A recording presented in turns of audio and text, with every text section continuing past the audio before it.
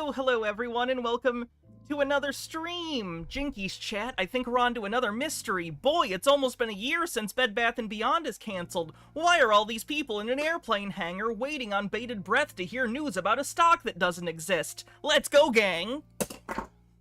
As you can tell, you guys picked Velma for the costume today. I like the Velma costume. Makes me feel sassy. I don't know, maybe it's because it's a booby shirt.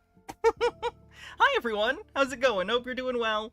We are here for more meme stock meltdowns. Pulte has held a second Pulte-Fest. It's weirder than the first one, believe it or not. I watched this last night in preparation for today, which means I will be watching this in totality twice for you. You're welcome. So, yeah, we're gonna do the Pulte thing. It's gonna be a shit show. That's all we're doing today, unless we get on a tangent. We may, you know how I am. But we're doing the Pulte thing. It's hours and hours long. I would suggest if you're off of work and free and it is legal, maybe imbibe something, because this is a shit show. This is a shit show. So let's get into it, shall we? Let me fix the camera so you can see what's on the screen. And then we'll get into it. I can't find my magnifying glass for this Velma costume. I added a costume magnifying glass to my Amazon wishlist. It's like $5. So if someone wants to get that to replace my magnifying glass, I'd appreciate it. If not, I'll get it next time I get paid, which is like the 14th. But it's $5. I don't know. Some of you throw me $5 per stream. If someone wants to get me the magnifying glass, go for it. So yeah, let's fix the thing and get into it, because we have some stuff to look at. I brought myself some snacks, of course. Let's see, what did I bring? It's the wrong one again. There we go. I, of course, have my Coke. We have, some salt and vinegar chips, because my Spiro brain needs salt, and, some cookies. So we're good. We got the sweet, we got the salty, we got the cringe. This is gonna be good. It'll be good. So, yeah, let's get into it. Let's see, did I miss anything? Annie McKean, thank you for resubscribing for 20 months. That's a lot of months. Thank you very much. So, without further ado, let's get into it. And yes, he does the exact same thing he did last time, chat. He took off in a helicopter at this airport, did a circle around the, not even a semicircle around the airport, not even a full circle. Doesn't complete the loop there, and then lands for effect. So let's take a look at this. Spiro makes you crave salt incredibly badly. It's like bad. One sec, I forgot I gotta use Edge. Go to this one. There we go. Oh, also, all of the audio editing in this is god-awful, so I will adjust where I can. But I apologize, it is going to be quite bad. It is going to be quite bad in terms of the volume, because the EQ is all fucked. Not my fault, it's them. I'll do my best to manage it, but... Oh yeah, listen to that generic presidential music. Pulte is gonna try and run for office sometime in the next 5 years, and it's gonna be so funny. PK the Lost, thanks for 41 months, says, happy day, 41 months, have Hannah craziness, and I find out I'll be getting my SSI after 4 years of trying. Hell yeah! That's awesome. Hydrate. They have multiple sound people. They did hire professional sound people, and it's just this bad. You see shots of the sound people sometimes. The funniest thing would be if the sound people knew what this was and decided to fuck with it. I'm not saying they did. I don't think they did. I just don't think they get paid enough to care. Bumble Homestead, thanks for 15 stream streak, and Jules Kurzler, thanks for 11 months. Or 28 months, rather. 11-month streak.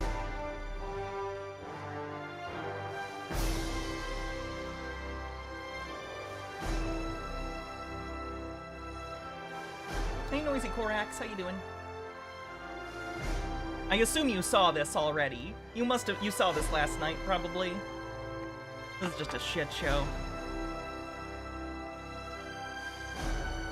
I gotta fix that alert box. It keeps certain notifications on way too long. What a terrible loop. I have better loop music than this, Jesus. Sounds a little Captain America-y. But like, you know, U.S. Agent Captain America, not real Captain America. Are the commands not working? Weird.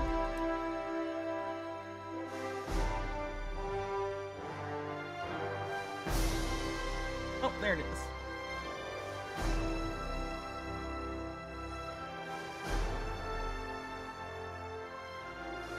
Saving Private Pulte, not worth it.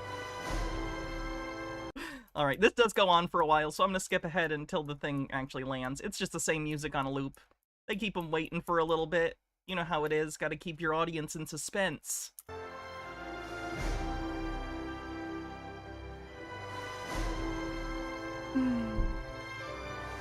A real American hero. Pulte's grandfather gave him millions of dollars. He's a self-made man. And with those millions of dollars, he made even more money, which is really hard to do, guys. Kanekagami, thank you for 100 bits kicking off a hype train.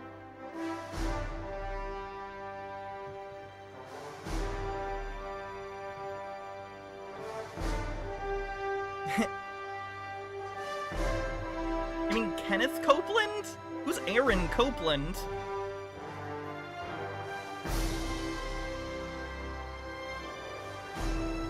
Thank you for your service, Pulte. It's the President's theme from the Air Force One movie? Why didn't I catch that? Oh my god! What? There's no way you're being literal, right? Right? Hold on. Let me...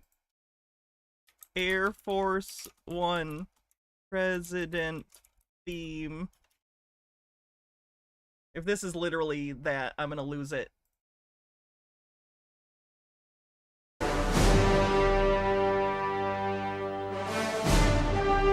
God damn it, Jerry Goldsmith.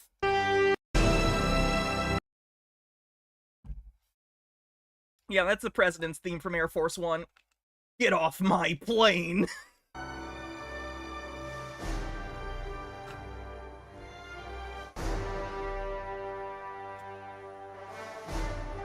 55% to level 1 in a hype train. Forgot we were on one.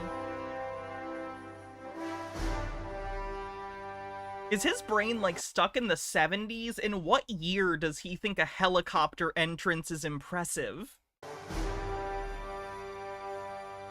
Oh, this probably isn't copyright-free. He played a lot of non-copyright music. I'll be fine, I'll just cut it later, but, like...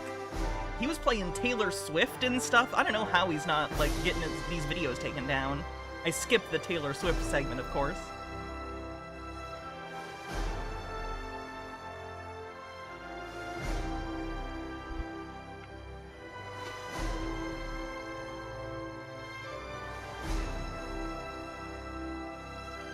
Humble Homestead, thanks for 200 bits. Oh my god, get out of the helicopter, Jesus. Oh, if you don't know who the special guest is here, by the way, prepare to be disappointed. Which Taylor song? Only the Young. That's like a thing Pulte says. Like a catchphrase that he stole from Taylor Swift or something, I don't know.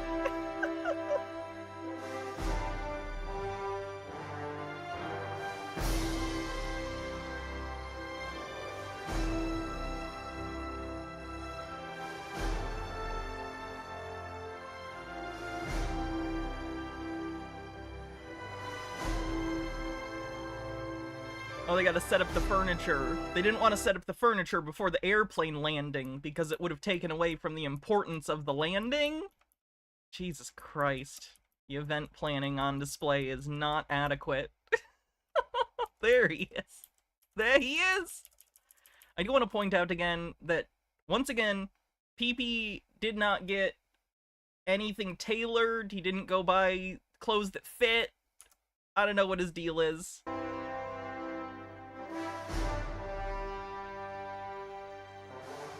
Minute left on the hype train, 65% to level 1. Come on, chat. We gotta... Are we not investing in the future of short sellers destroying the dreams of people like this. We got 51,000 people watching us right now. Oh, there you go. That's copyrighted. Crizia, thanks for 45 months and getting us over level 1 of the hype train. Gotta skip that, because, you know. There we go. Guest tonight for everybody, Vivek Ramaswamy. Let's make some noise, man. Yep. It's Vivek. They got Vivek.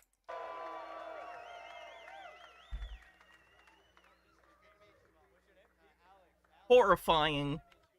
All right, so we're going to let Vivek Ramaswamy. One of the things that's most exciting is not only we have 51,000 concurrent viewers right now on X, and thanks to Vivek, he retweeted it. We went from like 44,000. Damn, they are so quiet.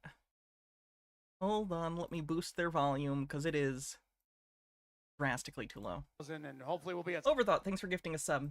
75,000 concurrent viewers. It'll get millions of views. My interview with Vivek got 2.8 million views. He's going by the X viewer data, and as we all know, the viewer data on X is completely fucked. And by the way, I asked Vivek, if you remember, about Bed Bath. This is a bad one for headphones users, by the way. Like I said, I'll try and manage it, but like their audio is all over the place. The volume, it jumps around. Bad headphone episode. Just letting you know. Warning. Beyond, do we remember that? Nobody had asked a presidential candidate about GameStop, about Bed Bath & Beyond. Nobody had... Is that important? Is that important to virtually anyone who actually votes? asked him about all these kind of things. I know we're all waiting on bated breath for the trade-in policy decisions as set by the Fed. He did. And the exciting thing Puka, thanks for 200 bits. Is that, you know, we have 3 million people on my Twitter. He has a ton of people on his YouTube. The exciting thing is people are sick and tired of Wall Street and people taking money from people, the average retail investor, and leaving them out to dry while they pocket lots of money. There's nobody better. There's no better presidential candidate, in my opinion. Maybe other than a couple. You know, I don't want to insult our... What a non-statement. There's no better presidential candidate other than a couple of other ones. So there are other better ones, but you're the one we could get, Vivek. Thanks for coming to this shit show. Mutual Your star fell quickly, didn't it? You ended up here? Who's this sadder for, Pulte or Vivek? I genuinely don't know. It's like a black hole of, like, cope. Like, which is it sadder for? That they could only get Vivek, or that Vivek had enough time to show up for this?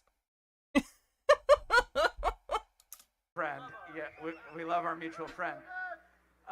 You know. But he understands very well the stock market and stuff like that, and to have a presidential candidate here is huge. So he's not even really a presidential candidate anymore. Didn't he drop out? And if he didn't, it doesn't matter. Trump has enough of the votes that he's gonna be the Republican nominee. So he's not even really a candidate anymore, is he? All the 50,000 concurrent viewers we have, millions of people are going to watch us, and everybody here. By the way, next time we're going to do it way closer to Atlanta, because this was like 45 minutes, and we still got, you know, hundreds of people coming out here. Too far. And by the way, this time we had double the hangar. This is like a Trump rally hangar, you know? So next time, I mean, last time was freaking packed. I said, we can't have it be this packed. You have the best airplane hangars, the biggest, the bigliest, they tell me.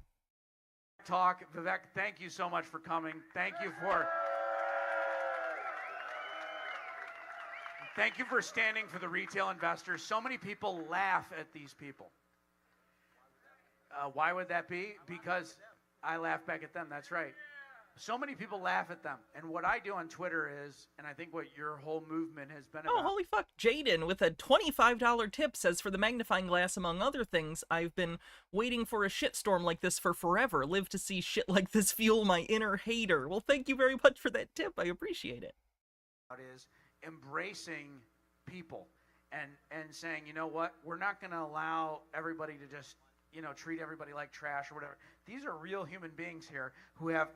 They are human beings you're taking advantage of by selling them tickets or even giving them tickets to this event with the illusion that you have information for them about their canceled stock. All you're doing is continue to string them along. They're already individuals who have deluded themselves to the deepest level that they have not lost money, even though they have, And instead of helping them get to the point where they accept that they lost and need to move on, and maybe have a better understanding of the mistakes they made along the way, you are here to swoop in, and take advantage of it.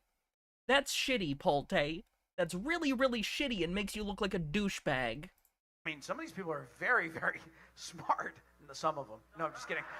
But you know what I'm saying? I mean, the majority. No, I mean, not the majority. Thank you but for the hype train, everyone. You know, no. But, you know, hey, relax. But the due diligence that these people come up with is way better than you see on Wall Street and stuff like that. And it's so good that they held onto a stock until it was canceled. That's incredible, DD. Who on Wall Street would ever do that? No one would expect it. This is the Wall Street Bets crowd. This is the GameStop crowd. This is the average investor. And does Pulte understand that, like, I'm still not sure if he understands that this group is primarily a Bed Bath & Beyond group. Like, they are here for BBBYQ. Does he not understand that? Or does he just not care? I can't tell where Pulte's idiocy starts and his, like, sociopathic Nepo baby stuff begins. It's kind of hard. It's like an Ouroboros. They're eating each other. We're so grateful that you came. So I'm gonna let you be, and then can we turn on his mic? Glad to be here, brother. Good to see you guys. Thank you. Love the energy in here. These are diehards. Walk into a hangar like this, you can feel the energy in the room, so I'm pumped up already. Okay, can we get loud got right my now? Juices flowing. Please stop. Make some fucking noise! See what I mean with the headphones? Keep bringing it, guys. All right, let's say Vivek. Oh, I've seen it, Korax. I know how bad this gets. Vivek. You know why? Because no other presidential candidate is right here right now, and we appreciate it. Again, he's just saying the quiet part out loud. You're the one who showed up, so we like you the best. That's what you want, right? When I walk into a room, I want everyone to say, Hannah, you're here. Hooray, we're happy because you're the one that showed up. None of my actual qualities as a human being or a friend, just specifically that I'm the one that showed up. I have the stage for a minute. I love you guys. I'm gonna, you know what? Let's do this Q&A. Let's open this up. I want to kick this off with a few thoughts of why I am here. So my parents, they came to this country with no money 40 years ago. All right, in a single generation, I've gone on to found multiple multi-billion-dollar companies. Now, I want to tell you the story of the first of those, and it doesn't relate to public stocks, but it relates to the same issue of who actually looks down on the retail investor. I'll tell you who does make fun of you. This story is hilarious in that it's incredibly out of touch what he thinks a normal sum of money for average people is. Can you guess how much he thinks a normal sum of money to invest in something is? It's actually the government. And I'll give you a sad example. You know, it's funny. I wasn't thinking of telling this story today. My cameraman was actually on the way over asking me about... You're a tenth of the way there, Tori. How did I feel about retail investors who aren't accredited not being able to invest in early-stage private rounds of companies? So I wasn't planning on talking about this, but we talked about this in the flight over. And so you know what? I am going to tell you a story. That first company I founded was a company called Roivant. All right, it is a close to $10 billion publicly traded company today. It's returned, you know, well over $1 billion, soon to be $2.5 billion to shareholders. But I'll tell you the story of when it began. The people who backed me were my friends, the people who knew me. What do I think they told Vivek about this event? Probably the same thing they said to Larry Chang at the last one. It's a group of retail investors who are passionate about markets. Vague platitudes that appealed to libertarian tech bros, probably. I was 28 years old. A number of my friends had achieved... No, there are no closed captions, unfortunately. I'm sorry. ...some success by that time so they could check the accredited investor box. One of my best friends, guy who I love, earnest American, loves this country, loves capitalism, and he was a true friend. He believed in me. He wanted to invest in that company on day one. Couldn't do it. Because the rules say he wasn't wealthy enough and therefore would not be sophisticated enough to make... wealthy enough, qualified. It's not a money thing, it's a qualification thing. This is the room that you're talking to, by the way, Vivek. A group of people who, again, held Bed Bath & Beyond until it disappeared and still think it's coming back. This is the group of people who illustrate why regulations like that exist. Because people who aren't trained in finance are more easily taken in by scams. This is the room of people who those regulations exist to protect. His own investment decision. Had he invested then $1, that would be worth $30 today. Had he invested $100,000, which would have been a lot. Your friend just has $100,000 to throw at something? Do you think that's normal, Vivek? Do you think that that's like an average amount for a person to have to just be like, I'll invest in my friend's business. Here's $100,000. Small loan of $1 million. Like, what the fuck is wrong with these people? Their conception of how life works for 99% of people is fucking wild. A lot of money for him. He wanted to go heavy on this. Benekagami says Vivek made his fortune scamming people literally, so he may be well aware of what he's doing and that these people are marks. I won't say it for legal reasons. That would have been $3 million today, and yet that's an opportunity that he missed. And it's disgusting. Because the very people who claim they're protecting the retail investor are actually in many ways betraying the retail investor to actually further stack the odds against everyday citizens who deserve... Yes, if only those regulations weren't there, then working class people like you, too, could take your $100,000 in savings and invest it in your friend's business that may or may not succeed. Delusional. Delusional to believe that regulations are what's making, like, markets unequal for the poor and the rich. Deserve to participate in upside through the market, who deserve to have their voices heard in our economy and in corporate America, but who aren't being heard today. And that's what I want to talk about, because we're in the middle of a deeper war in our country right now. Here it comes. I don't use that word lightly. It is Kind of feels like you're using it lightly, but go on. not a war between black and white, or man and woman, or gay and straight, or even Democrat and Republican. Not really. Except that's what we're going to go on and on about, is partisanship, but, you know, whatever. It's deeper than that. It is a war between what I call the managerial class and the everyday citizen. It is a war. Again, he is like a wealthy person. He is at minimum a millionaire, and he's acting as though he's just some schlubby one of the guys. He is it. He's the managerial class. If you want to call it that, that's weird. I wouldn't call it the managerial class. Probably call it capital, or the wealthy. War between the Great Reset and the Great Uprising. Do we need my bingo card for this? And this room right here is the Great Uprising. The way we will save this country is bottom up. Ali, thanks for a 3-stream streak. Vivek's first business failed. I mean, that's common. It's bottom up, not top. The difference is the wealthy have the capital to try multiple times. The poor do not, if they even get a chance to try once. Down, it's going to be bottom up. That's how we actually get this done. Now, let me tell you a little bit about one of the things that I recognize in the presidential campaign is that this managerial class, it's not just in politics.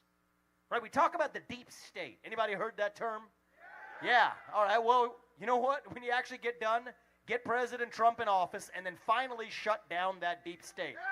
They're doing it. It's turning into a Trump rally. To do it, we're going to help him get the job done. All right, but that starts in the I don't think yet firsthand, too, no. government. But the deep state is not just in Washington, D.C. That's what I want you to understand. There's deep corporate. That's what you guys are up against. Everything I don't like is the deep state. The deep state that rests within the universities. It's this managerial class. The same people who are staffing the undersecretary of God knows what in some 3-letter agency, FDA, SEC, All these cultural Bolsheviks. FTC, FBI, TSA, God knows what, that alphabet soup. No, we're not actually doing bingo. I'm just making a joke at how tinfoily his speech is. It's the same people who then become the ambassador to some... What's funny is how fast a lot of them revolted against the over-politicization of the event. I saw some of their comments. I can't imagine it's going to make much of a difference for a lot of them. They seem mad, but at the same time, like, they've been on this far. Like, is this really the breaking point for them? Is the Trump stuff? It's not even the first time Trump stuff has come up in the PP stuff. You know? I don't know. Doesn't come up often, but... If this is the breaking point for some, good. The more that get away from this group, the better. I just find it hard to believe that at this point, these people are capable of recognizing the totality of the mistake they've made, because they are in so deep and have already demonstrated an inability to, like, recognize a mistake for what it is and pack up and move on. I don't know. The costs are only getting more sunk as time goes on. How do they back up from that? Some second world country who become the deputy dean of diversity at some university, who then sit professionally on some corporate board or in the HR bureaucracy of some company. So now you got the alphabet soup of FTC, SEC, FDA, EPA. Now oh no, not regulatory agencies, the horror. In bed with a new alphabet soup of MSFT, GOOG, AMZN, the very companies that have been taken backdoor government threats to censor speech through the back door that they couldn't get censored through the front door. And so that's the point. The deep state is not just in government. It's a breed that rests in every sphere of our lives. Now, sometimes people on our side, I will say many Republicans make this mistake. So talk about it as a war against the elites. I don't like that term because it makes the other I don't like that term because I happen to be an elite. people sound like they're better. Right? If they're elite, then what does that make everybody else? What actually is, there's something deeper going on. It's not just the elites and the everyday citizen. There's something deeper going on here. We're going to go a little deep today because I think we need to see what's happening. There's three classes of people here, okay, broadly, when we think about our economy. There's the everyday citizens. There are the creators. Oh no, Ayn Rand shit. And there's the managerial class. What's happened in corporate America today is the managerial class has really seized the power. The people who sit on those corporate boards, the executives who you all, as shareholders, are paying. I would go so far as to say overpaying. Oh, yeah. Oh, you better believe that. Oh, you know? yeah. And they pay themselves. Those corporate boards, they make $250K and they sit on their... Oh, they only show up 4 times a year to a corporate board meeting. They even call it sitting. It's a very inactive verb. Many of the executive compensation policies tie the executive comp of CEOs today to hitting DEI or ESG goals, which have nothing to do with value for shareholders.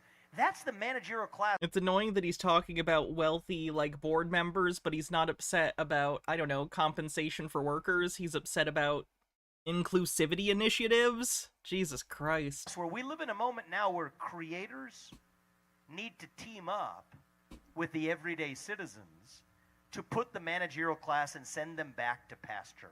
That's the moment we live in right now, and it's not just going to happen through the government. The tone deafness of this speech, the tone deaf of this speech, other clamoring for more SEC and FINRA regulations on these market makers were also denouncing said organizations.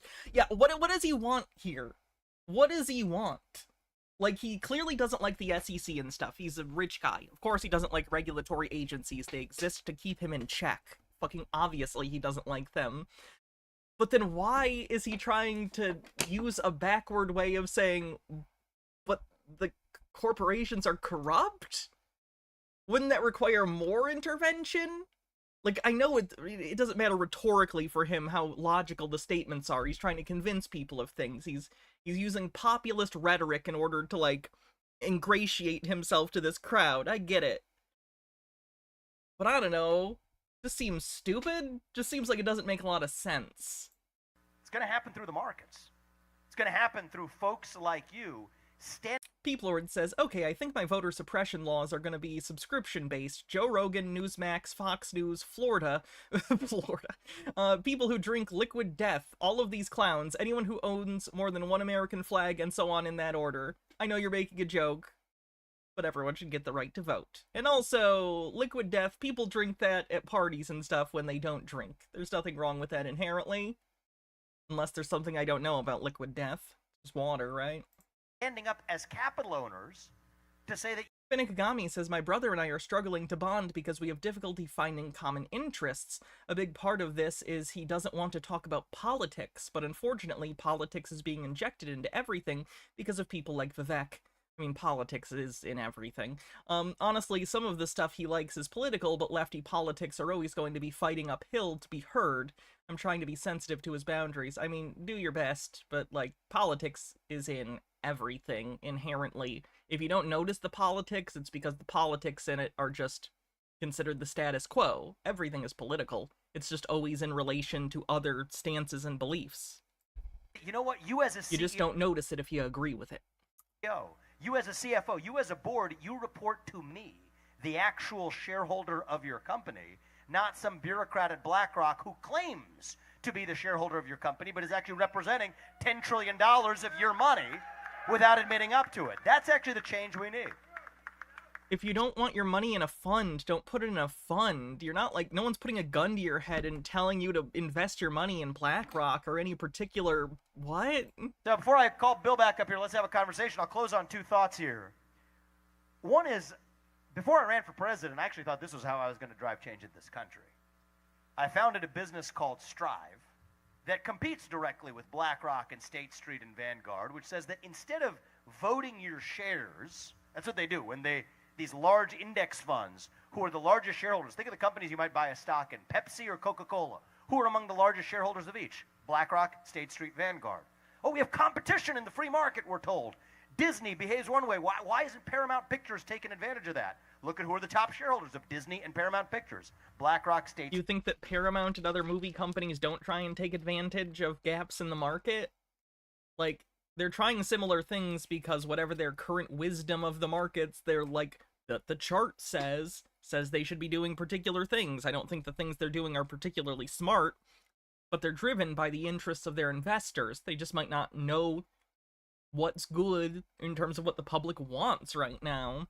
The idea that there isn't is, I don't know, just seems very weird hearing hyper-capitalists complain about capitalism. Weird. Street, Vanguard. Same thing, Apple, Microsoft, Exxon, Chevron. It's not real competition when they're using the money of everyday citizens through index funds to buy up those shares and then vote those shares in favor of Scope 3 emissions caps at Chevron or racial equity audits at Apple that have nothing to do with maximizing value of your dollar. My dollar will be worth more money if the global economy doesn't collapse because of climate change. And also, like, racism isn't good. So, I'm actually for things that are anti-racist, believe it or not. As a shareholder. So I founded a competitor to those guys, Strive.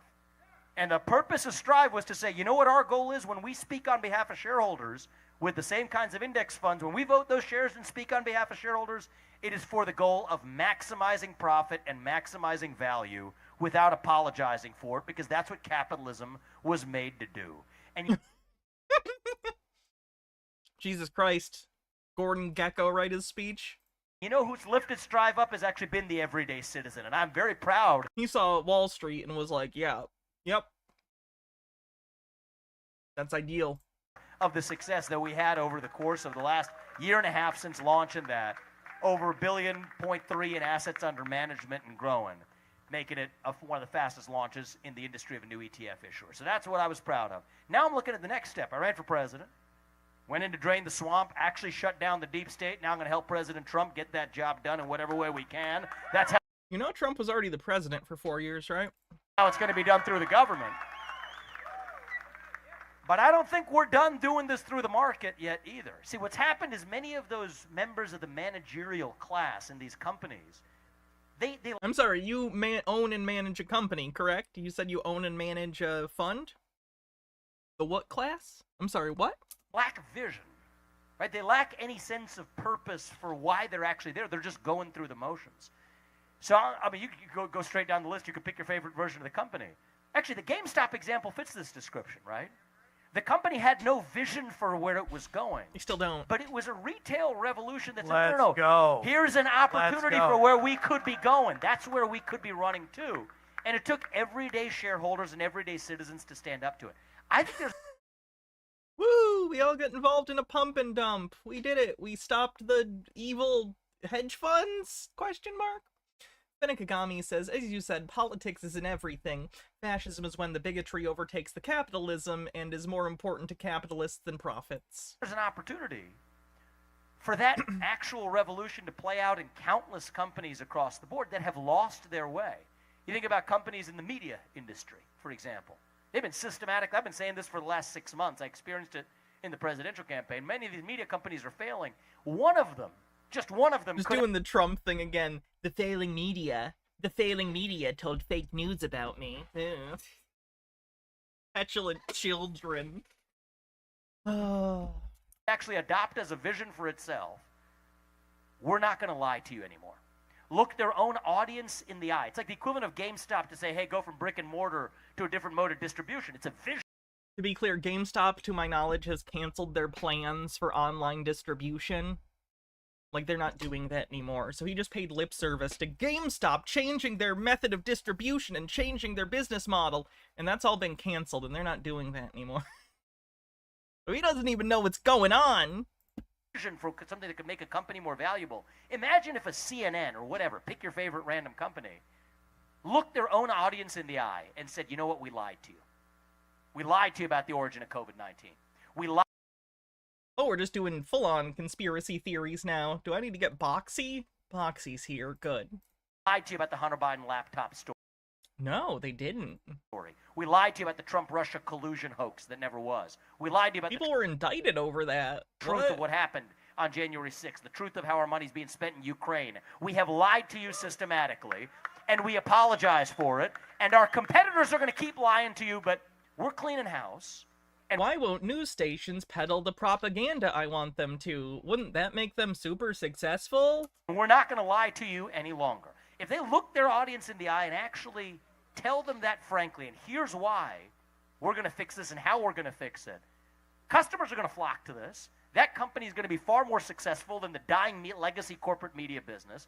And I think many of these are publicly traded companies. You could have everyday retail shareholders being the ones who drive that change, just like you have at other companies over the course of the last couple of years. That's just one industry. So that's the truth. Stand for truth and good things happen. And when you're a retail shareholder, you know what? Bill was right. These corporate boards, they do look down on you. They look at you as an inconvenience. Your enemies look down on you. You're dirt to them. I'm not trying to manipulate you by activating the part of your brain that has out-group bias and wants to hate enemies that are attacking you. Your problems aren't your own fault. Let's go after those people that did this to you. Those people happen to be people that stand in the way of me and making more money, of course, but that's a coincidence. They hate you. Come on. This is, like, blatant. This isn't even, like, difficult to, like, parse. Come on, dude. Overthought says, this speech is only slightly better than the OSU commencement speech and someone did during, while someone shouted about Bitcoin. I saw that and everyone booed. Funny. Thorn in their side. But you know who are the thorn in somebody else's side? That's how this country was born. Our founding fathers were pesky thorns in the side of a British empire. That said, Jesus Christ, we're really doing this too? Hell no to that. Founding Fathers, 1776, 9/11, apple pie in your mother's teat. That vision. These are the reasons we should kill my enemies. Oh. Fight a revolution. And the British king, right, King George, he was like the people who look down on you. He says, no. I'm not doing it just because I care about King George. I'm doing it because I care about you. You can't be trusted to self-govern. You can't be trusted to speak your mind in the open without being censored. Remember when Mad King George implemented DEI in the colonies and everyone was super upset about it? You can't be trusted to vote for your own policy. What the fuck are we even doing? Be it in a government or in a corporate boardroom. No, you can't be trusted. Well, I think the moment we live in is now where we, the people, say hell no to that vision, just like our founding fathers did 250 years ago. They were entrepreneurs. They were investors. King George and his woke purple pea. Just like the people in this room. Benjamin Franklin, we know he signed the Declaration of Independence. Guess what? He also invented the lightning rod. He also invented... And he fucked like a French whore. The Franklin stove. He actually invented the bifocal spectacle, a remedy to the common cold. Thomas Jefferson invented the polygraph test. He's a guy which is bunk. Who invented the swivel chair while he wrote the Declaration of Independence. These are the guys who were our founding fathers, not a bunch of stuffed suit professional politicians like both parties serve you up today. They're people like you.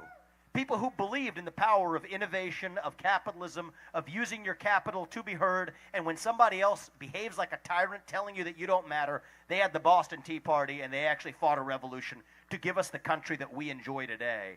And you know what? If we want to keep this country intact, we're going to have to fight that revolution. They were indeed. Many of them were slave owners. Again, in a different way. This. I'm not telling anyone that they can't, like, the Founding Fathers, I even hate the term, but it is a way of describing them, the signers and the framers of the Constitution, let's say, wrote a lot. And a lot of those ideas are brilliant and wonderful. There's a reason that the era is called the Enlightenment. There's a reason that we pull a lot of our modern philosophy on law and governance from it. You can look at those things and go, okay, that's a good idea. And then also go, the slavery stuff, though, and they're also hypocrites. Let's just not lionize. Don't lionize people. It's not good for anyone. It's not helpful. It's fine. You can read your John Adams, and you can enjoy it, and you can think that these things are interesting from a historical perspective, but stop deifying human beings that existed. Stop deifying people, especially those that owned other people. It is a 1776 moment, and that is how we're going to make America great again. We're going to revive what made it great the first time around. Thank you, guys. God bless you. Does he realize most of the Founding Fathers were the opposite of the common man? No, the United States doesn't teach that. The United States in schools, like in public schools, in my experience, frames it quite the opposite. They don't bring up that, like, George Washington and Thomas Jefferson were wealthy for the time and place, and, no. We're told that it was a bunch of farmers all getting together and just having enough of the king, 'cause taxes, which, there are shades of that, obviously. People were upset about tariffs and stuff, and, like, taxes on, like, not only the tea, but, like, whiskey and stuff like that, absolutely was a thing. But the idea that there weren't other things going on that were personal motives of people involved, just ahistorical. And I don't even really care. It was hundreds of years ago. I don't have an emotional, like, connection to these individual people who've been dead for centuries. It just annoys me how people, like, turn them into storybook characters. Benekagami says, "Hey Hannah, why are you acting surprised that a semi-washed-up Republican politician's entire speech is basically an NPC dialogue tree that's half out of date? This seems to be Vivek's entire way of speaking since the start of his political career. He's just a pick-me." Yeah, I'm not surprised. I am disappointed. I'm allowed to be disappointed. And your families, and your bank account, and your investment account. That's right. USA. Oh my god, he's gonna do it. He's gonna do the thing. USA. USA. Let's hear it, guys. Love these guys. These are our people. Let's open it up. I told you that this crowd was unbelievable. These are our people. These are hard. Green Rug with a $3 tip says, "Hannah, when I go out back to garden the onions, when I go back to garden, the onions support Trump and the kale is an LGBT ally, but to me, they're all freeloaders and delicious." Working people. These are smart people. These are underestimated people. Yep. And they can keep underestimating them, but at their own peril. Couple questions before we start. Sure. I just came up with it. President Trump, who you and I both know personally. Well, they probably met him once at a rally. Trey says, "Also, if the revolution was really about taxes, it makes all of them hypocrites for the whiskey rebellion." Yeah. I would imagine they would say, well, now you have representation in Congress or whatever, so. Said something about Bitcoin recently and kind of Razor Girl Luna says, "Pulte's correct. The audience didn't believe this is what they paid for." True! There actually is a clip that I'll show you real quick. Where did I put it?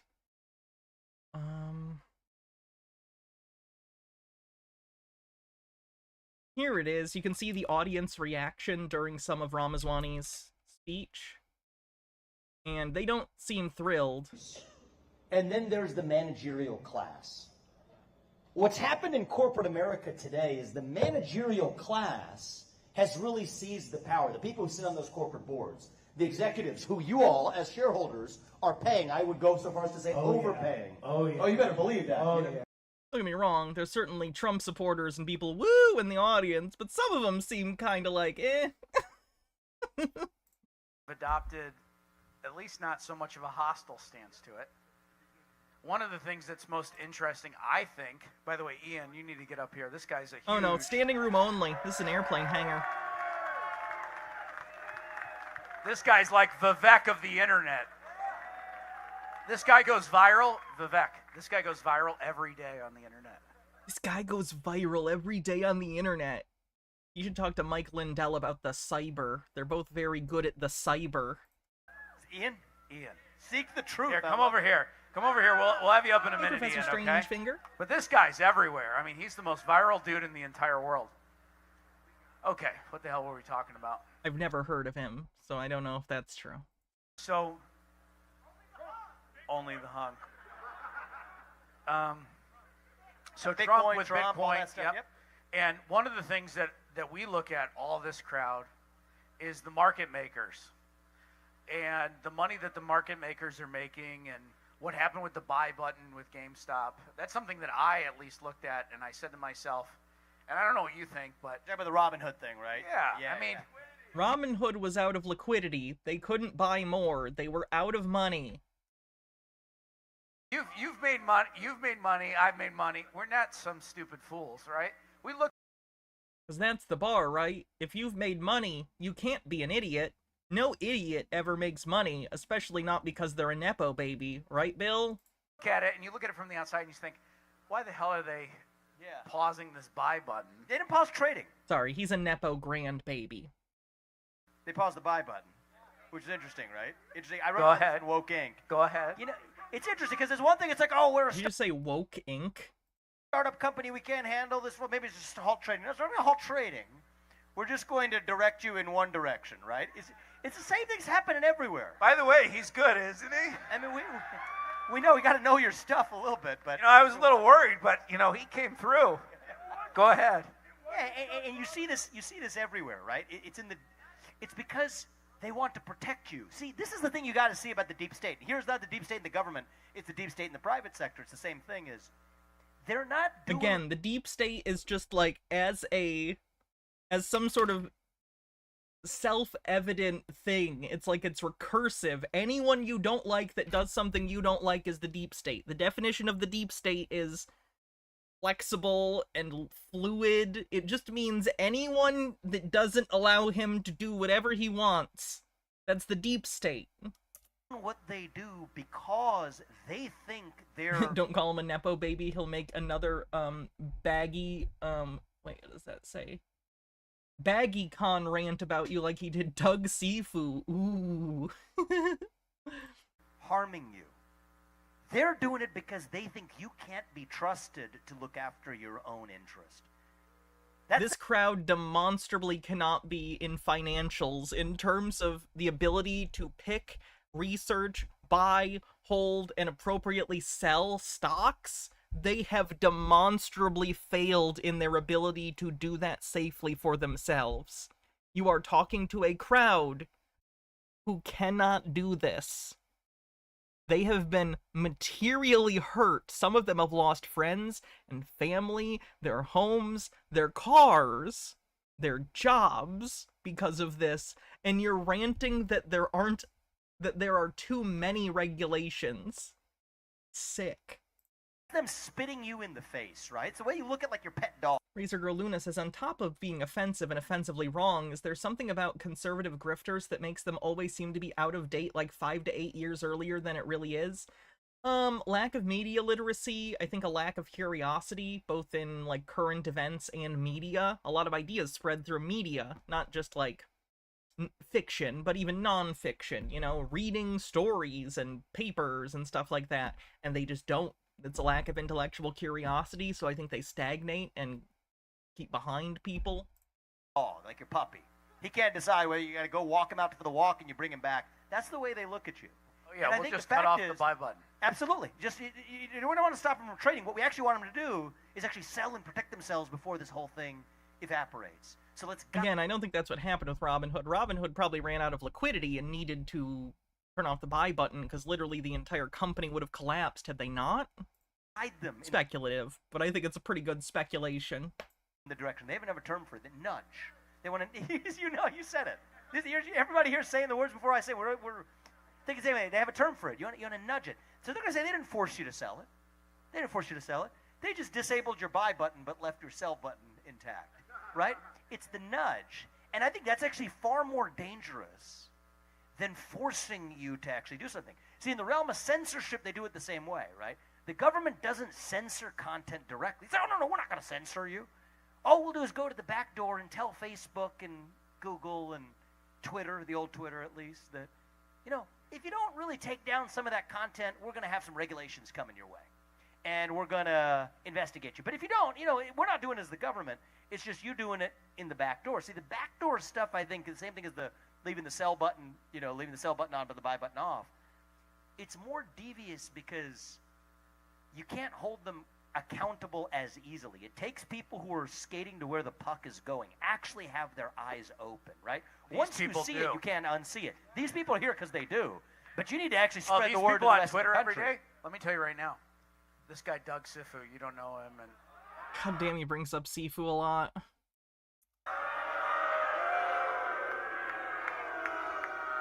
By the way, I'm intrigued now. By the way, you've been around crowds enough to know if you never had the sell button taken at Fidelity. I assume you meant buy, but yeah. It seems like a lot of these people, because their first and formative trading experience was downloading Robinhood for GME, they seem to be under the impression that the entire market is Robinhood. Like, yes, Robinhood turned off the buy button because they're a badly managed company, and they didn't have the liquidity in order to make the buys that you guys wanted. You could have bought through a broker or like a more professional, real way of buying stocks that isn't just some random app created by a tech bro. I don't know. Just a thought. At that reaction, it's like Trump when he goes out and he beta tests things, and he's like, I don't remember if I ever told you guys this, but I watched Dumb Money, the movie about the GME thing. It's dog shit. It's really bad. It was really, really, really trying to paint a very specific, narrow narrative. And boy, it was bad. Hear this. And it's like you say the word Doug Sifu. I think it's irresponsible. Let me be clear with that critique. I think it's incredibly irresponsible to tell the story of Roaring Kitty, to tell the story of Deep Fucking Value, Keith Gill, without talking about what happened after.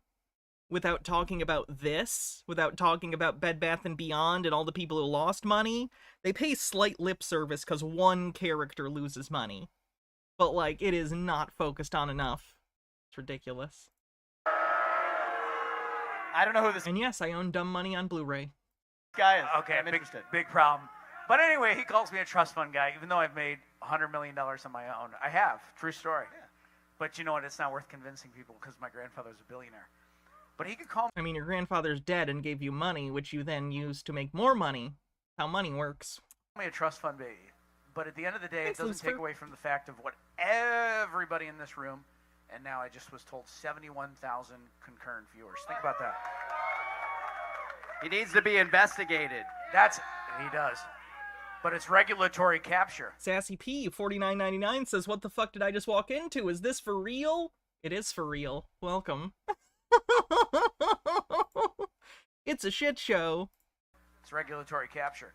71,000 people watching this.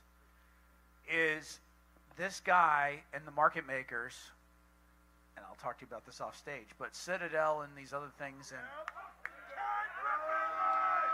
by the way, they're gonna get Ken Griffin killed one of these days. Genuinely, one of these people's gonna snap, and with all the propaganda they fed them about Ken Griffith being the super villain of finance, one of them's gonna do something bad. And, like, he's a rich asshole, like, whatever. But, like, don't radicalize a group of people randomly. Because it's not random. Don't radicalize a group of people into stochastic terrorism. We call that a dick move where I'm from. So you know, the people, and you know this because you're a big, politician and maybe president, they hate Citadel. They hate Doug Sifu. I mean, that's organic. Can you hear that? My point being is they're so sick and tired of these market makers. They are so sick and tired of these people. This Doug Sifu, okay, and I don't want to get you involved in this because you're my friend, and I'll fight this fight. Okay. But this guy, he makes millions and millions of dollars a year, and he sits on Twitter all day long, and he insults all As opposed to you, who sit on Twitter most of the day and then occasionally go on PP show on YouTube.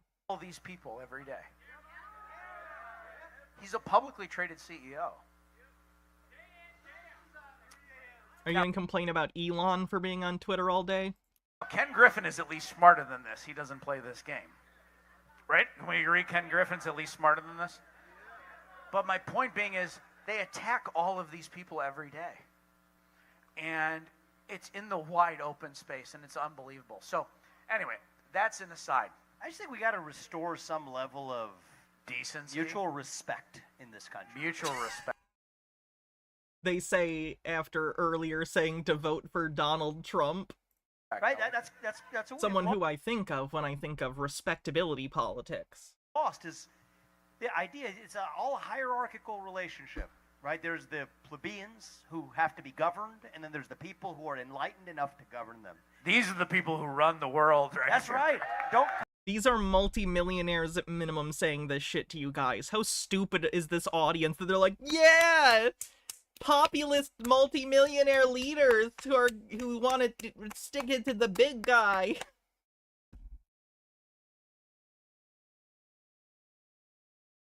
This is the 1% trying to get into the 0.0001% and using idiots in order to try and accomplish it.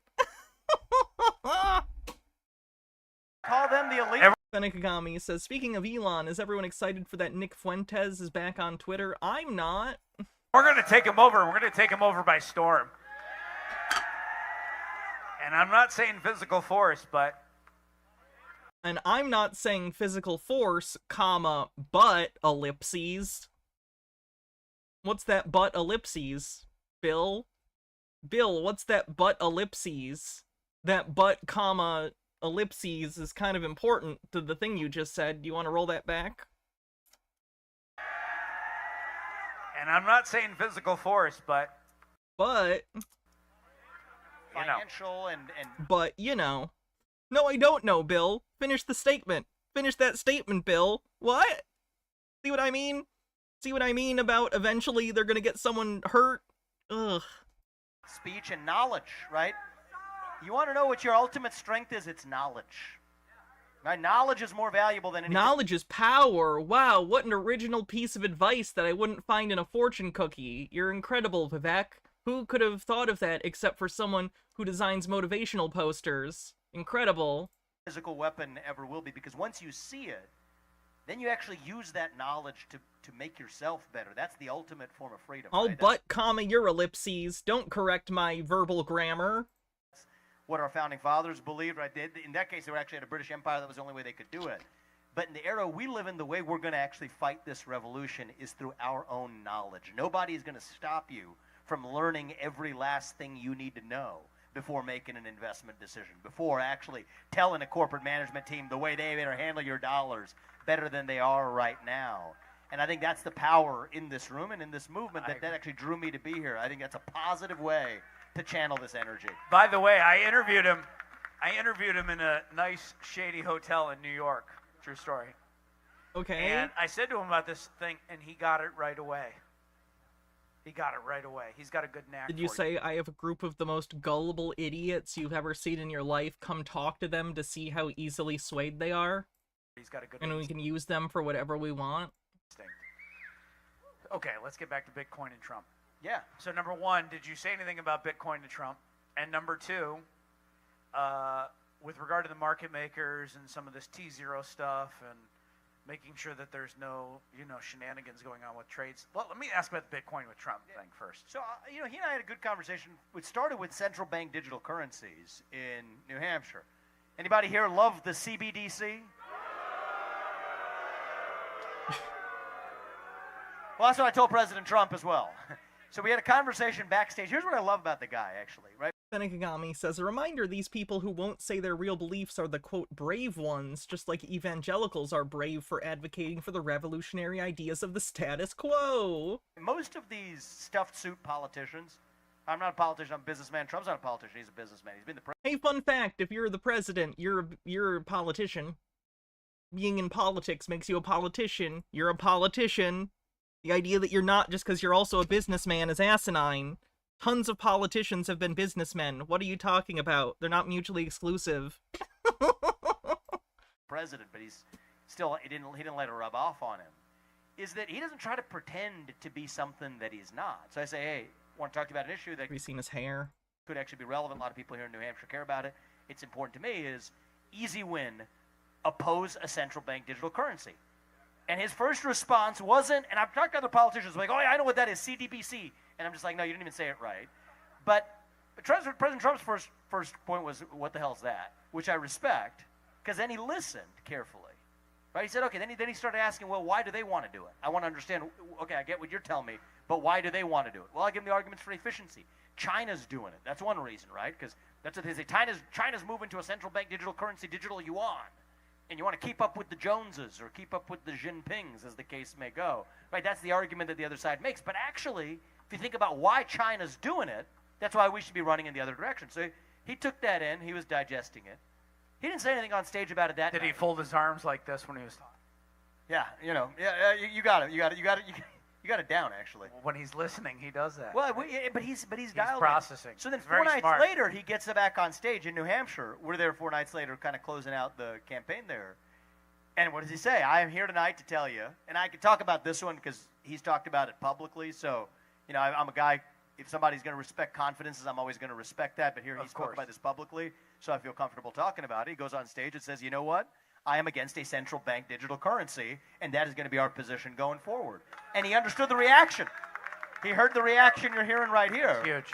And I think that has, been a positive development, but a lot of what you've been hearing from President Trump have been strong pro-libertarian policies, libertarian-friendly policies. So when you're ever in the since. administration or Secretary of State or Secretary of Treasury, God, Vivek is the secretary of anything. Sounds like a nightmare. or Vice President, Mallow Honey, thanks for 4 months at tier 2, says this went through like 3 days ago, but I haven't been able to make it to stream for days. Well, I'm glad you could make it today. or, whatever. Will you come back to this rally? Why not, man? This is fun. I love it. When you say why not, is that a yes? That's a yes. Okay, That's a let's yes. go. We need These more. are our people. These are our people. And I'll tell Look you at why. these people. Okay, where did you come in from? Where?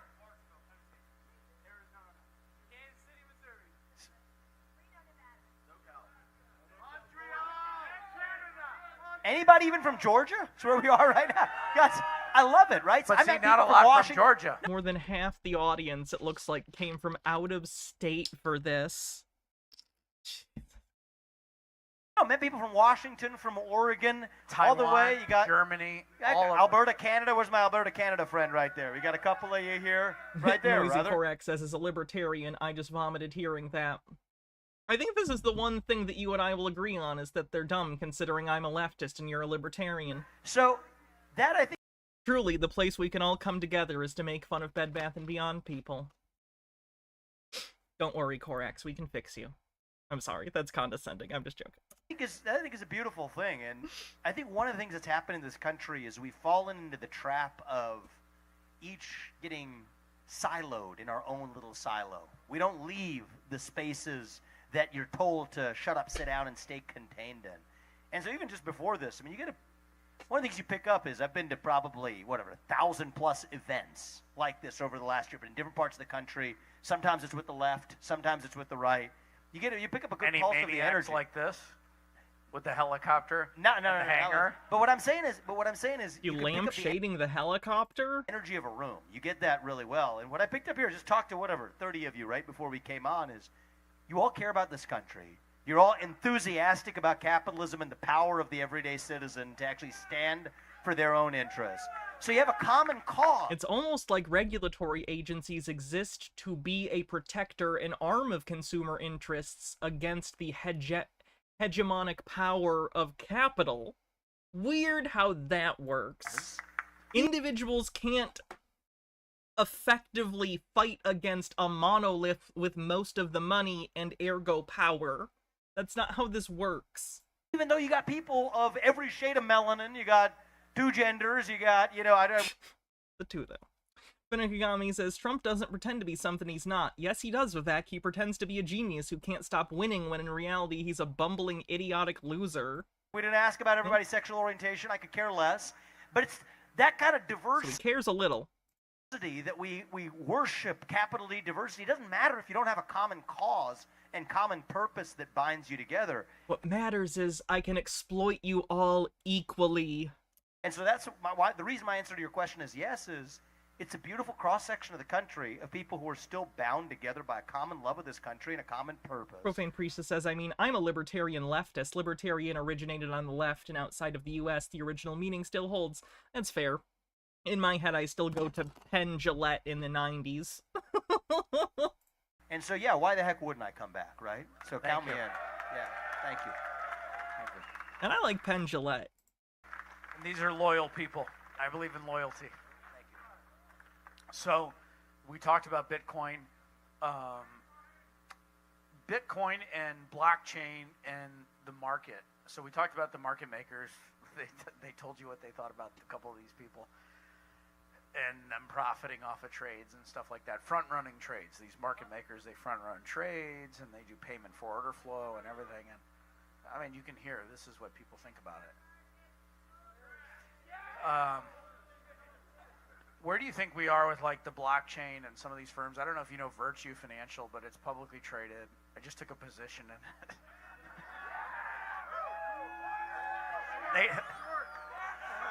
They know this. You know, I have a $20 million position in our family company. Our family owns hundreds of millions of dollars of Pulte Homes, which is a $20 billion company located. Weird. Wonder why you used to be on the board, but you're not anymore. I wonder if there's an interesting story behind that, Bill. Here in Atlanta. In fact, this was all because of Pulte Homes annual meeting that we were going to do this, right? That's what this initially was all about, was the Pulte Homes annual meeting, because we just had an annual meeting here yesterday. $20 billion publicly traded company. But the thing that's exciting about all of this stuff with Citadel and Virtue and everything like that is that the blockchain could potentially disrupt some of these people like Citadel and Virtue and stuff like that. Do you have any thoughts on that, or is that not really your The blockchain is not going to come in and overtake markets. Please stop. Please stop trying to find a use case for crypto. I'm begging you to stop. I just want it to end. Please make the crypto shit stop. Like, they're not even pretending it's not just money laundering at this point. Have you seen how much Tether's been printing? Oh my god, please stop. area? Well, I'm going to admit I've been in financial markets for a long time. This is not my area, but it's important for the future. So I've developed some of my views on this. I think in the long run, that's the direction things are headed. Now, I think the path between here and there is you can't just sit here and say, well, here's what's going to happen 30 years later without playing the game that's sitting in front of you. We're playing the game right now. Here. We're trying Exactly. to speed it up. How long is it Exactly. going to take us to get from here to where Virtue is no longer, to where the blockchain is no longer? I think the blockchain displaces Virtue. Yeah. It's no Bye-bye, longer, Sifu. It's no longer imaginary, but becoming reality. I think we're looking at a time horizon that's measured in years, not decades. That's what I think we're looking at. But look, I think that you got to be careful where we're all in favor of decentralization. I think this is a good thing, and I think that's strictly we're on the same side of that.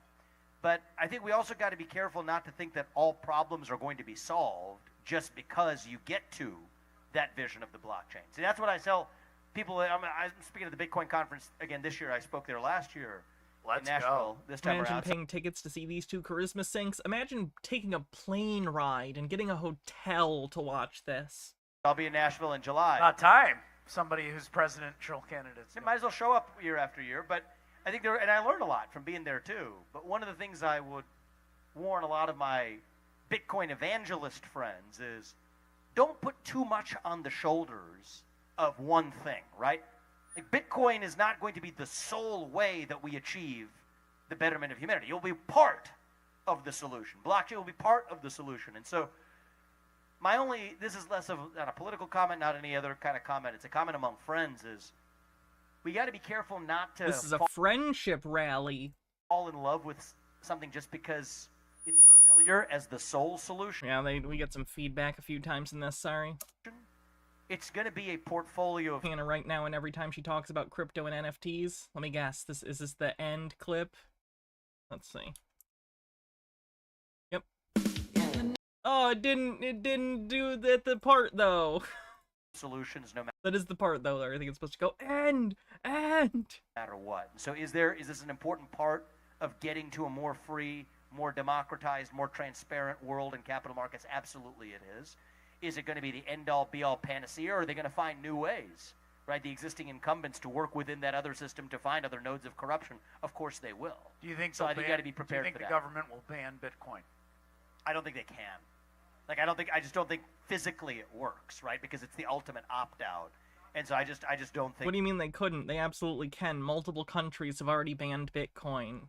All they would have to do is, like, arrest you if you were found in possession of it, or mining it, or whatever. They could absolutely make it illegal. Would it be the easiest thing in the world? No. Of course people would, like, do it on the DL and stuff, but it would make it more difficult. I think that is going to be a feasible... There we go. Profane Priestess. Let's try this link.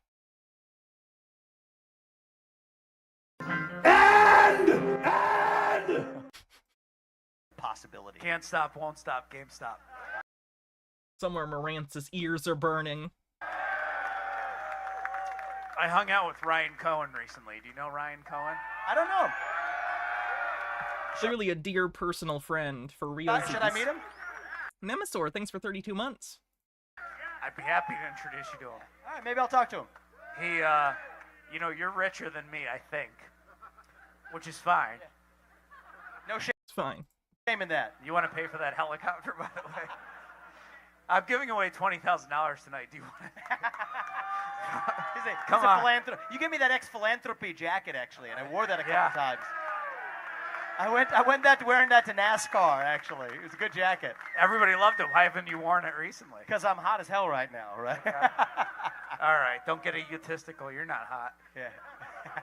Okay, so what the hell were we talking about? I think we're... Oh, yeah, I'll meet the guy. I'll talk to him. Okay, well, you meet the guy. This guy's the savior of financial markets.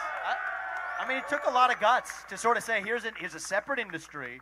I've done it once, and now I'm going to go to a different industry and have an actual vision for a company that lacks one. I respect that. He's worth $3.1 billion, which is a little bit more than you and me. He's 38, which is your age. I'm still younger than you. How old are you, man? Now, 35. Oh, you are? Yeah. Yeah, but it's a rough 35. It's a very rough 35. I say that as a rough 30. I'm going to catch up, you know? Your money backs, though. Give me some money for tonight, you know? Yeah, he's got a lot of money. So, we all like money, right? It's not all about money. But Remember, kids, cocaine will absolutely age you.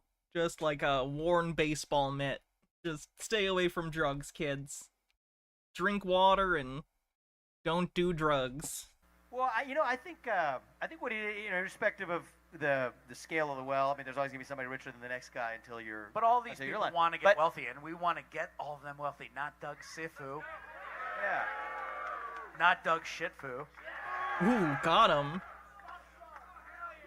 I'll tell you this is. He said the being shit here, word. I already had a. After even the presidential run, I'll really kind of just be frank with you guys. The amount of humble bragging happening in this conversation is embarrassing. Literally, Tommy Tallarico would think it's a bit much. Had a little and bit his mother's very proud.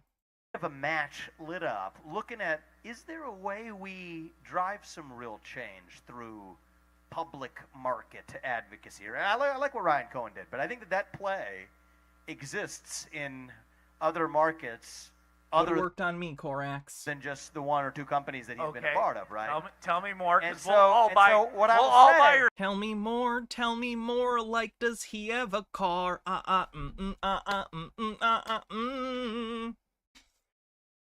Benegami says, isn't it funny how Ayn Rand's own fans and subjects actively disapprove of all of her ideas? Vivek and Pulte are proof there's nothing remarkable about prime movers compared to anyone else, or that other than their money. In fact, a lot of times prime movers seem to be even less impressive than the average person. Yeah, it's almost like it's nepotism and inheritance for most of these people. Weird. Your stock, right? Is your all my stock? Well, we'll see. There's a lot of things I'm looking at. We only get our short time on this earth, okay? We want to make the most use of the time that we're given. So I'm looking at what is the highest impact thing I can do first in the remainder of 2024. Number one thing I can do, and I'm working on it, is making sure that we get Donald J. Trump elected as the next president.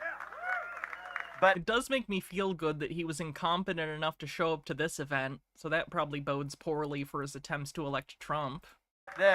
Please go vote. Please go vote for Joe Biden. I know that you're going to be like, I don't like Joe Biden. It's okay. Neither do I. It's one of two choices. That's the reality. Please vote for Joe Biden. I'll give you a cookie. Two thing I'm looking at is still open on the list. And I think driving change through capital markets is something that I've done before in my own way, in a smaller scale, but we're seeing if we can't actually have a few ideas. We're not going to go into them right here, but I'd say you've thrown some kerosene on that flame here for me today. Good. And so we're going to take that airplane back and have some ideas to work on. Good. And maybe by the time we talk next, we'll have some. We need it, and Ryan Cohen's great. I spent 3 hours with him. I'm going to tell this Atlanta crowd a little bit. I promised Ryan I wouldn't say much, but we love Ryan Cohen. By the way, I told him everyone we did a Ryan Cohen chant, and we'll do that later. But I spent 3 hours with him. I can say that at a Florida Panthers game. It was just him and me. We were literally standing like this, not to be bromantic, but it was him and I, and we were talking. And he loves these people. He gets it better than anybody. He's taking zero compensation, Vivek. He's taking what? Yeah, less. He's donating. He's giving money to GameStop. He's a shareholder. He's an owner. He's an owner. He's an owner CEO. This is the. That is funny. Giving money. You mean he's buying shares? His money where his mouth is. This is the type of executive we need. And then put your mouth where your money is, right, to drive the change. And I think both of those. We need more CEOs that pump and dump people on Bed Bath & Beyond. Need to go together. Allegedly. Exactly. So if you do something, we'll support it. So anyway, we'll talk more about Ryan Cohen tonight. But that was fascinating. I mean, I just like the guy. So. Well, I will say this, right? I think we can't follow. I love what he's done. I've never met him. Think highly of the bravery it took to do that. But it's not just going to be, we can't fall into the trap. Like, I love the innovators. I mean, I've developed a great friendship with Elon Musk. Respect the hell out of what he's doing. Respect the hell out of what Ryan Cohen. Pulte up there writing a slow burn fic brimming with sexual tension about him and Ryan Cohen. See, the tension's the good part. The part that makes it a good read. He's doing. Respect the hell out of what Donald Trump's doing. But it's going to take more, right? It's not, you can't just wait for somebody else to come from on high to save us. It doesn't work that way. If we're going to be saved, it's going to be because we save ourselves.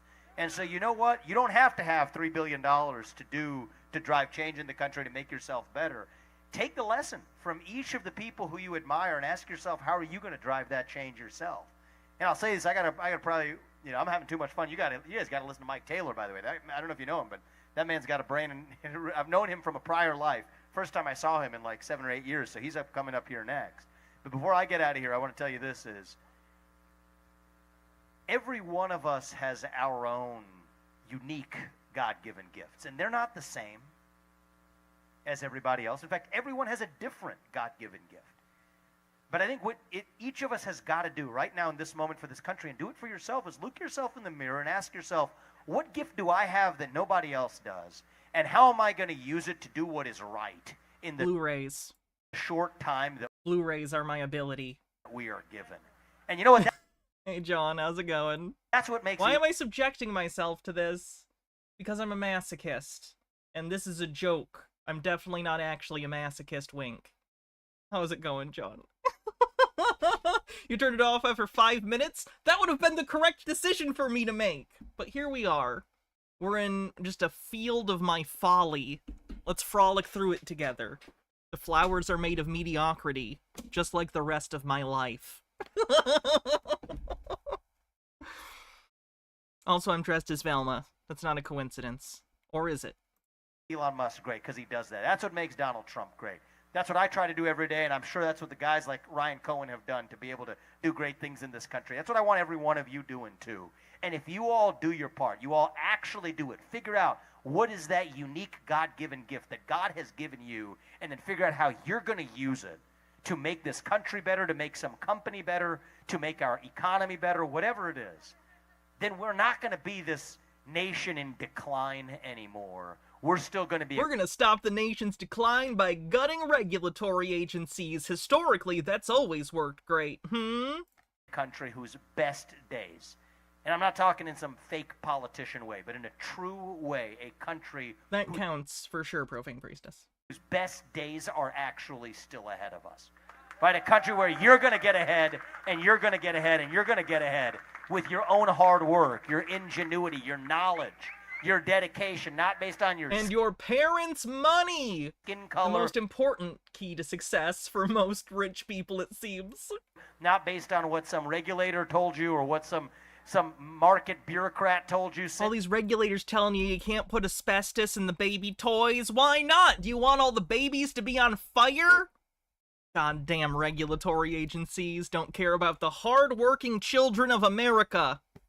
In some corporate hierarchy, no. You're going to be able to achieve the maximum of your potential by putting your money where your mouth is and your ingenuity behind it. That's how we're going to get this country back. Thanks, Bob. You guys are on the front lines. I'm behind you at every step of the way. Keep doing what you're doing. Thank you for having me here, man. God bless you, and God bless our great country. Thank you, guys. Appreciate you guys. Real quick, before you go, what would you do? You're running for president, or you were. Ooh, sick burn! You're running for president. Well, you were, before you lost. Thanks for coming to our event, by the way. In this big position. I just noticed the flags have, gold fringe. That means this is an admiralty court, and legally I cannot be court-martialed. I cannot be court-martialed twice. Other than storming the Capitol on January 6th, hypothetically, what can these people do specifically, tangibly, to effectuate change? Just take, and it's just really important because we're skating on thin ice as a country. First of all, this should be obvious, but I'm just going to say it. Violence is not the way, and it is never the way. It is through knowledge. Use your knowledge. Know more than the other side. Okay, that's the first thing. Educate yourself to the maximum, and then go Again, further. his main advice has been knowledge is power, which I learned in an episode of Arthur in, first grade. Genuinely rich people think they have some secret knowledge, but the quote-unquote secret knowledge they have is just, basic idioms and, vacuous statements about success, but because they're successful, they assume those statements are what did it, instead of the fact that they're Nepo babies. Interesting. Very strange. Further than that. That's what you got to do, and I think we got to awaken, and you all have it, I can tell. You wouldn't be here if you didn't have it. Awaken that spirit of curiosity to learn something that you weren't supposed to learn. That's the keys, right? The people will feed you the stuff they want you to know. Figure out what they don't want you to know, and then learn the hell out of it. That's what our... To be clear, as someone who covers debunking conspiracy theories every week, the stuff that people claim they don't want you to know is usually flat Earth and anti-Semitic Holocaust denial conspiracy theories. So don't tell these people that, because these are already self-selected, gullible, high-control group individuals, and you're basically telling them to go out and get interested in white supremacist conspiracy theories. I'm not saying he's doing that intentionally, but it is a direct result of what he's saying, so maybe be careful about the words you say. Our founding fathers had. Right, that was Thomas Jefferson. That was John Adams. I mean, Thomas Jefferson, he was fluent in 6 languages, 8 languages, could read 5 more. John Adams, this was a guy who became a Sanskrit scholar after he left the U.S. presidency. These are the guys who invented stuff. What do we say right now? You're not an expert. Shut up, sit down, do as you're told. No, figure out what they don't want you to know. The more boring it sounds, and this happens in financial markets all the time, the more boring it sounds, the more you got to pay attention. Okay, the more they make it an acronym, the more you actually got to pay attention. I agree. Do you know Scott Adams by chance? Yeah. I mean, just through public social media. Scott Adams is the Dilbert guy that's super racist. He's the guy... Where'd my cap go? Lost it. Do I need to show you the Dilbert guy? Hold on.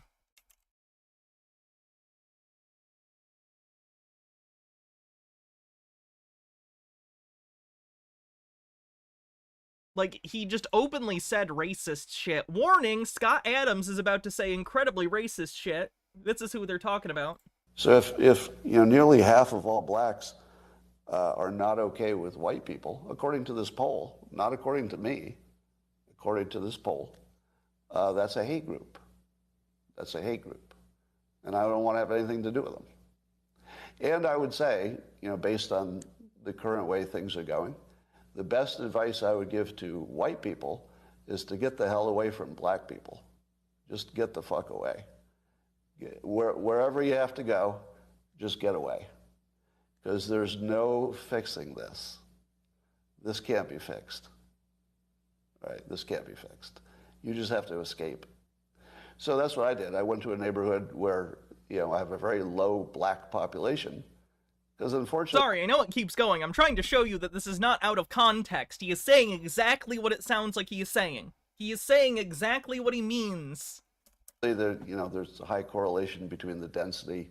And this is according to Don Lemon, by the way. So here I'm just quoting Don Lemon when he notes that when he lived in a mostly black neighborhood, there were a bunch of problems that he didn't see in white neighborhoods. So even Don Lemon sees a big difference in your own quality of living based on where you live and who's there.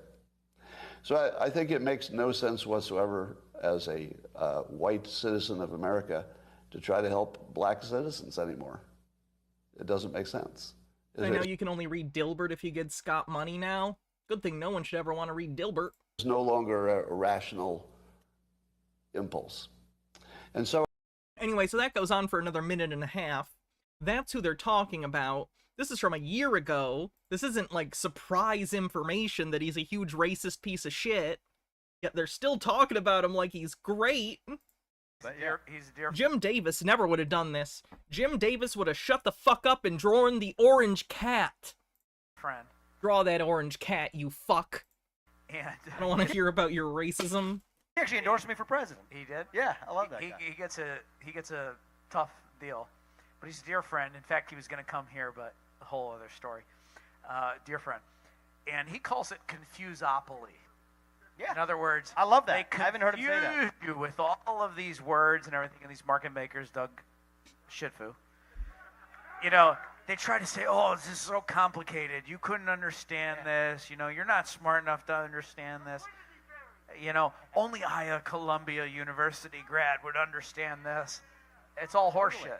And so figure out what you're not supposed to know, what they don't want you to know, and then use your knowledge to learn more about Jim it. Davis is still alive? Not in my heart, he's not. Enemy. In my heart, Jim Davis has been dead for years. And then that's how you're actually going to succeed. And No, I don't think he's racist. I was That's just how- making a generic Jim Davis joke. we win this war.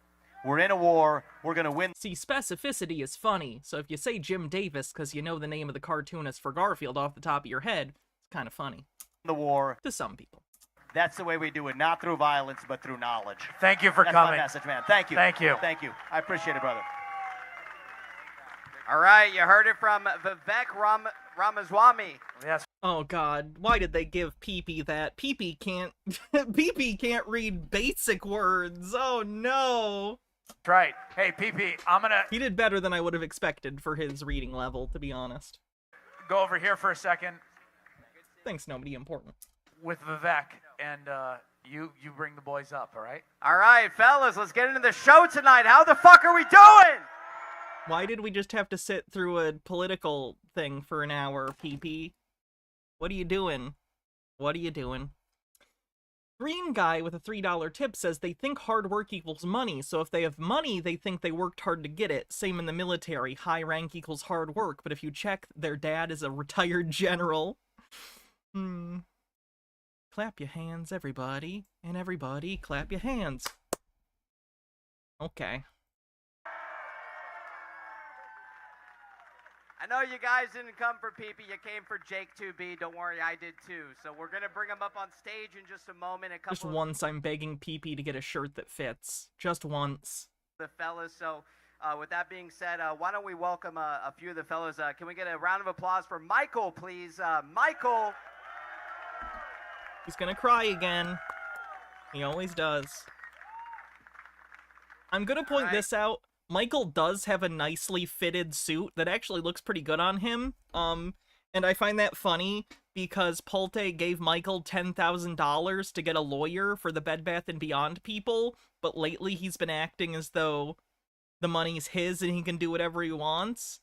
Let me put it this way. If I was writing a children's cartoon and I was trying to storyboard a visual gag about how you would know that the guy had spent money that was meant for others on himself, you'd smash cut to this scene where PP looks schlubby and Michael's in a nicely fitted suit. I'm just saying, it's comical how obvious it seems that Michael is taking the money that was for a lawyer and spending it on himself. Allegedly. Allegedly. Putting it out there. Putting it out there. Where's the money, Michael? Where's the money? Good to see you tonight, Michael. Thank you for joining us on the show, man. I'm so happy to be here. You guys are awesome. I can feel the love. You guys are going to make me cry. Don't do it. Don't cry, Michael. There's a lot of bets right now going out there that if he's going to cry tonight. Don't get too leveraged like what you should be buying right now. Michael had a GoFundMe for this trip? Jesus Christ. Financial advice is GameStop, not calls on whether I cry or not. All right, so it's good to see you guys tonight. Obviously, you know, we wanted to get into a couple of stocks tonight. You know, a lot of people out there, obviously, I'm sure, hold GME. When Larry David's friend makes him pay to fix his car, but the car's still broken and his daughter has new boobs. Yes, exactly. A lot of people out there. Of course it's okay to cry. It's just that Michael cries over the most insane things, and he's into super conspiracy theories. Bed Bath, IEP, things like that. So we do want to get into that tonight. But before we do that, let's go ahead and welcome our accountant here at the PP Show, Travis the Stripper! It does have MLM conference vibes, the faux energy, everyone acting like, we're all here to make money, but everyone's losing money. And how are you doing tonight, man? I'm doing great, and I got the under on Michael crying. I'm definitely placing bets on that tonight. It's good to see you. Good to be here. Everybody in Atlanta, how you doing?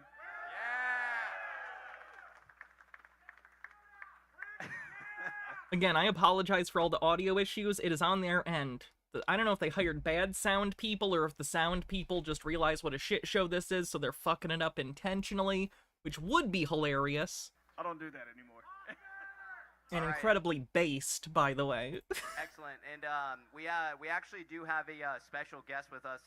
That's so easy to get a GoFundMe. We can get a GoFundMe for Hannah and I to go to the next one of these shit fests for journalistic purposes. I think we'd get beat up. I think that would go very badly. Push the Whopper button. Here tonight, I'm sure you guys have. You know, the Whoppers are coming out cold. Probably seen him. I love Dawn Beverage. Across TikTok and all. Push the Whopper button. So Twitter as well. Why don't we give a warm welcome to Ian Carroll? What a fucking legend, man. This guy looks like half of the conspiracy guru douchebags I cover on Tinfoil Tuesday. This guy looks like he's about to give you a seminar on sunning your butthole.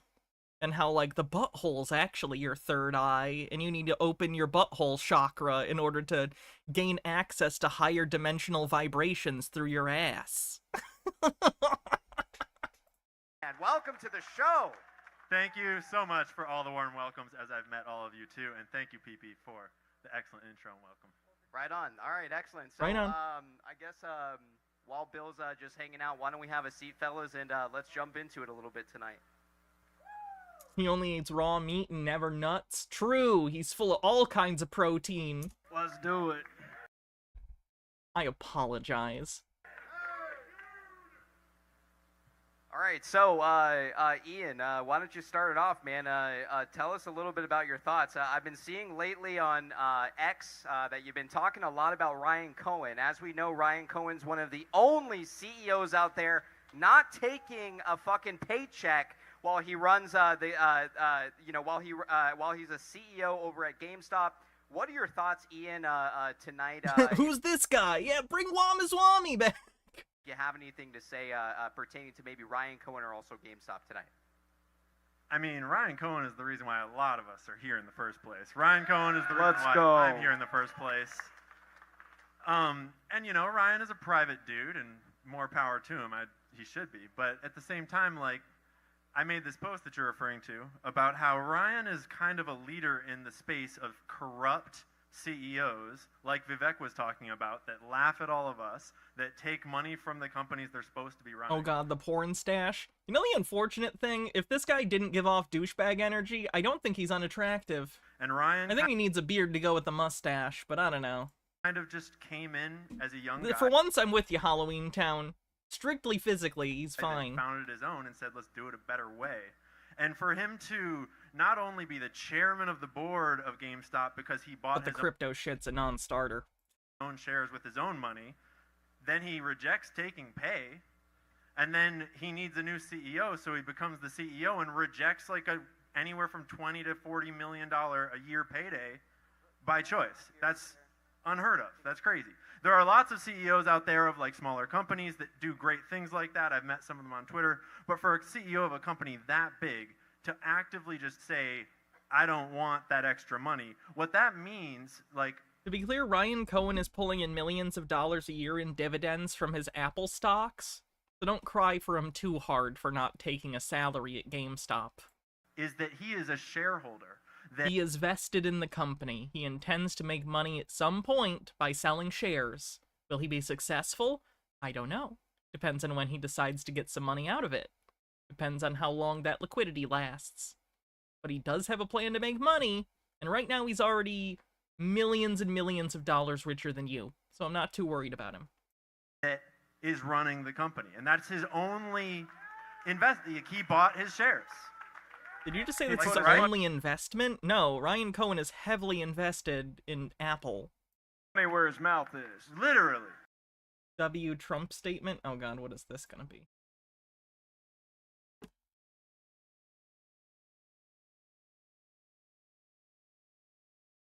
Hard stand against crime. Oh, it's the Onion. The former is taking a hard stand against crime. The former president took out a full-page newspaper ad today calling for the death penalty for himself. Trump, who is accused of 34 felony counts, called himself a crazed maniac and a dog who needs to be put down. The ad, which cost Trump over $1 million, then called New York soft on crime and declared that death was the only way to ensure he could not rape, maim, or kill once again. Shortly after the ad was published, Trump announced that he, quote, needed to set an example to the others as he was seen raising a loaded gun to his head. I get it. Central Park 5 reference. And Funny. That's so mind-blowingly revolutionary. And I'm not saying that necessarily every CEO has to have balls of steel like that, but man, it would be great if he could inspire a few more CEOs to be a little less shitty and to be a little more... If they weren't shitty, they wouldn't be CEOs. Like, on our team. Yeah, and I want to add too, you know, you and I had talked a little bit while you've been in town, and I asked you if you actually have Bobby shares, and are you invested in Bed Bath & Beyond? Yeah, No one's invested in Bed Bath & Beyond these days. Sorry to break that to you. I bought the exact same calls as Ryan when Ryan bought the calls. I was like, I mean, if he's in, I'm in. Like, and eventually, once I was like a GME elitist for a long time. And eventually, once I started to follow the whole like progression of BBBY down, and it's like, well, shit, it's like 13 cents, and like, there's something here. Like, I don't know what it. There's something here. It was getting canceled like the next week. It went down to 13 cents because the stock was going to be canceled. And then you know what happened?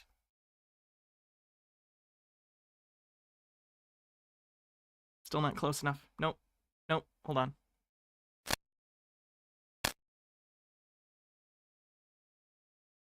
Got canceled shortly after that, just like everyone warned you, but you decided not to listen. It was probably pretty dumb, huh? Yeah, probably.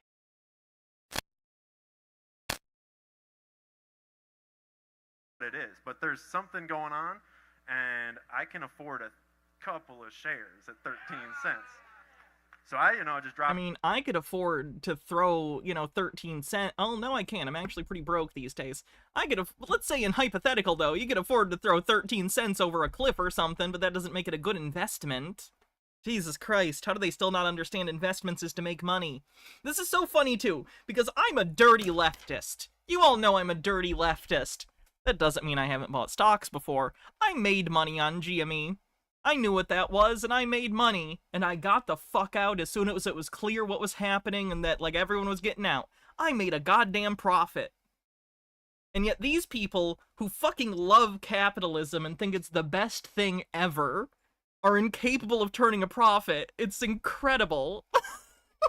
They're the least equipped to navigate the system, but they fucking love the system. A bunch of what I mean, I've had not a lot of money, but I dropped a bunch, and they're just somewhere in the ether.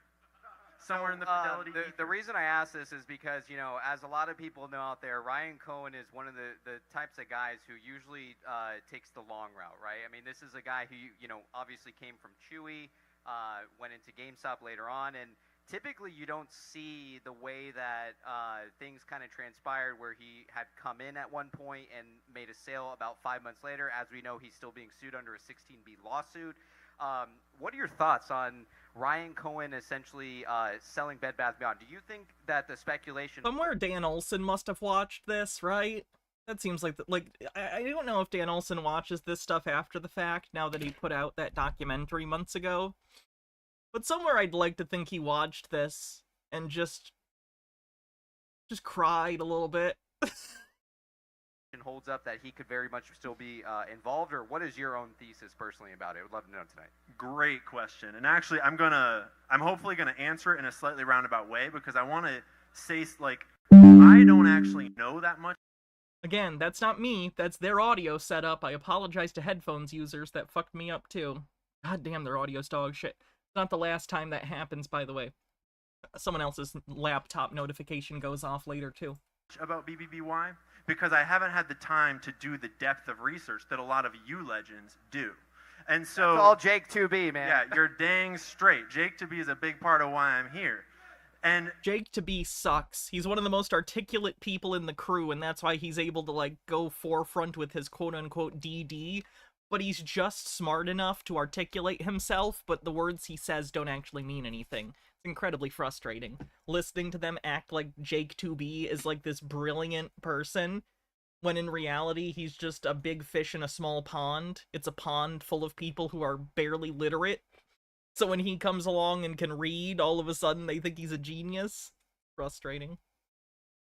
Fenekagami says, the only people who love capitalism are those at the top and those too stupid to understand it. Jake, that's Jake, what I'm let's talking fucking hear it! That's Jake, what I'm talking Jake. about. I see Jake's head up there. But one thing that has gotten us this far, that got us through all of the shillery back when it was GameStop. Oh, another $3 tip from Green Guy says, Hannah, I started feeding the birds outside, and $15 for a bag of feed is still a better investment than any advice these guys are saying. True! Up and buy silver. Feed the... Wait. Poppins... Feed the... Something Mary Poppins. There's a song about feeding the birds, and how experiences in life are more important than money. Tuppence something. I don't want to get sued. Sell and like all the bullshit year one that we held the line through. We held the line because this whole community is based upon the fact that we have evidence that we can all corroborate for ourselves. And we all have different theories about like what exactly is going on. Like we all have different levels of understanding, but we've all come to the evidence and looked it through and been like, yep, I'm in. And that is fundamentally a decentralized way to make decisions. And when so wild that they're still trying to frame this as decentralized when they are clearly a conglomerate in-group that is like has their own mythology and beliefs and jargon. They have their they have like their own shibboleths and stuff to act as though they are all individuals and not part of a collective in this group is just delusional. Very strange. Harold Elbelman, thanks for 33 months, says 33 months, happy Freemason anniversary. That is the Freemason anniversary. Hell yeah. Welcome to the secret club. Oops. There we go. That's the right button.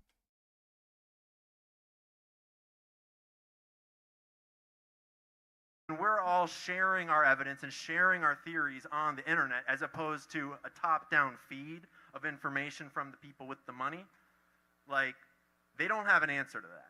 And so when I see all of this confusing stuff happening with Bobby at the end there near the... Not confusing. People intentionally poisoned the well and tried to obfuscate what was happening so you would continue to watch their shows and donate money to them. It was not confusing. It was very clear what happened. You just didn't listen and have continually allowed yourself to be manipulated because this idea that you didn't fuck up is more appealing to you than recognizing your mistake. The bankruptcy, I was like, I am not smart enough to understand this, but I know that Ryan Cohen is involved in some way. I know that there's some really smart people making some great arguments. He knows. He knows. And I kind of like having faith in things. And since then, I kind of like having faith in things. How is that working out? I've seen a lot more that I'm like, all right, now I feel pretty good about where I'm at. But at the time, it was like, I've trusted Ryan this far. And I'm going to trust there's a plan going forwards too. And I'm going to trust the process that we have all established and used to hold the line up against the most powerful, like, money machine of propaganda and device. Like, they tried to divide us with politics. They tried to divide us with all sorts of bullshit, like, and we're still here. The standards of epistemology for conspiracy people is interesting to me. I really need to start setting up more interviews with these people to try and ask, because it doesn't get touched on enough. When they say they believe something or they know something, what do they mean? What do they think they mean when they say they believe something or that they know something? What are they basing that on? Even saying you have faith in something can have different meanings, right? I so badly want to understand. Amen. Yep, trust the plan. It all collapses down to the same language. A lot of these people share spaces with QAnon people and other conspiracies. They're in multiple internet echo chambers, some of them conspiratorial, and they start borrowing language from each other. Do you fellas have some questions for Ian tonight? Was the chat size fucked? Oh yeah, that's the wrong chat box. I apologize. I mean, we have some DD actually we were going to do. I don't know. I mean, but it looks like Bill's actually coming back, so... All right, let's get a round of applause for Bill Pulte. Let's hear it. I got a very, very dirty man coming up. All right, who is this? My name is Mike Taylor. This is what you call a reformed short seller. All right, we got to know. Yeah, and I know what this guy's deal is, but they brought him in, and he says he used to work for Citadel, which is Ken Griffith's company, his hedge fund, I believe, and, basically affirms all of their conspiracy theories about short selling, more or less. Here's what he's here to do. He's here to shine a light. I think you're going to like this guy a lot. Let's hear it. So I came to Wall Street, oh God. Move that mic closer to your mouth, Mike. Came to Wall He never does move it close enough to his face. Street 20 years ago, and a fella gave me a job. His name's Ken Griffin. No shit. Good. Well, we love it. Speak close to the mic. How it works. On Wall Street, they take bright guys that have nothing, and I had nothing. And they put you in a cage, and it's a battle royale, because Ken does not care about me. And wait, you're upset that a hedge fund was competitive internally? Do you know what business you're in? Certainly you. And neither does BlackRock, okay? The job is to take your money. And that was my job, to work hard to take your money. That was my mandate. And if I wasn't able to do it successfully, I'm out. And you're really out, and it hurts. Because you may never get back in, and now I'm just fucked. Don't worry, these guys slap people with dildos for a living. Did I say that out loud? I'm so sorry. Who's got the dildo on the ground? Where is PP? Bring it up. Let's go. Let's go. Where's Pang? One of those things. People. Jesus Christ, so loud and then quiet. I didn't bring my parents this time on purpose. Oh, thank Who's God. Spaceman right here?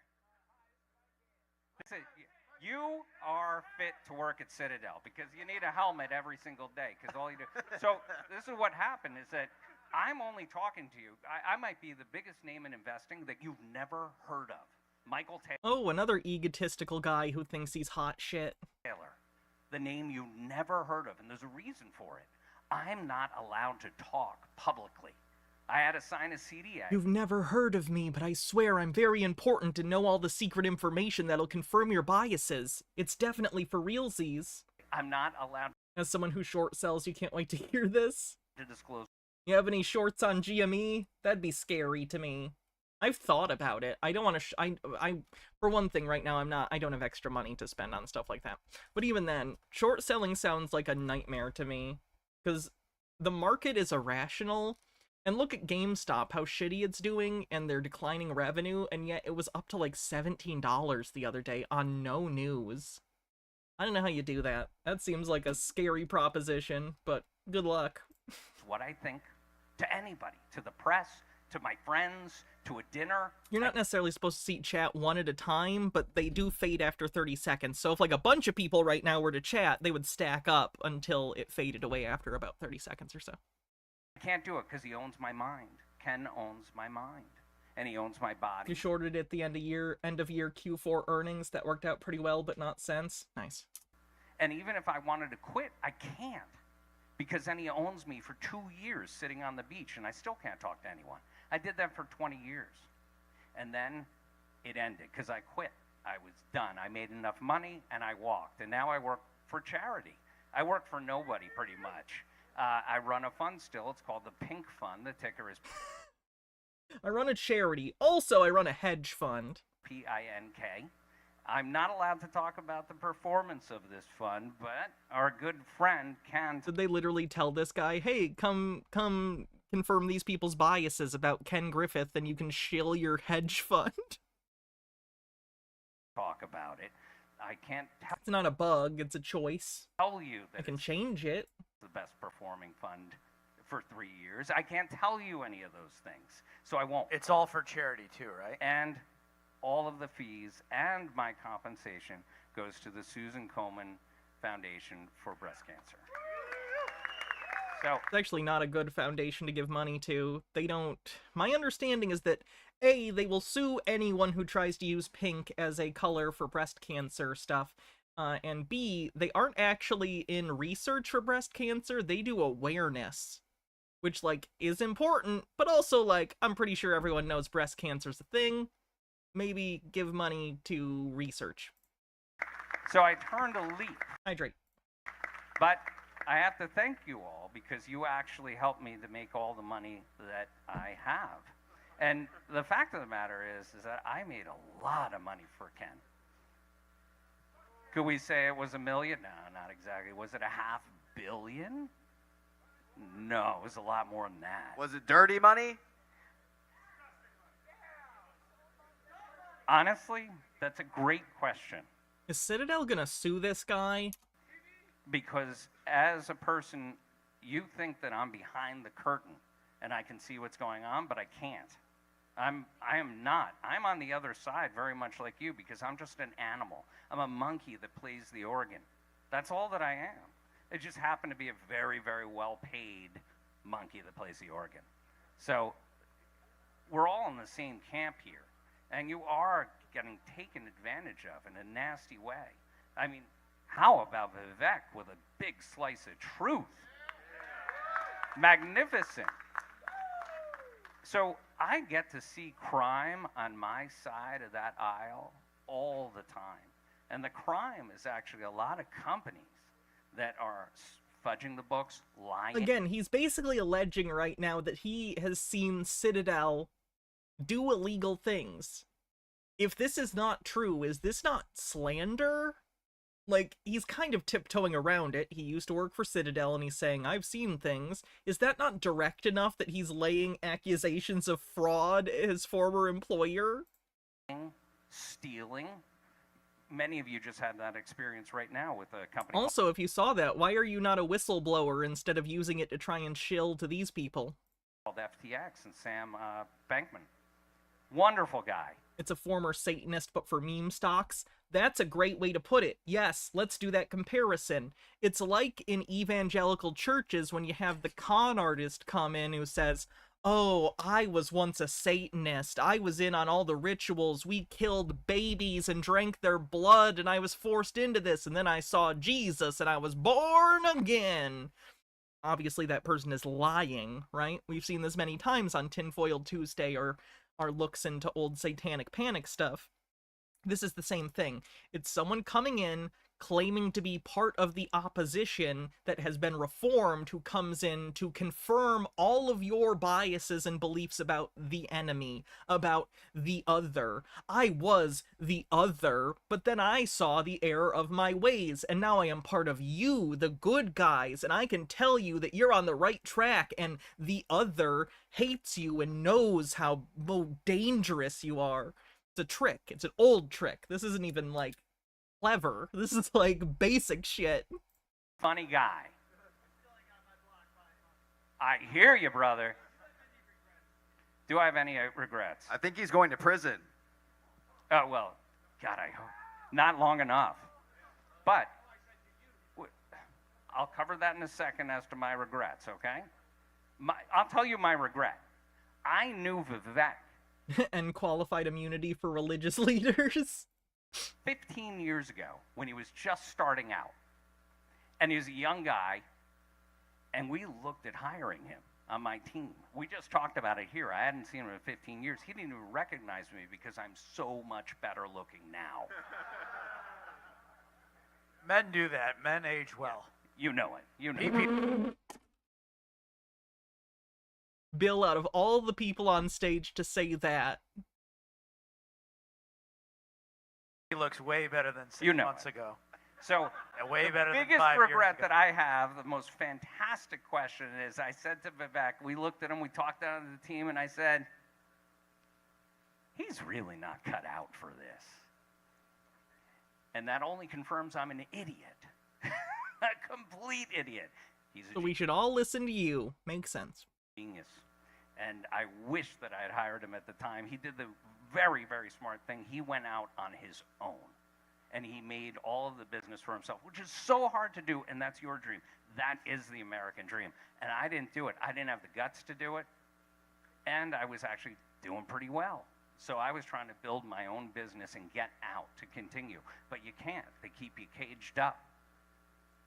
They keep me caged up. I can't leave. I can't talk. All I can do is perform. Did you use the safe word? They usually let you out of the cage at that point. Just say red. And then at some point in the very distant future, when I'm all used up, you know, get kicked out. I was not kicked out, thank God. I left on my own accord. I don't regret the time that I had. But I do regret not working with Vivek. Thank you. All right, so... That was it? That was his big speech? Wow. Enough about Vivek. Love Vivek. That was very cool. I'm curious about the Citadel Securities stuff. Yes, How let's long go. did you work for Citadel Securities? Well, it's a long relationship that we had run. And basically what they do at A long relationship. Were you actually employed by them, sir? That seems like weasel words. Citadel is they are professional athlete scouts. And they look for the best pros they can find out there, and they give them an offer that you cannot refuse. Professional criminals. You know, it doesn't look like that from our end. It doesn't. We don't see that. And honestly, at the time, from now it's a different story. At the time, it was a lot smaller. So Ken did a really smart thing. I'm going to get a little nerdy with you. Red is a bad safe word with a ball gag. It sounds like bed or something. Why would... I feel like in the context, you can assume that it's red, though. You wouldn't just be saying bed for no reason. What he did. He nearly lost his entire business in 2008 because he was using too much leverage. And the government came in and helped him out, just a little. But what he did, which was really smart to make it so the government can never step on him again, he started making a market in the most important asset in the world, U.S. Treasuries. Because you and Spaceman knows that this government is completely insolvent.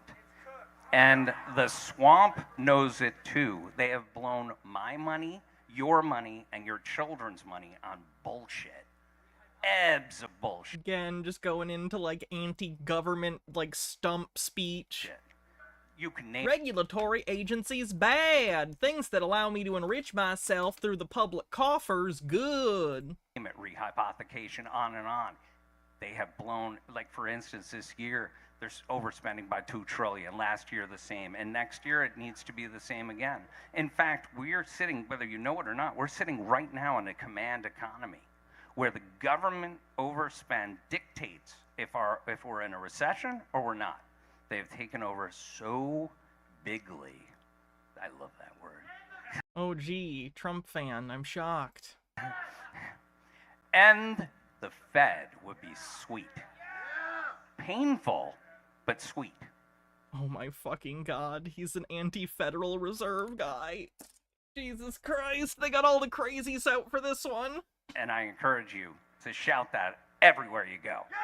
Okay? So woo, I only think precious metals can be used to back currency. I know a lot about macroeconomics. Ken figured in order for me to be protected, Ken Griffin, what I have to do is get really, really deep in the swamp so they can't screw me again. And that's what he did. He made a market in treasuries, and now he has a seat at the table when the Fed wants to talk in private, because the only job of that Federal Reserve is to make the Treasury look solvent, and they're not.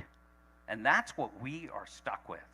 And our good This is based off the stupid assumption that governmental economies function like household economies. Not how this works. Friends like Vivek. The government needs to have debt. And I think Donald Trump can clean this up. So. And also, if you want to shut the deficit and make it closer, you're going to want to raise taxes on the wealthy and probably on the capital gains as well. Potentially by ending the Fed. But we need the right people in place to get that done. We need the right people in place that can say, wait a minute, this guy Sam Bankman just got on a Bloomberg interview, and he said in the interview that he was running a Ponzi scheme. He literally said that publicly and articulated it all. It was rebroadcast in the Financial Times. I read this. I could not believe it. I thought the feds would be in there within 2 weeks and taking him down. And no, nothing until he literally spent every dime inside of that, $8 billion, and then it blows. Right, so you want better regulatory action. Why are you trying to get rid of regulatory action? Up, and then they come in. They're just jealous of the Sam Bankman-Fried scam, right? It doesn't seem like they're interested in making it so this doesn't happen. It seems like they're interested in being the Sam Bankman-Fried. And this is just ludicrous what they're doing. They are not here to protect you. They are here to protect guys like Ken. Even more so since the US dollar is the world reserve currency, there needs to be even more government debt. Like, the fact they don't even begin to understand this is laughable. You wouldn't believe some of the sovereign citizens I watch. There's this one person named Kat Espinda who stopped paying her mortgage, and she was not, like, poor. This was not a situation where, like, a life event happened and she couldn't pay anymore, which is always tragic, you know? This wasn't the case. She just doesn't understand how the Fed works, so she stopped paying her mortgage because she's like, well, the bank got money from the Fed, and that money paid for the house, so, like, no one really gave me money, so I don't need to pay my mortgage. Like, the fact that fiat, she just doesn't understand fiat currency, and the fact that it's money that was loaned by the Fed to the bank that she pays interest on, and then they pay interest back to the Fed to give, you know, the money back eventually.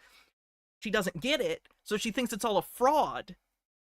Like, it's a social, like, thing. It's an economic social construct, but it exists and is real in the sense that it has utility, and we use it as a system to mete out finances and money for the economy. Like, debt drives the economy.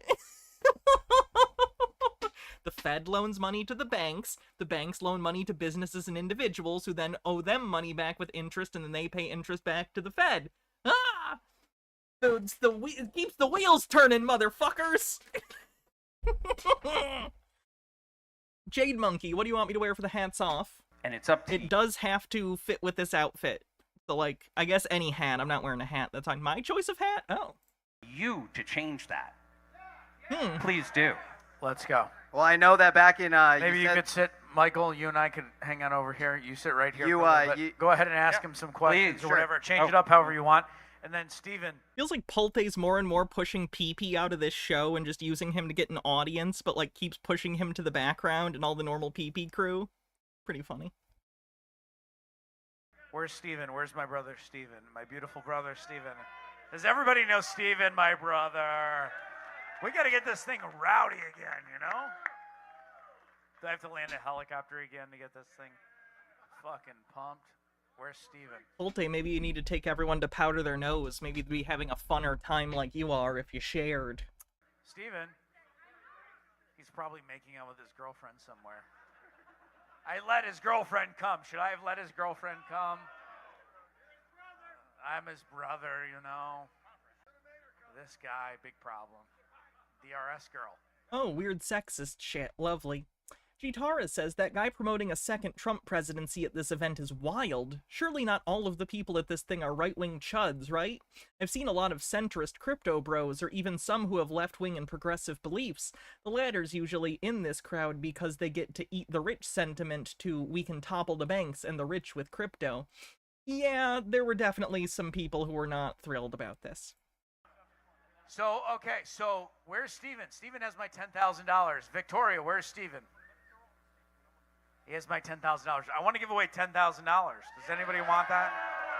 I'll take it. I do trust him. That's why I Isn't this, like, super sad? Like, as much as Pulte's, like, a bad guy and hurting people and using them for his own ego, isn't it really sad that it seems like he has no self-esteem whatsoever and needs to, like, offer people money to get attention? It feels like he's desperate to be idolized and loved, but he has no skills or ability to interpersonally interact in a way with people to allow that naturally. So instead, he has to manipulate them using his fortune that was given to him by his family. That's just, like, really sad as a character study, you know?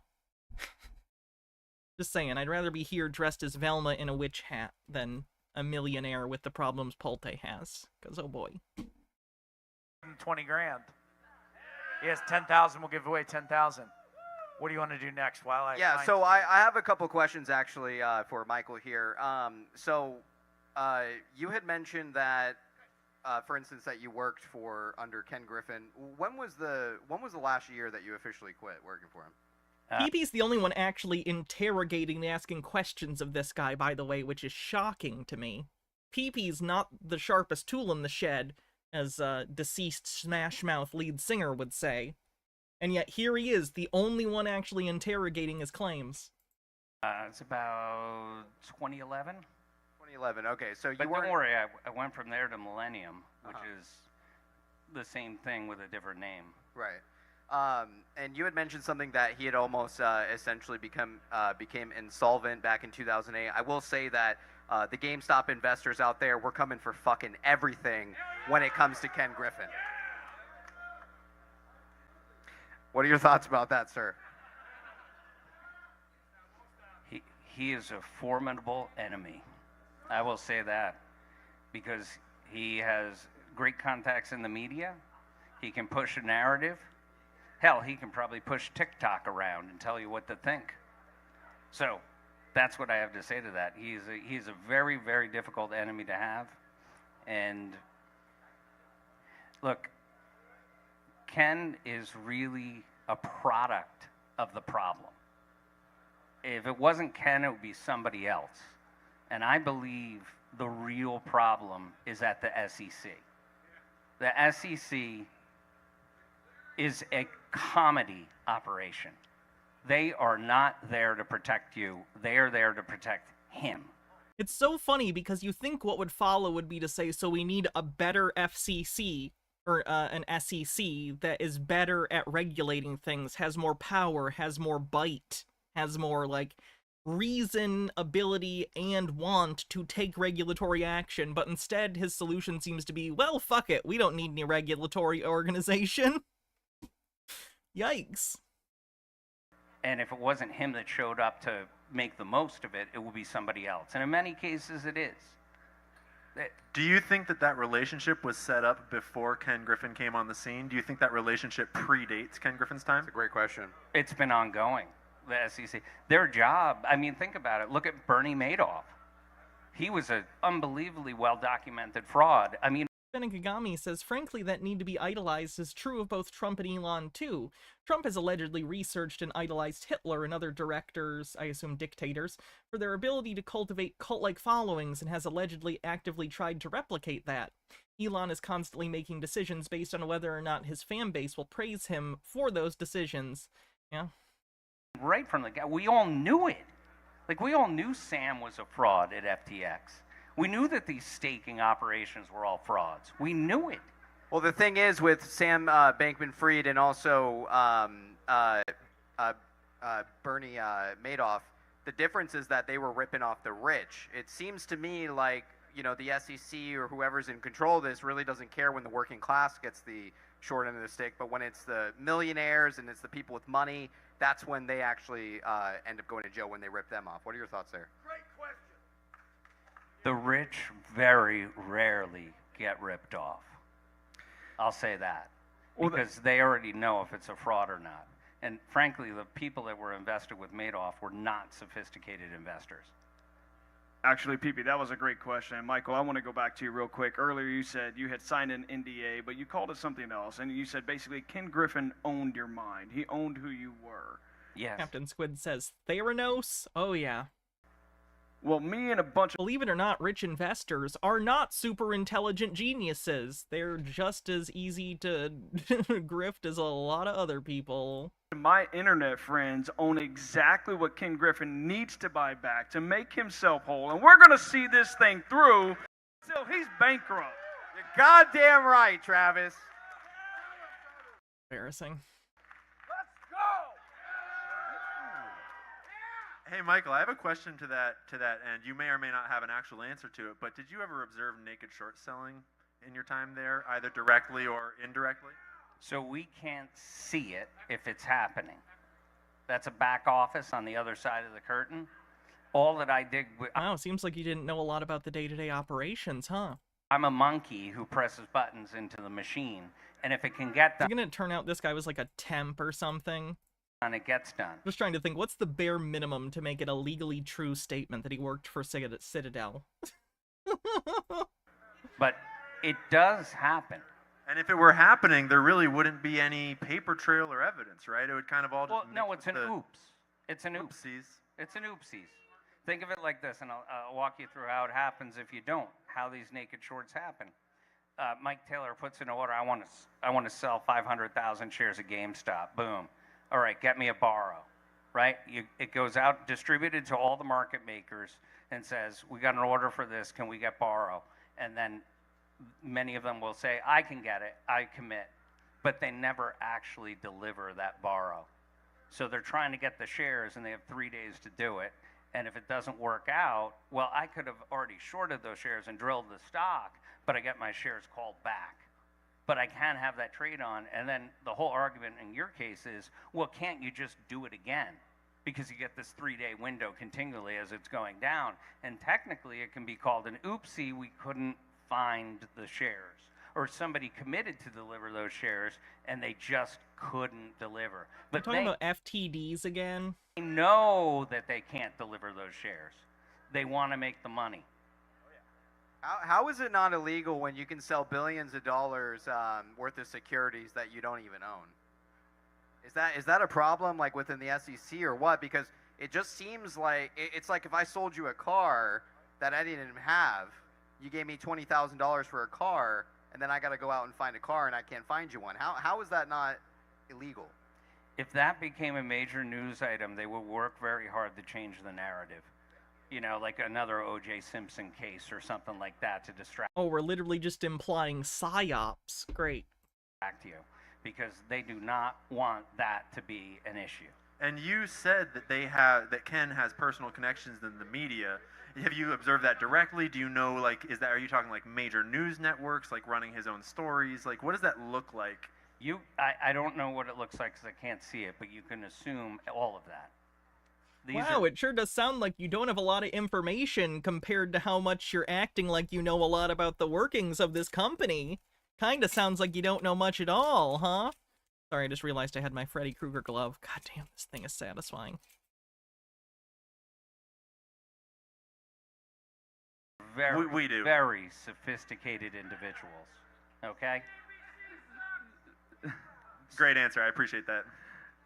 So another quick question for household investors, people like us, who we go out and we try to buy a share, and we expect that share to be delivered. It may or may not be delivered, may become an FTD, it may turn into something else. How do household investors like myself, PP, Ian, the people here today, how do we fight back against that? What can we do as household investors to change that system so that when we put in an order, we are affecting the price, we are affecting true supply and demand?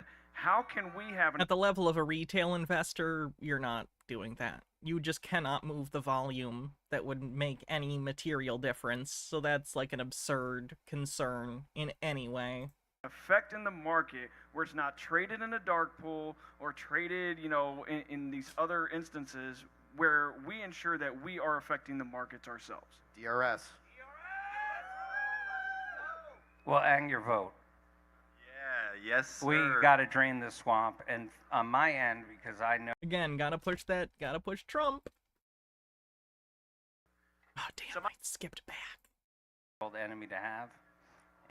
And we expect market where it's not traded in a dark pool or the people here to... Something like that to distract you. I don't know what it looks like because I can't see it, but you... ...to share to be delivered, it may or may not hold against that. So that when we... that was meaningful? I have never, ever seen any... Fuck no. That's Carter, our village drunk over there. I don't know. He's the man. He's the man. We love you, Carter. Love you, Cardi.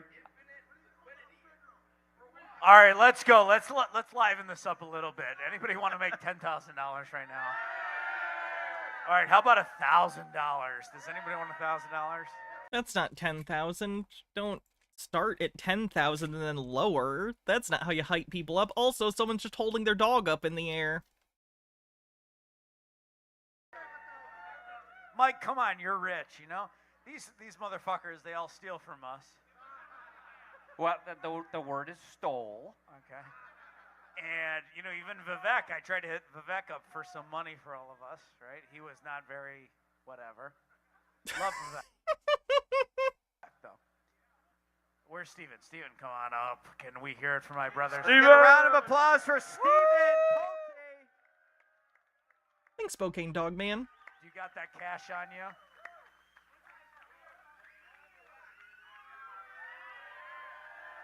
Pulte's brother always looks like he knows what a stupid idea this is, but he's there because he finds it entertaining to watch his brother do the stupidest shit. I kind of feel that. All right, so PP, how should we give away? Let's give away the first 10K, and then we'll give away the should we give 1,000 to like a bunch of people, or should we just? I say do it. What do you want to do? Green guy with a $3 tip says, Hannah, I worked at a job where everyone talked stock and investments. They would all of a sudden become quiet when you wanted to talk about previous gains until I realized they're not making any real money. It's all about the talk. That's weird. Say give 1,000 out to whoever you fucking want. You do it. How about costumes? You're gonna give me $1,000 to give out? I'm giving you. How about people with costumes? How much is this? 10 grand? Yeah. Or is this 1,000? Count it, PP. Count it. There might even be a band on it that says if you get stacks of cash from the bank, usually it'll say like $10,000 on the band or 1,000, depending on what it is. Jesus Christ, PP. How much money is this? I can't count for shit. This is definitely 10 grand. See ya, Vila. Thanks for hanging out. Isn't it? Yeah, it's 10 grand. All right, who's getting the fucking 10K? I think this guy with the dog deserves at least 1,000. All right, because I don't think so. How dystopian to just be like, who in this crowd deserves money? You're all needing it, but I only have enough to give to some of you. Well, that's not true. I could give you all thousands of dollars. I'm rich. I'm choosing not to. So, no, embarrassing. I don't think so. You can't put the pressure on me. I love this guy because he came up to me in the parking lot. But the problem is that I tweeted out no dogs. He can't win. You can't win. You can't win. You said you were gonna give the dog guy 1,000, and now you changed your mind in 1 minute? I'll give you a $100 consolation prize out of my wallet, okay? But that's what you get, all right? Then PP, you can give it away to whoever the hell. All right, you want me to give out 10 grand to anybody out here tonight? Yeah, here you go. No. Give away 1,000. 1,000 to 10 people. To 10 people. But I don't want you to choose people that are whatever PP show or whatever. These are Pulte people and PP people. Who wants a fucking grand, man? Let's hear it. Whoever's the loudest Pulte's brother gives me Patrick Bateman vibes. Does anyone else get that? one out here gets a grand. All right. I don't know. This guy right here is fucking loud. PP. What's up? What did he win? Did we give away all our shirts? All right.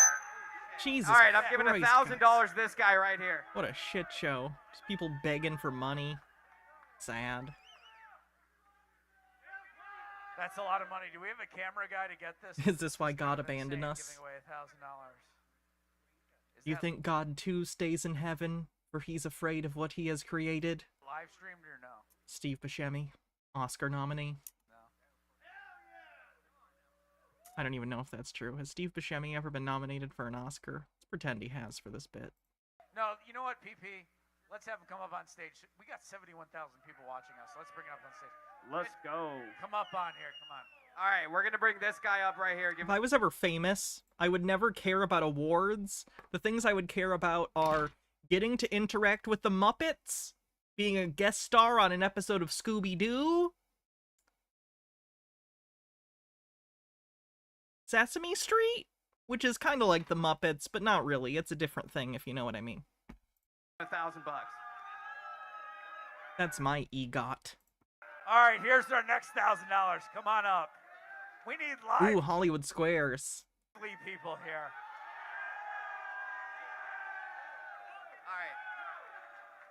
All right, this guy right here. Come on up. Yeah, that old man. Let's go. Old but good looking. Let's get him up on stage and then here. this guy right here. Yeah, you. Come on up. The guy with the. All right, we're gonna give this guy $1,000 fucking dollars, man. What's your name? Carlos. Yes, sir. All right, are you invested in? What are you invested in, man? Let's hear it. BYQ and GameStop. All right, you guys think we should give him 1,000 or what? All right, we'll give him a fucking $1,000 bucks. You want to say a couple words? Let's hear it. Yeah, I wonder what happened to that person, Jitara. I just want to say thank you to PP because I've always been listening to you for like the last year and a half or the last year. So Have a good night, Amber. Hope D&D's fun. All right, let's give him a fucking round of applause, fellas. Right on. This guy came from California, made $1,000 bucks. That's pretty good. Oh, this part's really gross. Pulte gives this lady $3,000 because he's clearly trying to hit on her, even though I'm like 99% sure Pulte's married. All right, we're gonna go again. Give this woman right here $1,000 bucks as well. What's your name?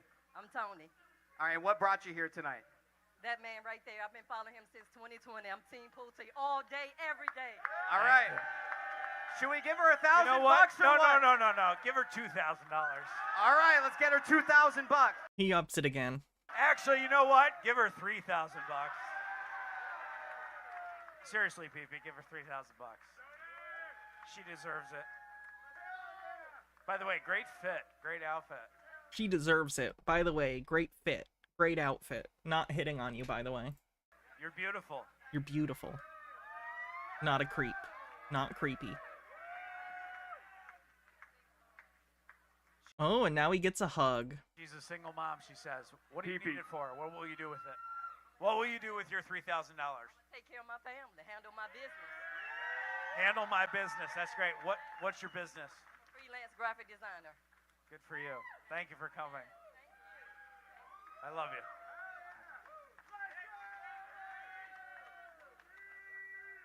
$3,000, PP. You know how to count to that? You gotta count to 30. That's 30 $100 bills. That's 30. Did you get it? I can barely fucking read. How do you expect me to count? You can barely talk. Should be $3,000 right there. This is the next, maybe. I hope so. Howard Stern. Ugh. Early Howard Stern, maybe like 90s, not nowadays. Okay, first. Howard Stern started earlier than the 90s, PP. Second, because this will go viral, because these maniacs who follow you and me, they're complete maniacs. Yeah, you mean the fucking Meltdowners? Oh yeah, they're complete losers, to be honest with you. But it's a great True, and you would know. great honor because they spend so much time on us. They spend so much time on everybody here. What the hell was I gonna say? Oh, what's our message to Doug Sifu? Because he's watching this. Super finger. Doug Sifu's in absolute fucking shambles, fellas. Why is he losing his fucking mind on X all day long? It started with Kai's, man. He'd be up at 4 in the fucking morning fighting with them, man. You know what I say, Doug? I'm a shareholder of Virtue. The cringe fest is cringe, as you'd expect. How you been, fat Xandris? ass working for us. Amen. Or we're gonna fire your fat ass. Needs to be fucking investigated, fellas. Yeah, go ahead. Oh, God. Hi, guys. How you doing? Doug Sifu. Well, Doug Sifu, he said, I'm a bad father. I'm not.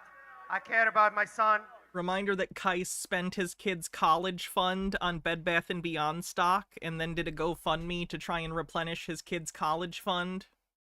I do care about my family. And Doug Sifu, Virtue Capital is #1 in printing counterfeit stocks. And all these shareholders are scammed by your company. This is Kai Smolej, and this is a message. It's over. It's over. When did they make up? They didn't. Pulte's gonna try and force them to make up right now. All right, and real quick, let's just settle the beef of the internet for a second. You guys, did you give him the trademark? Give him the trademark. I still don't have it. Okay, but this will still be. don't have it. Hold on, this will be legally binding. Can you commit that you're? He gonna said get it verbally, so it's true. to him? All right, let's make it clear. So the trademark, the PP show, has been approved on. PP looks like he wants to murder. Like, genuinely, look at PP. He just looks so upset.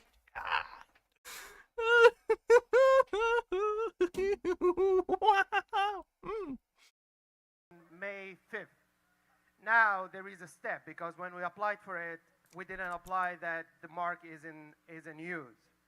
So now the next step, and I told PP, I called him, I told him next step we have to file that the mark is in use with $150 that we have to pay, like a fee for the USPTO. Okay, blah blah blah. Are you gonna give him the shit or not? 100%. Blah, blah, blah. You gonna give him the shit? Oh. Stop with the bullshit. 100%. All right, but he also owes Mrs. PP an apology too tonight. Ooh, sorry, I missed a thing earlier. Green guy with a $3 tip says... Oh, nope, I did read that. My bad.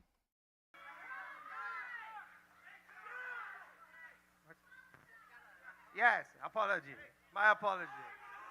My apology. This is my brother. All right, this is my brother. It's up to Mrs. PP. Let's hear it. Mrs. PP. That's okay. She'll get over it. I love Ah! her. That's okay. She'll get over it. This is because Kais insulted her, by the way, when they were beefing. She'll get over it. It says Pulte.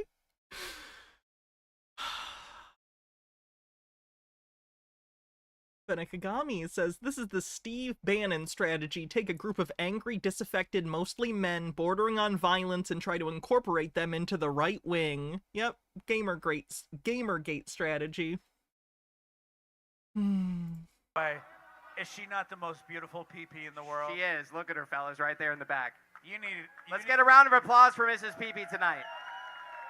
All right, so here's the deal. So here's the deal. You'll give him the trademark and whatever. Okay, get off stage.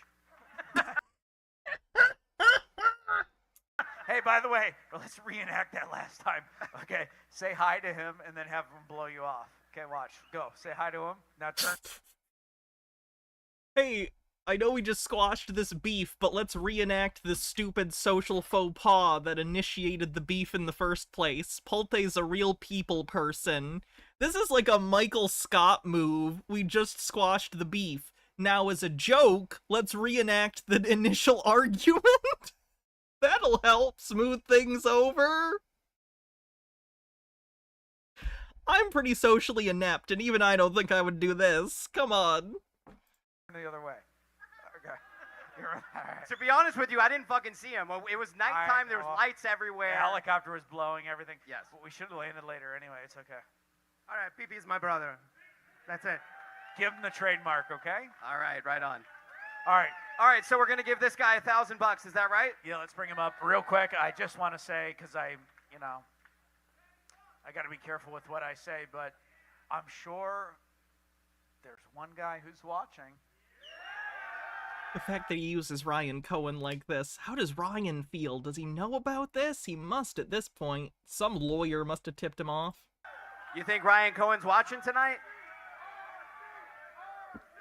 I need to go grab some water. I will be right back. Everyone, remain calm and take a moment to center yourselves during this trying time while I go and urinate. And it might be that I'm vamping to try and find the right button. And there it is. Vamping complete. Be back in a sec.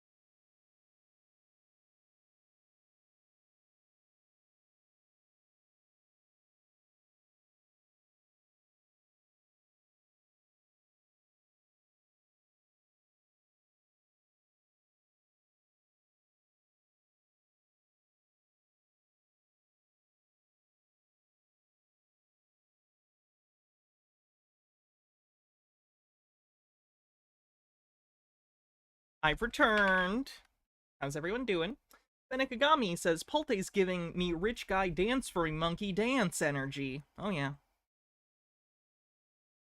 RC, RC, RC, RC, RC. All right, let's hear it. Ryan Cohen, Ryan Cohen, Ryan Cohen, Ryan Cohen. Okay, so I'll share something with you, which is that No. Let's hear it. We gotta hear it. Tell us. Give us the tea, man. So I was sitting with his wife, this wonderful lady. I was behind Sifu's lines. By the way, Sifu was sucking our, you know what, and now he's, I don't know. But Green guy with a $3 tip says, Hannah, people who talk up stocks are just like sports gamblers. They talk up their wins, but don't speak of a loss. They're addicted to the high, and that's what PP and company are taking advantage of. Advantage of the build-up but false win. Oh yeah, there's a strain of gambling addiction that goes on here for sure. It's really sad.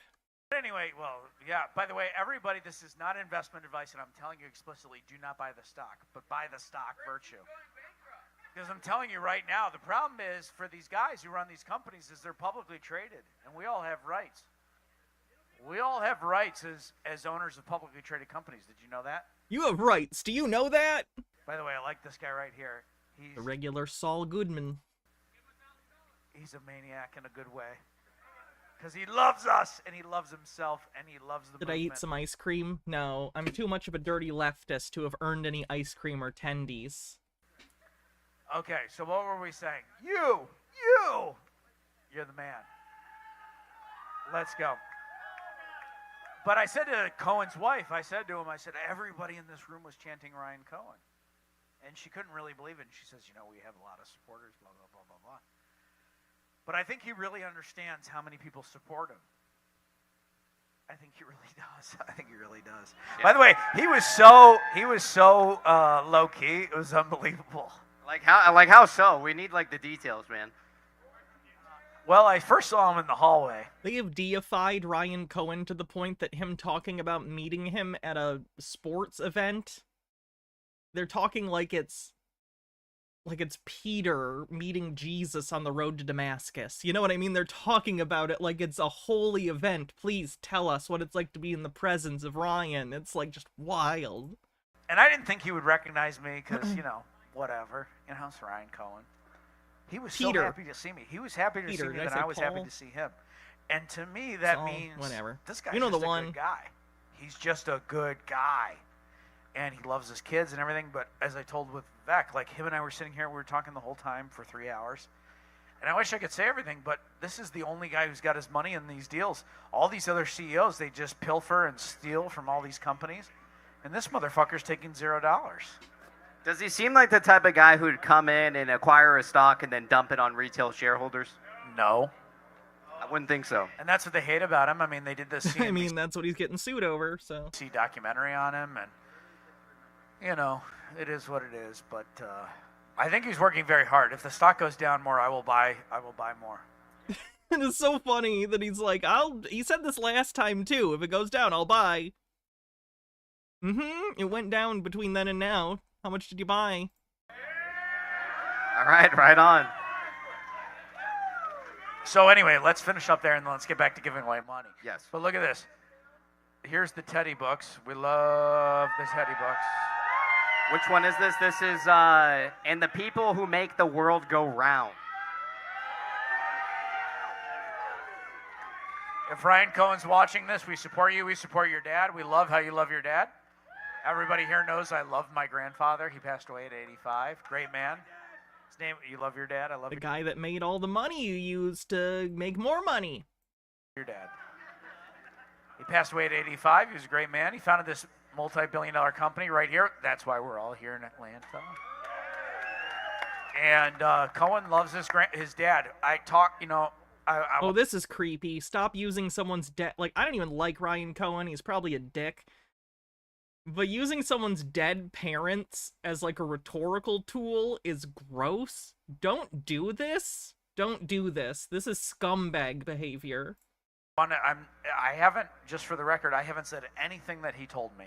True or false? I haven't said anything he told me. It's true. I hound Pulte all the time. He won't tell me anything. Even on the phone, I won't tell you shit. No, he won't. Because it's like one of those things when you meet with the president, you don't talk about it. But we talked about his dad. We talked about his dad's death. We talked about when his dad passed away. We talked about the minutes that his dad passed away. We talked about the a weird thing to bring up with a guy you barely know. Ambulance. We talked about the resuscitation of his dad and these kind of things. This is authentic. I'm just telling you, this is authentic. This guy is authentic. This guy's not a fraud. And I would bet on this guy all day long. So, anyway. That's enough of Ryan Cohen. I mean, not really, but, you want to give away some money? We love the guy, man. Yeah, let's give away $1,000 to this guy. Step forward, man. Let's hear it.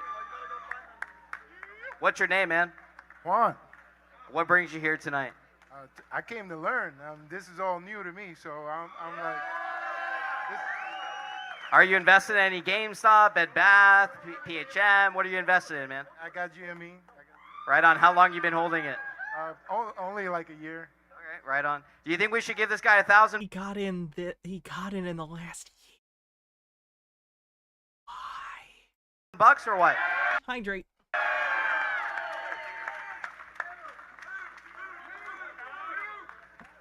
Do you need me to count it? It's to 10. Tickets to the this one accountant after all. were cheaper than the last one. I think they were $80 as opposed to $500, which was the last one. We keep waiting. Maybe they'll pay us to go to one sometime. The PP show, so it only makes sense.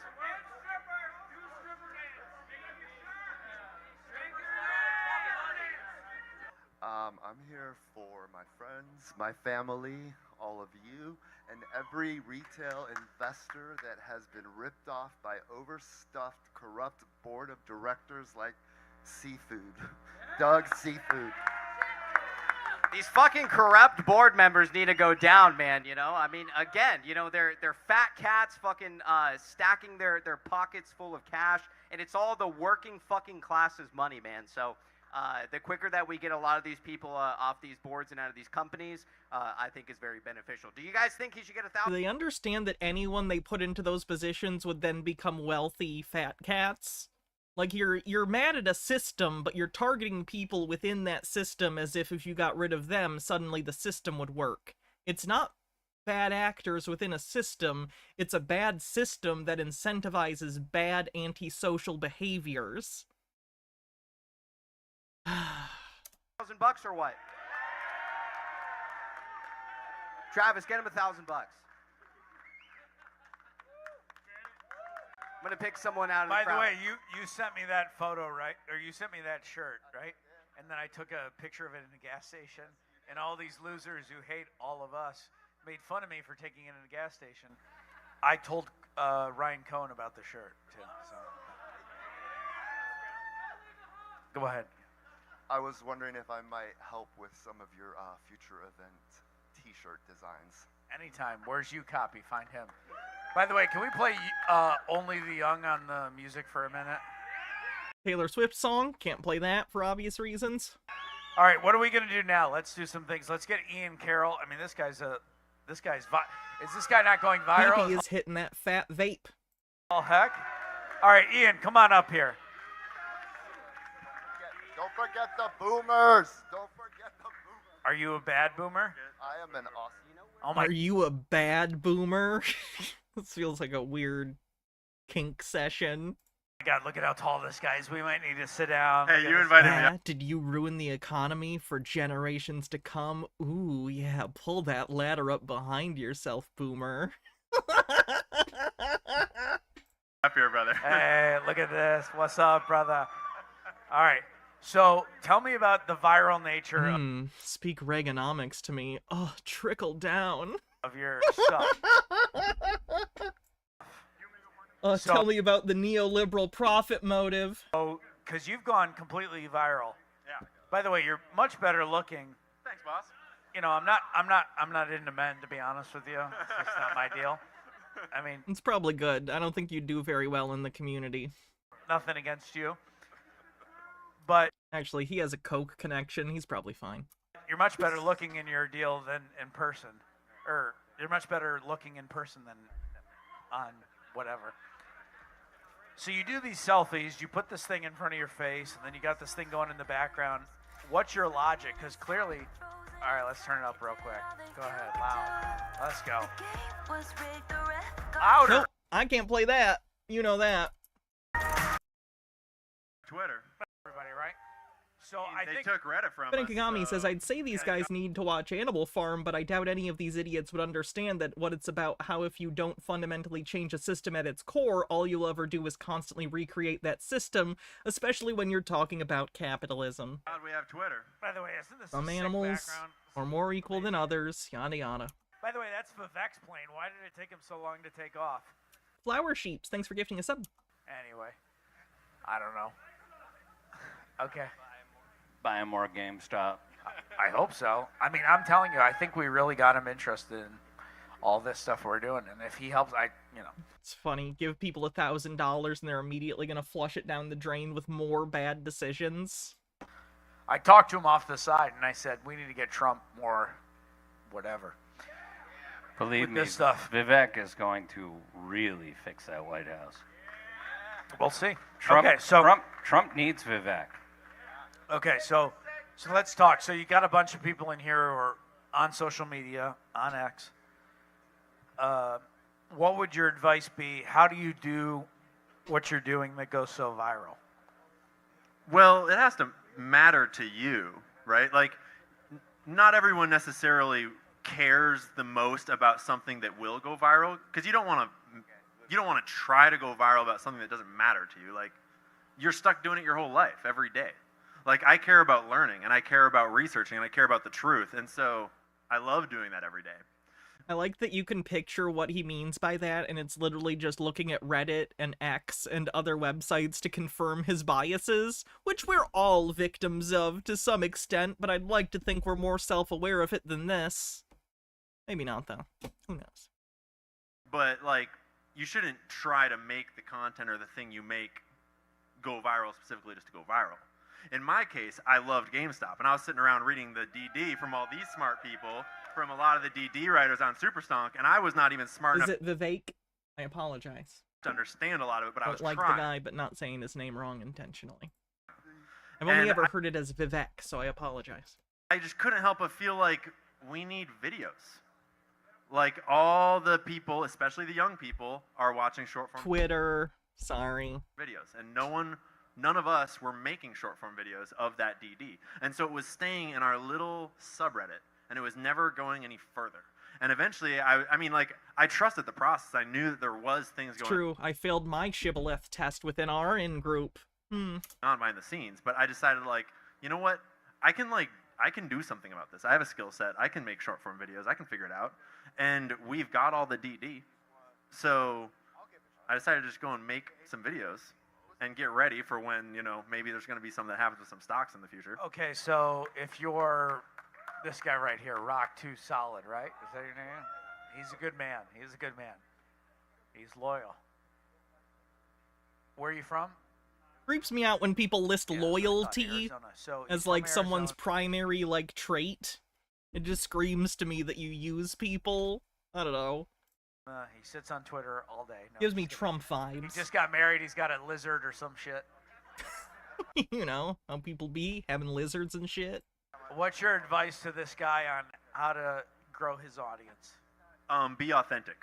There's a thing, this is always my first piece of advice. There's a thing that people can just tell when they look at content. You can tell if someone is putting on an act, like Halloween Town. Nope, never mind. And you can that's act a joke that's too much of a personal question. You can act in a way that's like, you're not trying to lie about the fact you're acting, or you're not trying to like do it just for clout, or just for like who cares? Like, whatever it is that you're doing, whether you're like, doing like mowing the lawn or painting the thing or cooking the food or talking about GameStop, whatever it is. Those are the 5 things you can do. As long as you're doing it authentically, that will come across. And usually that also deals with the problem. Password, a second plane has hit the femboy. Of getting rid of like trying to make it about you in like an ego way and just making it about whatever matters to you most. And in my case, that's learning and information and exposing bullshit. But if it's like what matters to you most is cooking or art or whatever, make it about that is authentic to you. I mean, there's a lot of like technicals about how to make it engaging and how to like make the duration and all that shit, but like authentic. That's don't tell me that's underwear. Okay. I think also we got panties. I think part of it is there's a part of everything we don't want to do. Anything we want to do, there's like one thing we like and one thing we don't. And one thing actually, Ian and I were talking, and I get a little ADHD and I get everywhere, right? And he's like, but how do you make But they aren't doing it authentically. They're making money off people. They fooled into a cult. Like, you have to present it and engage the person. And, like, I've No, tried I think to talk Vivek to my family left. a lot about market corruption, everything. My wife is really supportive. She likes it. But the rest of my family could care less, right? But my little sister was like, you would not believe there's this guy on Instagram. And, like, he's talking about GameStop. And I was like, Ian Carroll? She's like, you know him? Like, yeah. Like, I'm glad it's in So how many now. followers do you have on Instagram and TikTok? TikTok is 1.5 million. Wow, you got a 1.5 million. Yeah, I started on TikTok on purpose because I knew it was kind of strategic. I knew that would be where I would. Apparently, I need to look this guy up. Let's go, baby. And I did it intentionally without talking about GameStop first because Does everybody here recognize this guy? Did you guys? By the way, Were it's you been like a really cool celebrity to here, meet or you what? all. Yeah, and it's a little weird. Like, I'm not gonna lie. Yeah, like, because I'm you're just a a guy dude. doing videos and shit. Yeah, I'm not trying. Like, but it's helpful that these people are all wonderful. And I know that we have this genuine connection. We all believe in these same things. And so it's been really lovely to meet all of you. And I hope that I have come across in a way that communicated that. Because, I mean, I am like literally a year ago, I had 0 followers. It's like this is my 1-year anniversary. And so I am literally just a dude from Supersonk that suddenly life By the got way, really what happened to Superstonk? I think we all know what happened to I mean, we all heard about how Ken Griffin has buddies in the media and in the this and in the that. For those who don't know, Super Stonk basically got upset and concerned about, allegations of market manipulation, but also just got tired of meme stocks of individual companies taking up the entire Reddit, so they basically banned it. Okay, so you got 1.5 million But of course, that's a conspiracy. TikTok. How many on Instagram? I don't know, a couple 100,000. Instagram is smaller, it grows slow. Twitter we're going on 400,000. Wow. Yeah. Oh, man. Yeah. Good job. And I think that the real I'll important keep thing is retweeting not your the stuff. number. I love your stuff. But I think the important thing is that I'm reaching out to a lot of different spheres, because that's what we need. We were stuck in a silo intentionally, and what happened to Superstonk, right, is they put us in a silo, and they stopped us from linking to other subreddits, and they stopped us from linking, like, why can't They won't we even link talk about Pulte anymore Because brigading. I supported Bed Bath & Beyond. Yeah, I mean, and I'm getting a lot of hate now for interacting with you too, because how dare you so even sorry. talk to someone like? By the way, what the hell did I do? What do they say about me? Dude, I don't know. Like, You're cringy and clearly using these people for attention. people all have. I'm a scammer. And you're a Nepo baby. Here's No, the I'm thing. giving away millions of dollars. Yeah, I mean, And you look like you have coke bloat.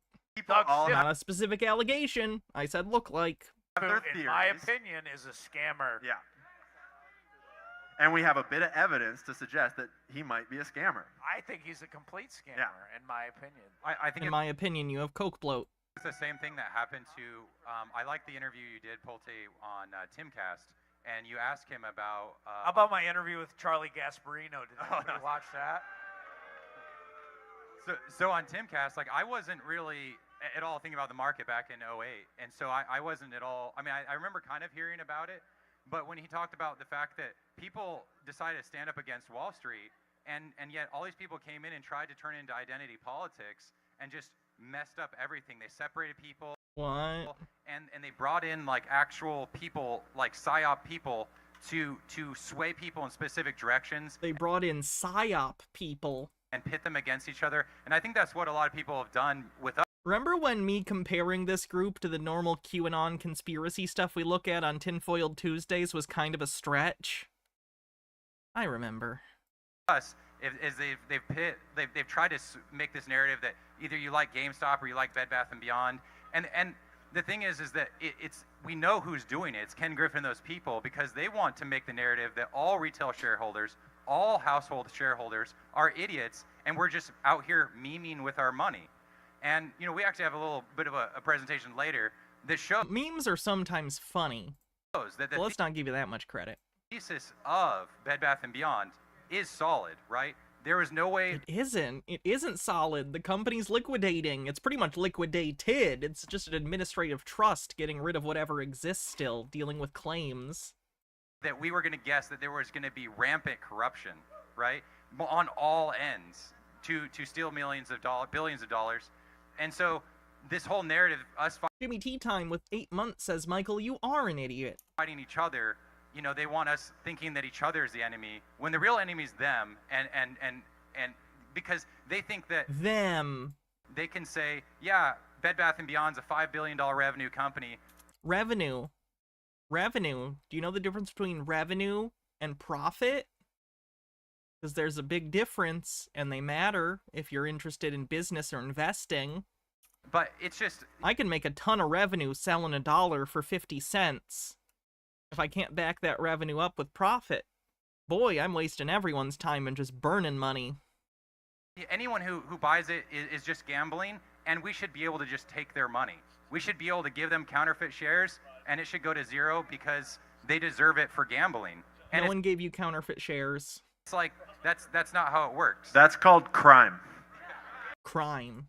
Everything I don't understand in the markets is crime. Beneficial ownership? What's that? It's all crime. You guys want some live DD from Jake 2B tonight or what? Wow, you guys all came for Jake, huh? Yes, please. All right, fellas, to those out in the crowd and people watching at home, let's get an uproar for Jake 2B!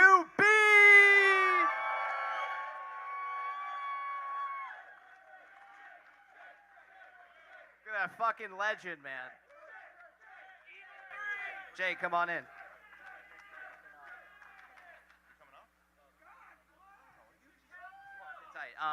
I got him. Extra mic? Okay, perfect. Can I touch the hair? All right, Jake, have a seat. Thanks, buddy. Hey, guys, how are ya? I guess I should say, as it goes every time I come on and visit, I should say hello to the chat. So, hello to the chat at home and everyone watching with us online. I wish I could see the chat replay. Oh, wait, was there one? Couldn't be here with us, but are still. Oh my god. I heard it was a nightmare. I'll have to check that out later. We're all together as however we can, so. And shout out to Chad Mojo. My fellow Canadian friend and everyone else, we have a great crew. She said some live DD, eh? Yeah, so let's hear it tonight. Michael was telling me that you guys were potentially working on a little bit of stuff. There was some information pertaining to some of these bonds over the weekend. Can you fill us in a little bit, Jake, what's going on with the Bed Bath bonds? Yeah, sure. So with the bonds, they have, as far as my understanding goes, moved to being a scheduled claim, which would give me the impression that there is money set aside to pay them and that the plan administrator has gone over them and decided that he will pay them. When they were presented, as far as I know, they were as unscheduled, right, as every other claim would, and then they move over to be scheduled when they're ready to be prepared. We saw a couple other things, like the filing of the lawsuits against HBC and the directors and officers, which are huge. The D&O claim up to $2.5 billion, which would also indicate that the other claims are done. So now seeing all of this kind of put together. Why do you think that additional claims mean the other claims are done? Anyone can make a claim on the company, see the fact that they're on the husk of the company. That far down, because obviously the bonds are class 6. If that is the case, the next dollar would go to class 9 and everyone after. The next dollar would go to class 7 and 8. You're class 9. Right. Then they're not getting anything, obviously. I can't believe they're still holding on to this hope. Then, if there's any, sort of buyout or buyer or whoever wants to do anything, they don't have to do all cash, right? They can decide to put up a little bit of cash and they can do a ratio of equity for the remainder, as typically they would do. So, we'll see how it goes. Also, I should say, I was absolutely probably wrong about HBC looking at how the plan administrator presented it. So totally wrong about HBC and Ryan Cohen. So funny whenever Jake 2B comes on, because every time he always has to explain, okay, last time I was completely wrong, but this time here's why I'm right. And it's just every time he always has to walk back a previous thing, but no one ever catches on that, oh, he's never right. Because every time he's currently talking, it seems like what they want to hear, so they like it. They've failed to look back and take a step back and look at the broad picture and go, oh my god, he's literally never been right. He's always walking back previous things he said. It's maddening. However, I think it's important to note that what the plan administrator filed is not matter of fact. He's making a presentation for his best case to file a lawsuit, right? So unfortunately, we can't see both sides of the story, which if you look at anything else like Dream on Me and Go Global, it's two very different stories. But assuming that what he's saying is true, wouldn't change anything. It's just that's not the angle that was used to be approached with. And so the important thing, because I think a lot of people got really worried when they saw that come out, is that you can't look at new information and forget about everything else, right? You have to see how it fits into the puzzle alongside everything else. And so them not being involved doesn't really mean that everything else is just kind of going away. But two really, really big important things filed, especially the director and officer suit, $2.5 billion off, broken down into 12 counts. That's a lot of money. And just to add, Jake and I are both doctors. He's actually a practicing doctor. But one thing in medicine that you do is So you have an MD, but you're not a doctor. You make a differential diagnosis. You're not a practicing doctor. You went to medical school. You never went to residency. When a patient comes in, they have a chief complaint. It's just like something like a cough. And then you look at all the reasons that could cause that cough, and then you start substantiating them. And the thing is that there are sometimes when the diagnosis, you narrow it down to two different things, but the treatment's the same, and so the diagnosis doesn't really matter. So, in this case, right, we were looking, it's like, was Ryan Cohen going to give up, or was he going to come for his baby, right? So the way that he got there, we theorized a lot of different ways, and Jake went down that rabbit hole to explore the possibility of a closed-end fund, and that being used as, I don't know if it's a proxy for Ryan Cohen to do his work. And so even though that didn't work out, even though the exact diagnosis wasn't right, the treatment was right. And the treatment is to trust Ryan Cohen to buy and hold. And the treatment is to trust Ryan Cohen. Ryan Cohen fucked you. He fucked you. No lube. Ryan Cohen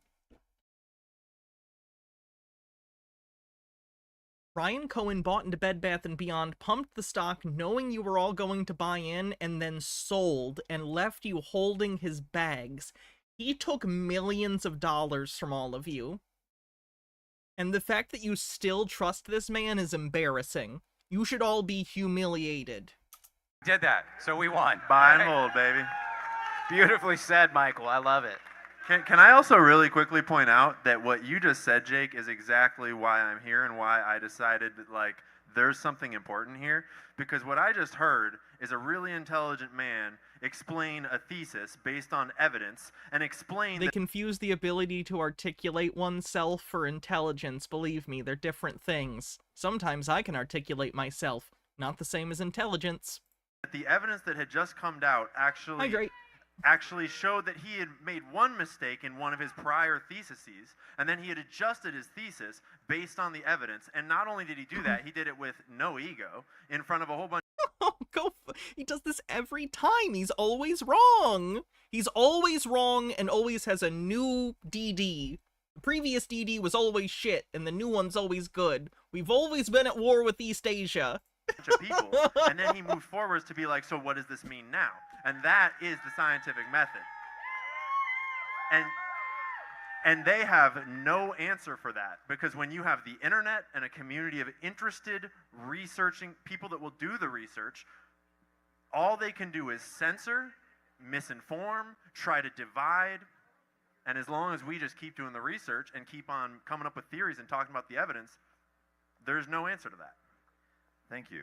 Thank you. The best work comes when people don't quit, when they don't believe what they're told solely, and go to verify for themselves to make sure the information they're told is actually what is the truth, and don't quit, right? Now, the confirmed plan says that because of a third-party release, multiple of the debtor's businesses continue as a going concern. The confirmed plan says you get nothing. That is what the confirmed plan says. You are not a shareholder in any sense of the word. You are owed nothing. Please move on with your life. That is, from the finish line, how we should work backwards to figure out how they did it, right? Now seeing that there's over $2.5 billion on top of what they're looking for, 300 from HBC, on top of anything else that they can claw back from the 90 days prior to filing for bankruptcy, bonds are scheduled to be paid, which means the money's there. That's a lot left over, right? Where's it going? Class 9. There are so many people who are owed money before Class 9. And again, you are no longer Class 9 even because the shares have been canceled, so there are no shareholders. So, all that to say that there's way more going on here than has been revealed in the public sphere, right? It's a weird pee-pee Bigfoot moment as he lumbered across the stage. We saw that. How the Hudson Bay thing had been looked at for over a year, right? We had explored Hudson Bay from multiple angles, right? That's how you do the work, right? People take on a position, they try to argue it out or try to come up with reasons to defend their thinking, and when they can't, great, everybody improves, we move on to the next thing, right? So, thank you for saying that. 100%. I mean, I still do often, but I used to secretly listen in on your guys' Twitter spaces because I wanted to listen without being invited up. I wanted to be able to listen without having to interrupt the conversation as like some celebrity bullshit. And I would listen in on you and Sal and you and all the other homies just like going through your evidence. And it was like, you know what? Because like, let's be honest, I was guilty of being a bit of a GME elitist. And obviously, like, you know, there's an argument that like, yeah, GME is that's our shit, man. Ryan is our guy. Harold Elbleman says, you ever think, you know, I'm articulate enough to collect a crowd of nincompoops like that and monetize them? I guess, there but for ethics go a bunch of us, you included, Hannah. And of course, we aren't nincompoops, just assorted weirdos. I've had the thought. It sounds awful. I would hate myself every day. It would be a nightmare. Sometimes I wish I was a little more unscrupulous. Nope. Just a pervert. Eh. Rick M, thanks for 30 stream streak, says, please look at the Ozone Radio video posted to Discord. Where did you post it? Let me see.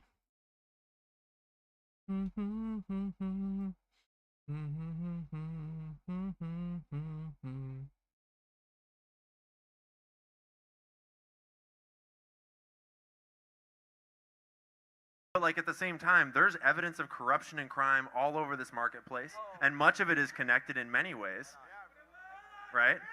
Yeah, it's not an isolation. On the VHS vault, let me take a look.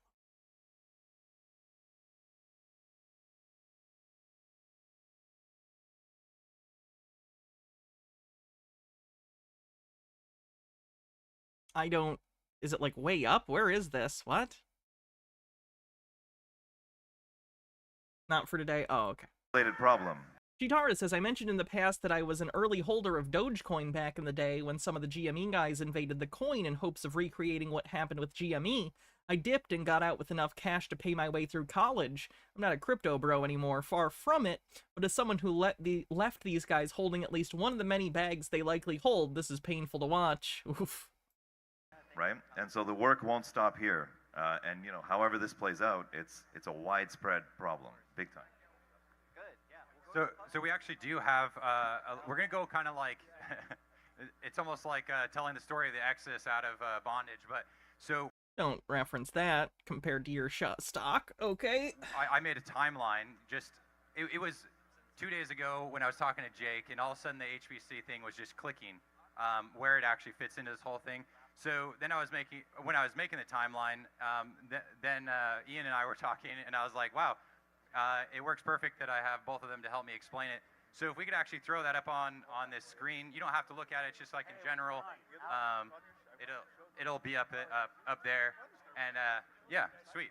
Okay, so I don't know if you want to stand up or anything, but so the first step, this play goes all the way back, and I think that, you know, Ian's motto, right, on his show is you follow the money and you find the truth, right?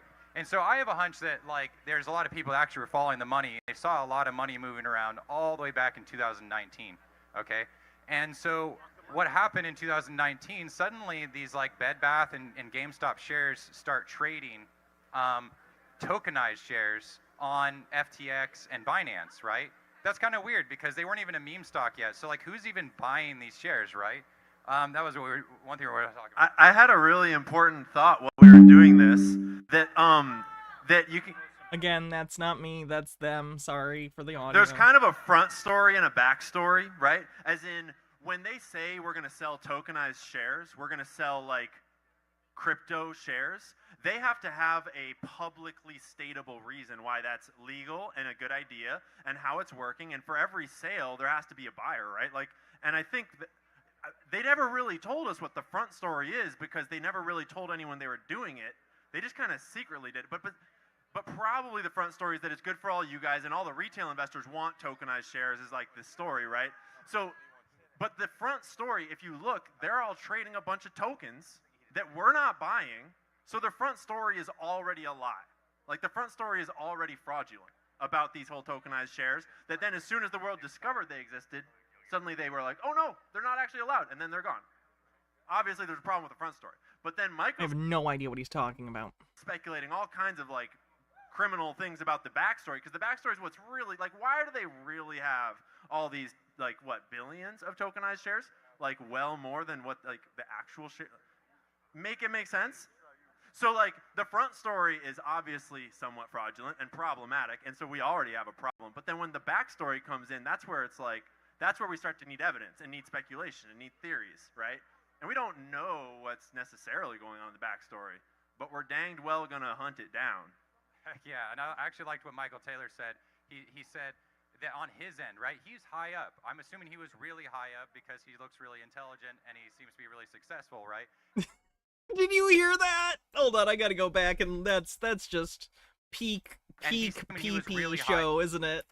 Taylor said he said that on his end, right? He's high up. I'm assuming he was really high up because he looks really intelligent and he seems to be really successful, right? He was probably high up because he looks intelligent, whatever that means. Apparently, Michael, someone who went to medical school, believes you can tell how intelligent someone is visually. Oh my goodness. He went to medical school, everyone.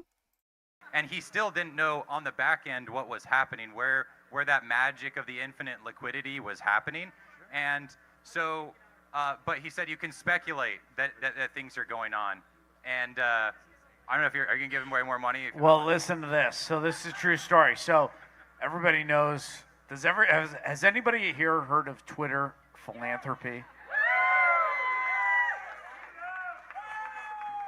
I mean, what a Pulte's thing where he gives people money on Twitter. novel concept, helping other people, right? Crazy. But it went completely... Not by giving to a charity or anything, by having people beg me directly for money on Twitter and then giving like one or two of them money. You know, like a good person. Viral. That's how I got 3 million teammates. So anyway, so I give away all this money, and I give away money, and we give away money tonight, and that's great and everything, and well, whatever. But, you know, I hit up Vivek. I said, Vivek, can you give me some money? I hit up Mike Tyler, who stole our money. I don't know what he's doing. Yeah, make him pay, Pulte. Yeah, make him fucking pay, right? A rich guy, you know? So anyway, so I'm sitting here, and I'm over in the corner or whatever, and somebody comes and finds me, and it's an older guy, good-looking guy. I say good-looking again. I'm not into guys, but I'm saying, What is with this shit? Is this like a Gen X thing? What is this weird, like, I'm not gay, but shit? Nice, This is so weird. You can just compliment people. You don't gotta make it weird.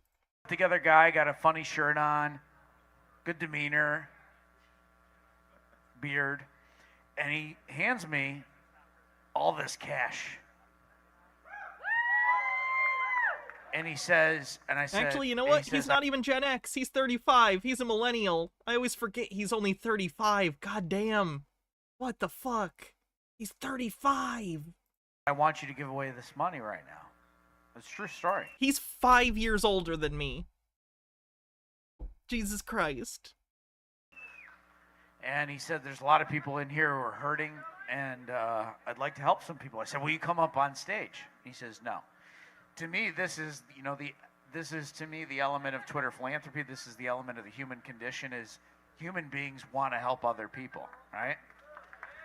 And it's like, you can fly the helicopters, you can fly the planes, you can do all this bullshit. But at the end of the day, there's nothing better than helping other people. So here I've got $3,000. And I think, Ian Carroll, people are saying, why are you here? Why are you here? Hopefully now you know. You have all these fans. Everybody's here. Hopefully you can find some people. I'm going to give you $3,000, and you give it away, okay? I still got 4,000 right here as well to give away. So you got 4,000, you got 3,000. I'm just going to do 3. Pulte, can I give away 1,000 to 4 people? Yep, and Ian can give it away to whoever he wants. All right, the woman here and with thank the you to the guy who gave it away. That's crazy. Come on the side over here. So bizarre. I already pretty much know who I'm giving it away to. I love you all. And obviously I have to make a hard choice with 3 people because I've met so many of you throughout this week. And it's been beautiful. It's been so cool. Am I inviting them up onto the stage to get this money? Yeah, have them come onto the side. Yeah. Would you please come up onto the stage? I'm looking around. This one's really funny because he basically says, this guy sucked up to me the most, so I'm gonna give him money for, like, sucking my dick, metaphorically. Like, he was absolutely just, like, complimenting me and saying nice things about my show, so I'm giving him money. Like, what a fucked up thing to do and say. Dude, the guy you just picked is Spurious's dad. We've been there a week doing what? Cocaine! No Spurious Splunker? That's his fucking dad, man! Yeah, buddy. God damn, their audio is so bad. I met another father this week. Is the other father that I met here? I know I met a bunch of fathers, but there's one specific conversation that I'd like.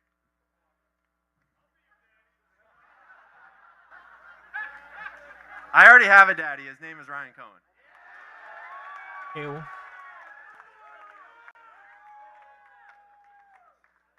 It's late. It's probably past his bedtime.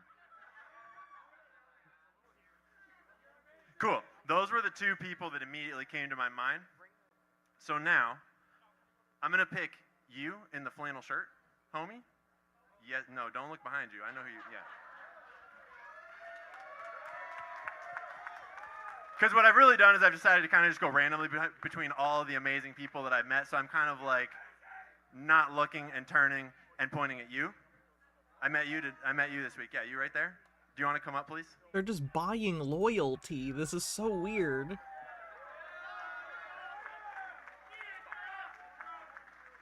Yeah, I'm sad there's not ice cream again. I genuinely don't really know who I picked because I've met so many amazing people.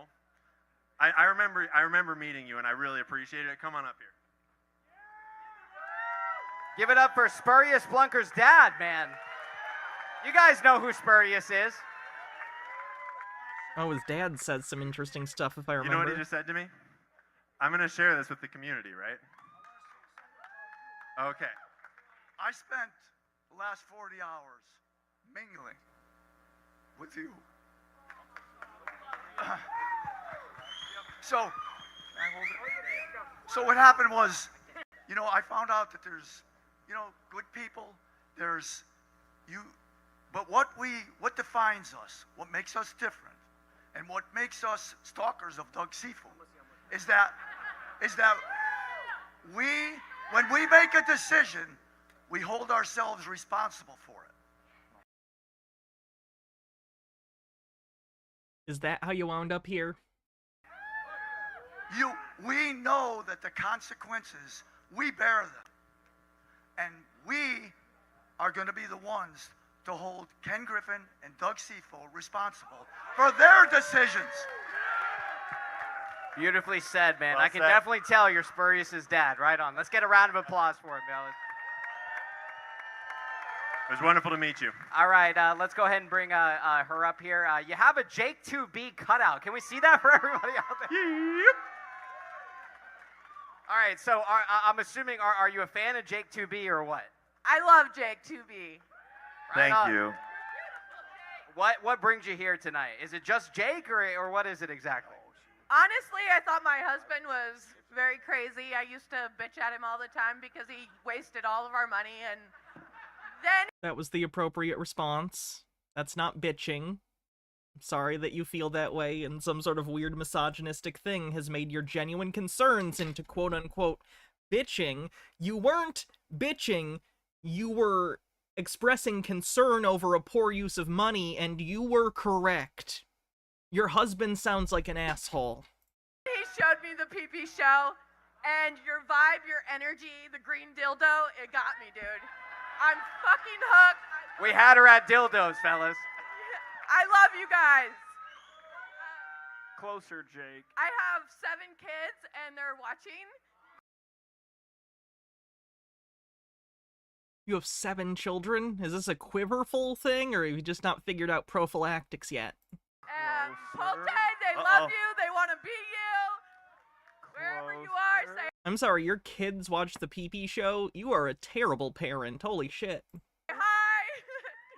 All right on. Should we give her $1,000, fellas, tonight, or what?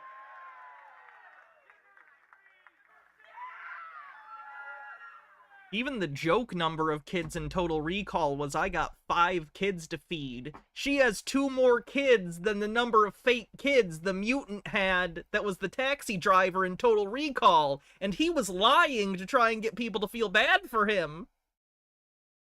All right, here's $1,000. Let's get a round of applause for her tonight. Most things in life can be related to Paul Verhoeven's Total Recall, if you try hard enough.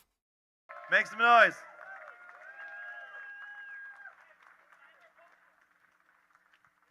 All right, I wanted to bring up Spurious real quick, maybe for a few words. You guys know who Spurious Blunker is, right?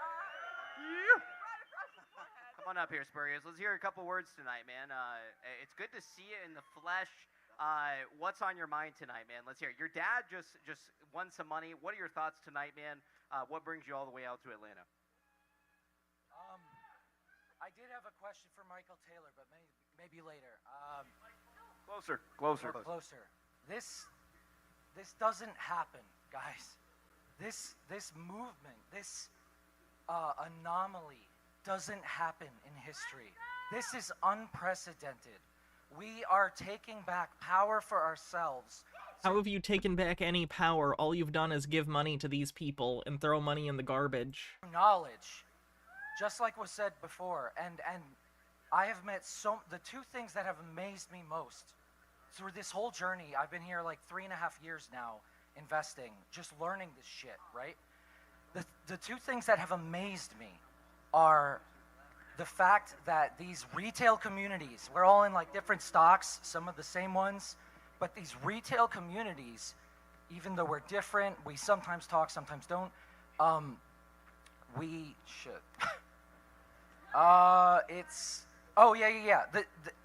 All these discussions, these spaces that are going on like 24/7 sometimes. People are not being divided by the things that I have seen historically, we have all seen historically, divide groups. There are bad actors that try to pit us against each other. Obviously, conflict never arises naturally within groups. Obviously, it's always outside bad actors coming in and interfering. Because of politics, And luckily, no one made this political in any way. Glad this wasn't a partisan rally for half the runtime. Religion, things that are important to people, and we have not been divided. It blows my fucking mind. It's amazing. And the other thing that's so important is the humility that I have witnessed so much. Like Jake. You saw the helicopter, right? Just checking. Just said, guys, I was fucking wrong, And there's so much humility on these spaces. And we circle back and we do these self-deprecating jokes like, oh, we're all degens and, we're apes and stuff. But I really feel we've all grown. We have grown and we are no longer just lowly money pushers into the market to get it stolen from us. We have learned and we have more power and we have numbers of knowledge. Numbers of knowledge. Did you know that investing poorly and gambling and losing your money isn't getting money taken away from you? Like, to be clear, gambling addiction is a real thing and is a problem and is a disease like any other addiction, and I hope people who suffer from it get help. But it is not the market's fault you made a bad decision within it. You understand what I'm saying? It's not a nefarious evil person on the other end. You gambled on black and it came up red, and you're mad and looking for who conspired to make it come up red. That's not what happened. You played a game. You lost the game. That's on you. If you don't like the rules of the game, that's fine. Vote for people who will change that system. But don't act like your bad decision was caused by a nefarious third party. So, the humility, guys. Keep up the humility, because that's how we keep learning and keep growing. Well said. All right, well said. You heard it from Spurious Blunker, man. Anything else you want to add tonight? We're all ears, man. I love you all. We love you too. All right, let's get a round of applause for Spurious, man. Hey, PP, I was counting out my gift money, and I actually had 4, not 3 in my hand. So I have one more person I can gift to. that I haven't chosen yet. Is this the one where he says the person who said nice things to him? And I think the guy I was looking for is now right there. I was looking for you to come up earlier. Which one? He's coming up. He knows. Oh, yes? Okay. He gave me sort of a piece of advice and like a kind of a compliment about the work I do that I'm going to remember for a long, long time. Very meaningful. Right on. You ready to come on up? Always give this guy compliments. Maybe he'll give you $1,000. Who are these Let's give him a round guys? of applause. People on the PP show and other meme stock investors at an embarrassing event while they're all talking about how much money they lost, but really they didn't lose any money. They're killing it. Everybody. But really they lost all their money. You want to say anything? Let's hear a couple words, man. What brings you to Atlanta? You, actually. Reason number 8,450 why I'm glad to be a Buddhist, but have you considered that the middle path doesn't provide a lot of opportunity for profit?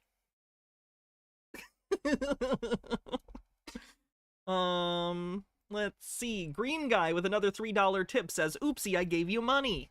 Thank you. I appreciate it. I gotta get costume month back up. I gotta find a place on screen to put this. By the way, all these donations will be going towards the next costume month thing. I just gotta actually put the bar up here, but it's all being kept track of in my Streamlabs. So thank you. A little closer. Closer. The only money I want to give away actually is to one other person, because this ain't to me. I don't want the money. So I need teacher. Where you at, buddy?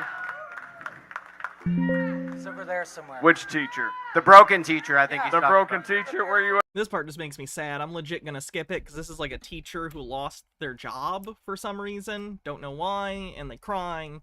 And it makes me sad. I'm glad they got $1,000, because they clearly needed it. How about a round of applause for PP and Pulte for putting this together for us? Let's go. It was all Pulte. I just showed up, man.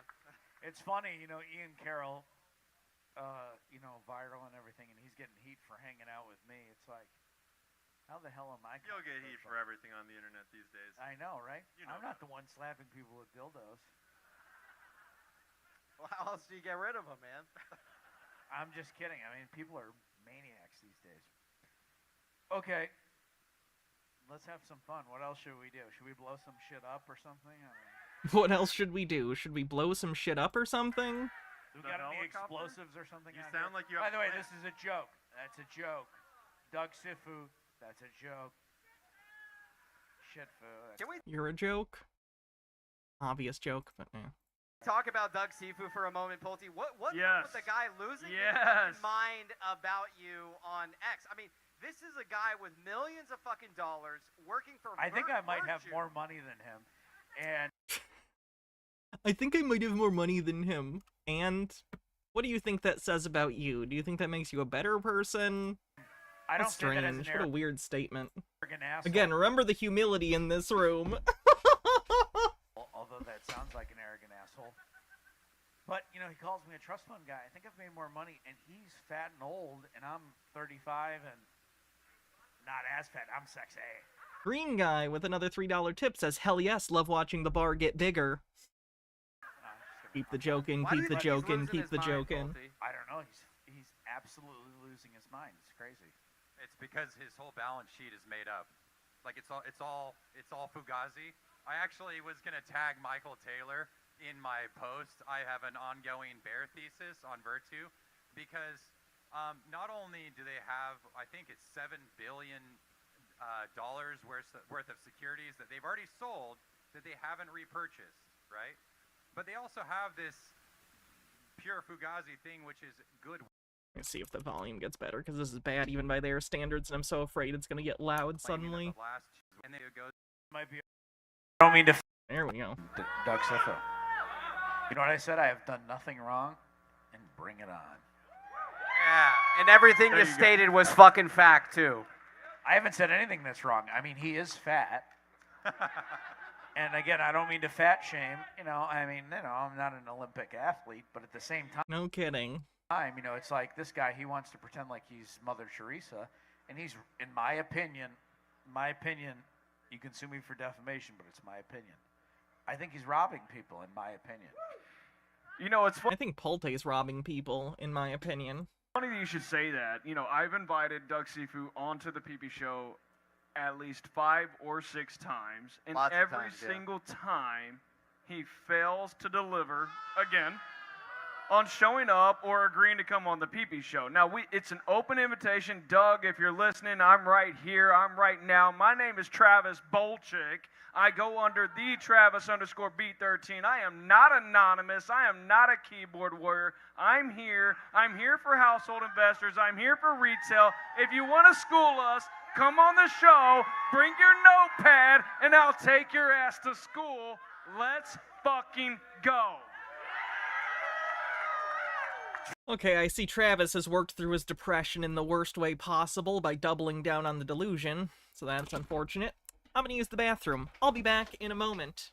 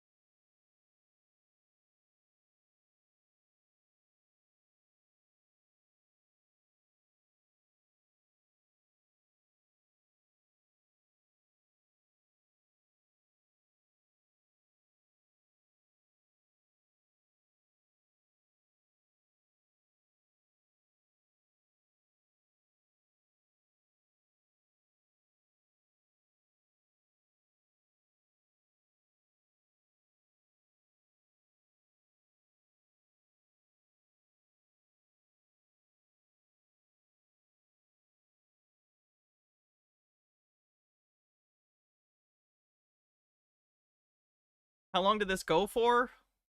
Like 3.5, 4 hours? Something like that?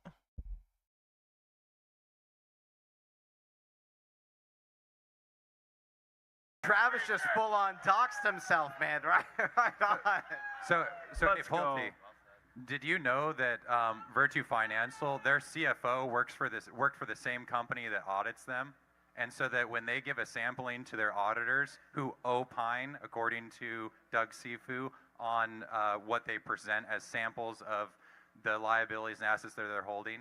So do you think that's at all a conflict of interest that, like, not just the CFO, but multiple people from the same company, they all work for PricewaterhouseCoopers, and they work at a company, it goes both ways. There's people at PricewaterhouseCoopers that used to work for Citadel and vice versa, and so they know how to stack their balance sheet, which it's all fugazi, and it's going to come down as soon as any legitimate auditor goes in and actually audits them.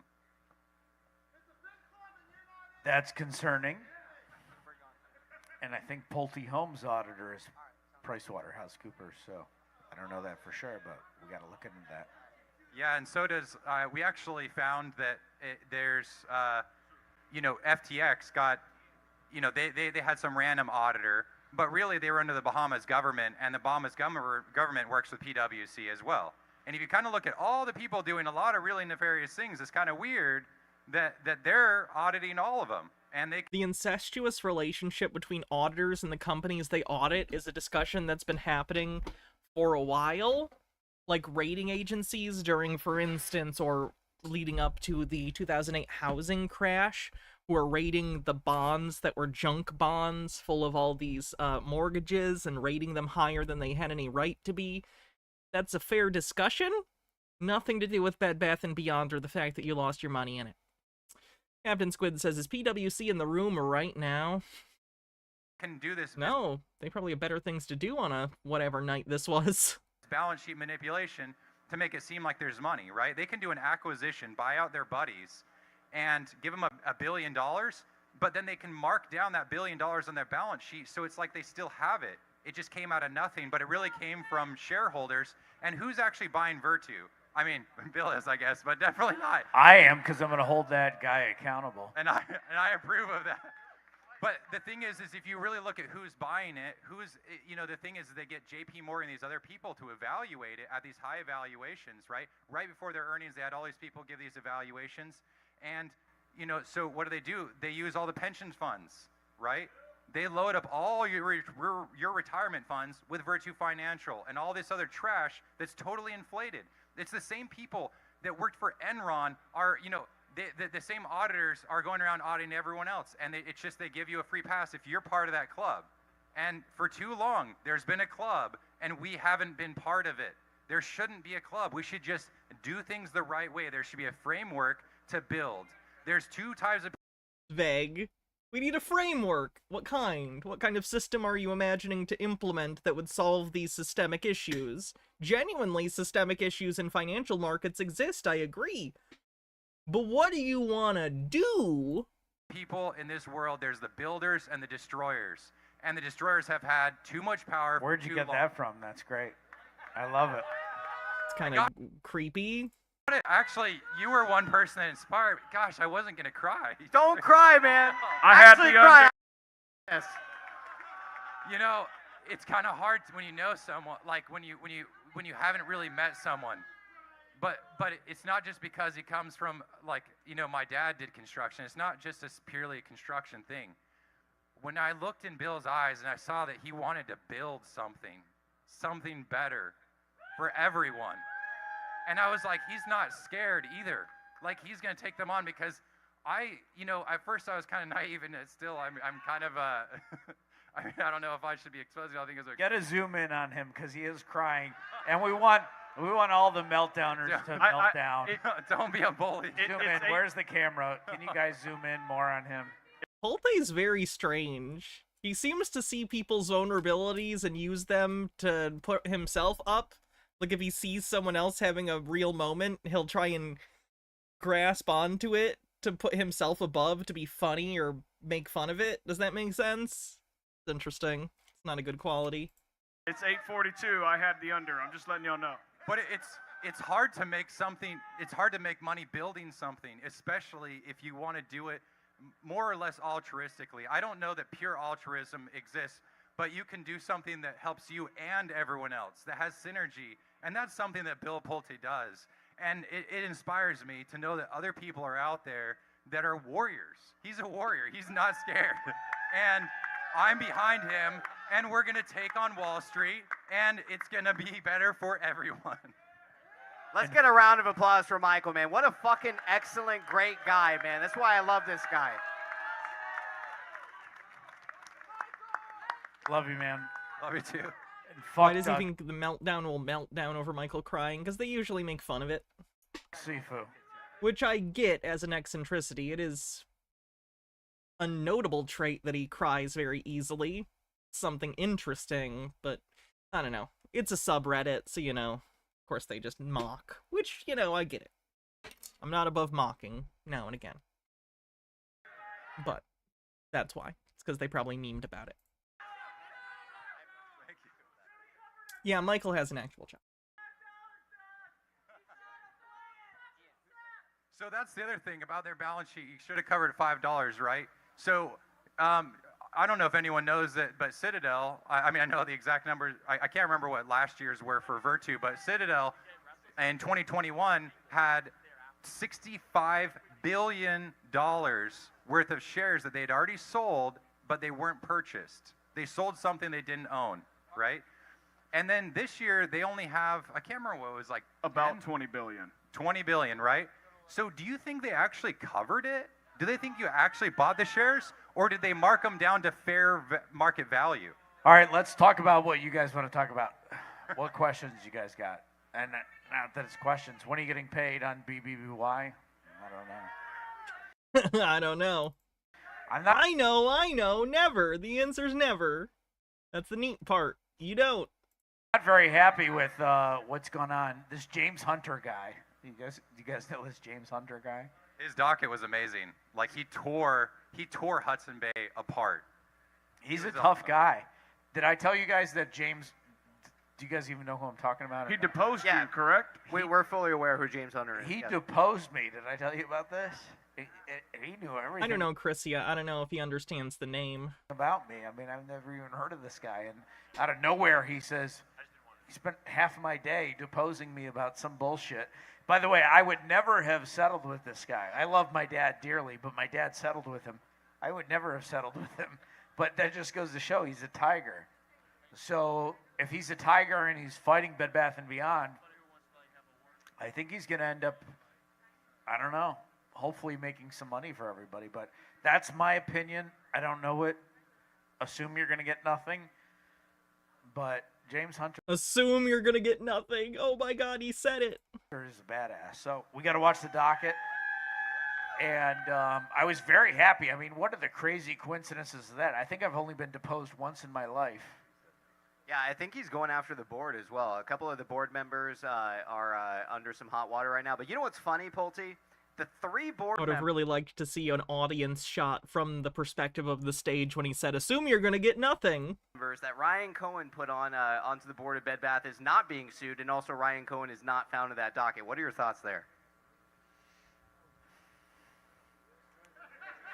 It's fucking speechless. It's almost like there's some sorts of reasons why he has to be very careful about what he says.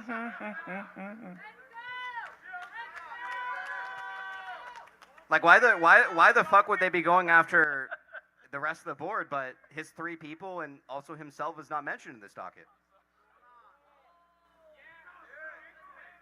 Because they got added much later. He invested in the company quite late.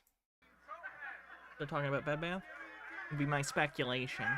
And if Ryan Cohen is a good man.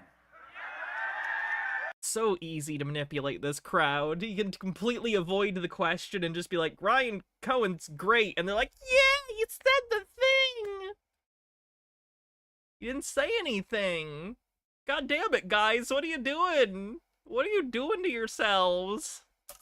Stop letting him use you like this. You're better than that. I would hope. And I do think he's watching, by the way. That's just my We love you, Ryan. He's watching. Ryan, we love you. I will say this. I know Ryan, and I shouldn't say this, but I'll say it. I do know Ryan watched the last one.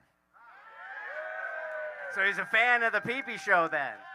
He must think you're all lunatics.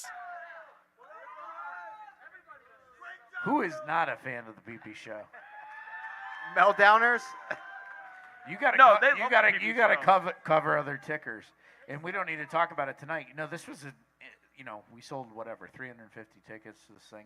And it was Pulte Homes shareholder meeting. We haven't even talked about them. But that was the original intent. But you got to cover Icon. You got to cover GameStop. You got to cover all these people on the PP show. And you got to stop caring what people think. Because you got a lot of talent. And these guys got a lot of talent. I mean, these guys all got a lot of talent. Ian Carroll, I'm sure, at 1.5 million followers, he doesn't give a shit what people think. You just got to do it. I mean, this is a movement. I mean, we just had a U.S. presidential candidate tonight. Ryan is a fan of the Hannah show. Right. That would be the greatest if Ryan Cohen watched this. Ryan Cohen, if you ever see this, you won't. I'm not delusional like the people on this stage. This is rhetorical. But, like, could you, like, stop? Could you, like, come out and be like, hey, Bed Bath & Beyond is over? Because, like, you're actively helping ruin people's lives. So fuck you, you dog food-ass loser. And, you could say whatever you want, but he's putting forth everything we're talking about. He didn't seem to give a fuck either. That was pretty. I think we all did. That was we pretty not well. all convince him? I think you guys were pretty convincing. Thank you, by the way, sincerely, because it's one of those things where you go out on a limb and you say, "Okay." Ryan Cohen is Nemesor. Can you come to my event? Nah, if Ryan Cohen was Nemesor, I'd let him do whatever he wanted. He'd give so many subs. And you think there's gonna be 5 people there, and then you guys came out, and I think he was really impressed. So He even said to me privately he's going to look at doing some things, so we'll see. I mean, we'll see. Right on. I know that you had made a comment that there are some people out there invested in, I believe, the DJT ticker out there. And you let's talk about Devin that. Nunes. Let's go. Oh my God, are they gonna pump the DJT stock? That would be so funny. What was the conversation with Let's load them up with even more bags. Devin Nunes? Because to my knowledge, This time for Trump. Oh. he's essentially calling on Congress to investigate short selling of the stock. What are your thoughts there on that, Pulte? That was crazy. So you've got this Trump ticker, Truth Social, and again, it kind of sucks because it's one of those things where it's all this stuff is publicly traded, right? Pulte Homes is publicly traded. GameStop, when I talked with Ryan Cohen's publicly traded. Truth Social. So I'm not trying to be that douchebag who's like, oh, I can't talk about it. But it's like at the same time, it's like if you talk about it, then you'll never talk with them about it again. So anyway, I saw Devin Nunes, and I think that they're not going to stop. That's my opinion. I don't think they're going to stop. I mean, it makes sense to short DJT when it's clear that the company's like shit. No one uses Truth Social except to look at Trump. The ads on it are garbage. And what's exciting about that, it's got to be losing ridiculous amounts of money. That is that Devin Nunes, in my opinion, has been targeted by these short sellers, Truth Social. In my opinion. And doing a lot of work there. I don't care what you think about Trump. I don't care whether you hate him, love him, whatever. But he's got a big microphone. And it's about the only big thing about him. In my opinion, it's a cheap shot, but I'll take it. He's not going to stop it's been a long day. Talking about it. And we can have a little insult as a treat. Devin Nunes is probably not going to stop talking about it. So when I talked with Nunes, who I was very impressed with, by the way, I don't think Nunes, by the way, is a dumbass. You know, did you guys see Ken Griffin? In fairness, you don't think Pee-Pee's a dumbass either. You think he's very smart. So I think your standards are kind of fucked. Called him a dumbass or a loser. Did you see that? Now, again, if you hate Trump, you love Hillary Clinton. Let's say you love Hillary Clinton, you hate Trump. Why are we talking about Hillary Clinton? Trump, you know, you think he's the devil, all this kind of stuff. How is it intelligent as a businessman to call his right-hand guy a loser? I don't think it's very intelligent, in my opinion. He is ignorant. And they've opened up, in my opinion, a can of worms that they can't put back. And whether you look at it with GameStop, with Ryan Cohen, who's maybe more modest and more quiet, whether you look at it with Jim Chanos, I don't know if you saw it, but he was talking shit about me. He was a big short seller. Remember that? Because I was saying people shouldn't be shorting Pulte Homes. Or you look at this DJT thing. I think that this is the beginning of it, and I wouldn't be surprised to see him talking more about it. And Nunes, you know, again, I have to be very careful with what I'm saying, but he seemed pretty pissed. And I don't think he's not going to fight. So I tried to get him to come tonight. We'll see if we can get him to come on the Pee-Pee show or something like that. Oh my God, Nunes on the Pee-Pee show. But that'd be fucking exciting. I'm just telling you, all these things are converging. And what is the everything I cover is converging. Did I tell you guys, by the way? Glenn Serio, aka Auditing the USA, has made his way to Las Vegas to team up with Chili DeCastro to help him get out of jail. Not a joke. My dream of a Legion of Doom comprised entirely of people I cover on this show every day becomes closer to reality.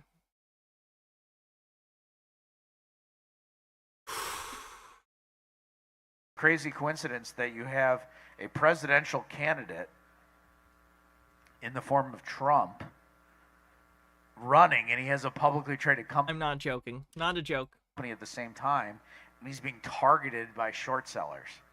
Like, if that's not a coincidence, I don't know what is. And who is enabling those short sellers? It's Hudson Bay, who was one of the first investors in DJT, right? And I think that they plan on doing the same thing to DJT, and that's where I think they're wrong, right? DJT ran a $66 billion deficit in 2023. Yeah, that seems like a good company to invest in. We have a voice, and we're fighting, and we've done the DD. We figured out how they do it, right? But now we have a whole movement of people, right, that they're going to figure out what we've learned and how the fraud is very clear. That Hudson Bay pre-sold, you know, they in the squeeze, there was redacted parts in the docket that James Hunter did, and it's that they were abusing the volume that we gave to just sell naked short and then they do death spiral financing after to get shares. And so they're going to try and do that against DJT. And we kind of, I think, like GameStop kind of came out of nowhere. We didn't. I think Wall Street had the home court advantage, right, against Ryan Cohen. They're still and it still was successful, but they were able to turn off the buy button. But I think that the good thing about DJT again, is Robinhood is not the only way to buy stocks. Jesus Christ, people. the fact that Trump is going to make sure that buy button doesn't get turned off. And so if how do you think that's gonna work? They force the naked shorts to actually have to cover on DJT. The sky's the limit. Yeah, I heard about the panda puppy thing. So let me ask you guys this. What do you guys think about the fact, and Sifu, did you notice, first of all, I want to tell you guys that I promised that I would give away some financial stuff, and I will send it to everybody who's been a part of this. Some things about financial, how you make money, specifically an income statement, balance sheet, and cash flow statement. Have you guys ever heard of that? Those three things. So I'll be sending you guys that. But I know you're really deep into investing. Probably time you guys learn how to read a financial statement. The thing is that this Doug Sifu guy, in my opinion, shitfu. Name calling. Very good. What the hell was I going to say? What were we talking about? About how shitty Doug Sifu was. DJT and then Sifu and some financial stuff that you were going to release to people. I don't know. It was pretty good what I was going to say. We were talking to DJT, and Nunes isn't going to stop until he gets it done. Are you finally going to tell us what the Pulte plan is? He doesn't actually have one. Not yet. Are you allowed to tell us about the Bed Bath bonds? Oh. Yeah, so I bought the bonds, and I think I might have to sue these people. Why do you say that? Captain Sued says, wasn't he just saying it's bad business to insult people? Interesting. Because I like James Hunter, but, I can afford to lose the money, but I'm not happy that I'm down 60%. And I just think pressure applied is good. And this is why I gave Michael $10,000, because I actually think Michael's had a huge How's that money going, Michael? Nice new suit, by the way. impact. I mean, everybody thinks that it's crazy, and he hasn't, but... Yes, sir. I don't think Michael Greenberg or Michael Goldberg or whatever the fuck that guy's name is would be doing what he's doing if it wasn't for Michael, in my opinion. Well, I think it opens up a door. Like, I think that they didn't want to... There was... What we underestimate is that they were all corrupt. Like, Hudson Bay, B. Riley... Literally, B. Riley underwrote the offering for Hudson Bay in a way that Hudson Bay wouldn't have to disclose, and Hudson Bay said that was because they didn't want the retail shareholders to be mad at them. And it's like, wait, if you're funding the company, why would they be mad at you? And it's like, oh, because you're irrational and angry that everything is coming apart and that you made a bad investment, and you're blaming everyone but yourself and the people who convinced you this was a good investment. Because you know you're death spiral financing it, right? And so the thing is that I think I'm sure they appreciate you all buying up the shares in that death spiral financing, by the way. You're the ones that gave them money. A good job there. James Hunter's case that he made opens up the door, because as soon as they get Hudson Bay, well, they all had their hands in the honeypot. I think that J.P. Morgan didn't actually do the share buybacks, and everyone's going to find out that everyone that Naked Short sold it, which I think is a lot of big institutions, they're all going to get in trouble, and they're probably seeing the That's what I was going to talk about. Yeah. So what do you guys think about, so this is exactly, I can't believe I couldn't remember what it was, but what do you guys think about the fact that these guys, and okay, here's what I was going to say. So I gave you the financial stuff and all that, right? I call them laws of nature. In other words, I believe in God. Some people don't. But I believe in God, and I believe that God has rigged the universe in such a way where there are a certain set of laws to the universe, right? That's an interesting rich person belief. I just think God thought I deserved better than all of you. Michael just looking at him like, look at that. You can't see it all the way. Michael's looking at him like he's in love. The universal laws is that you should look at what's called negative space. Have you guys ever heard of this? In other words, what is not being said? Do you follow what I'm saying? Watermelon, big dick, panda, arugula. I've never heard someone say those words in that order before. Did I win? An awful lot. What is not being said? And in negative space is where you see things that you should look at. So look at my conversations with Doug Seafood. Has everybody seen my things with Doug Seafood? So look at the negative space. Look at the positive space. So what is the positive space? He says, well, you don't know what you're talking about. You know, you associate with all these idiots and, you know, all this other crazy stuff. Okay, so that's the positive space. What's the negative space? What is he not saying? What he's not saying is he's not answering my question about does he ever settle trades or transact without having custody of the shares. Did you guys notice that? I tweeted that out 2 or 3 times. I think the better question is, has he ever actually settled a trade? I understand, but you have to understand, Michael, and this is again, they're laying accusations of illegality on this person. I tell to everybody here, and I think this is one of the benefits of having me involved, is you have to be very careful with your language when you talk with these people. And yeah, slander isn't a smart thing to do. One of these days, I'm getting the feeling that your mouth's going to write a check that you can't cash, and it's going to go badly. And Sifu is, I looked this up, he's a,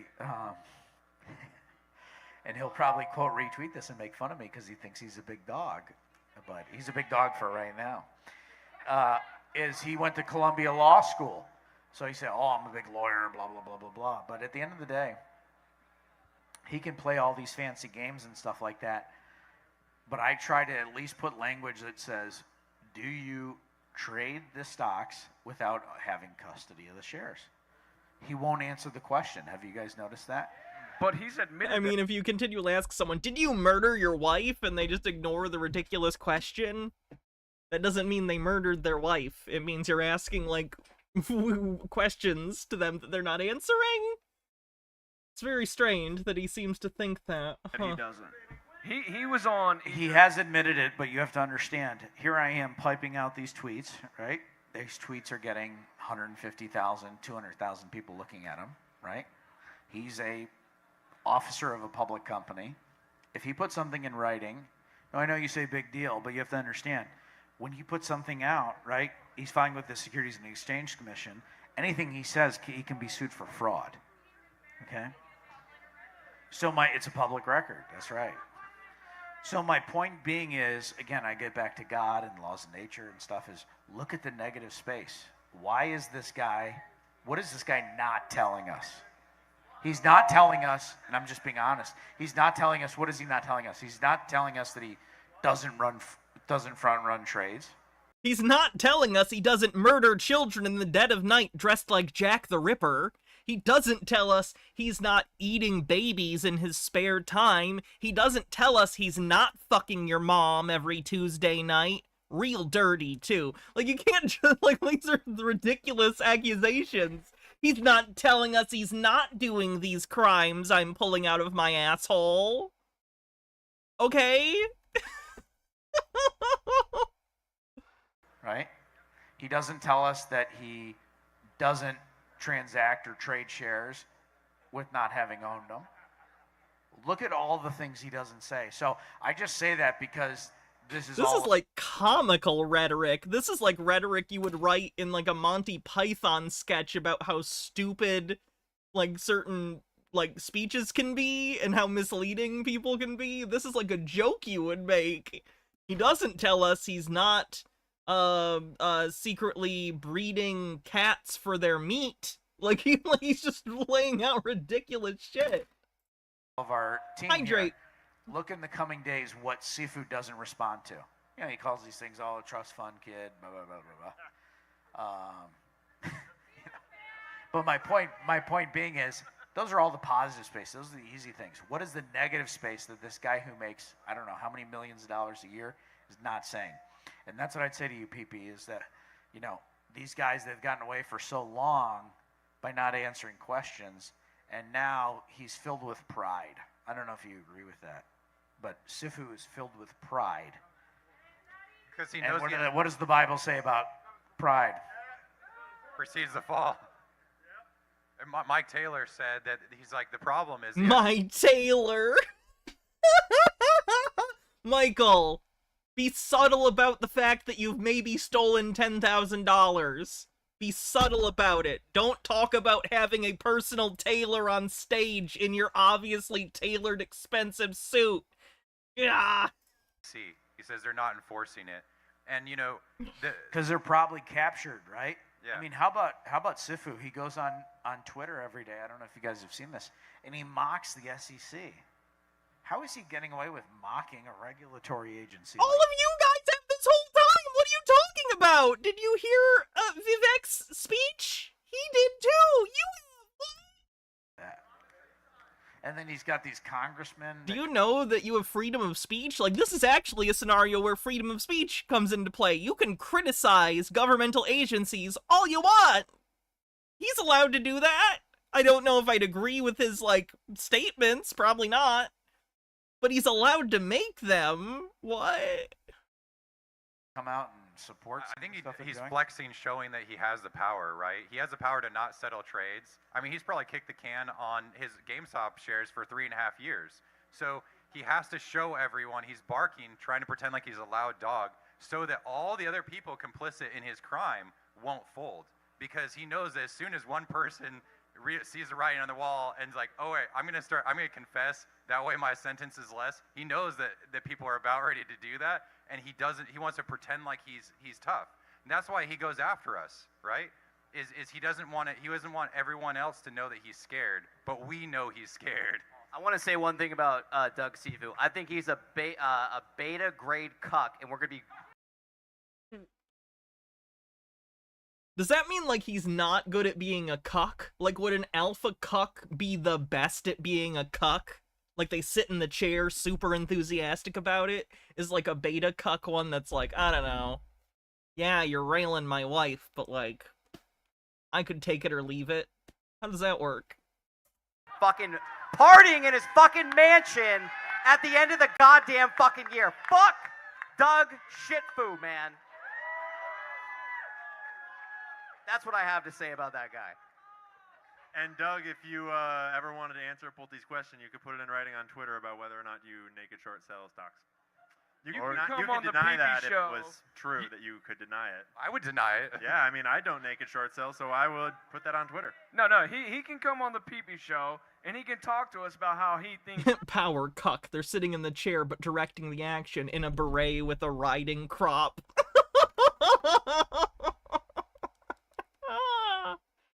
Markets work. When we've done the research, we've done our due diligence. I'm here, I'm waiting. It's an open invitation. I can do it 5, 6, a dozen times, 2 dozens. Doug, let's fuck. You know what I think? I'm ready for my cum shot, Mr. DeVille. That's a joke. That works. Should do, Travis. I was slow on the uptake on that one, but it got there. We should bring him on the show, and we should go through his financial statements with him. Oh boy, that'd be awesome. All right, we got Challenged by Krill. You guys know probably who Challenged by Krill is. You guys want to hear from him tonight? All right, let's go ahead and bring on Challenged by Krill. How are these people still a thing? Delusion? Motivated thinking? Sunk cost fallacy? All sorts of things. A round of applause for him tonight, fellas. The beret and riding crop is a reference to Cecil B. DeMille, one of the most famous directors of all time. Make some noise.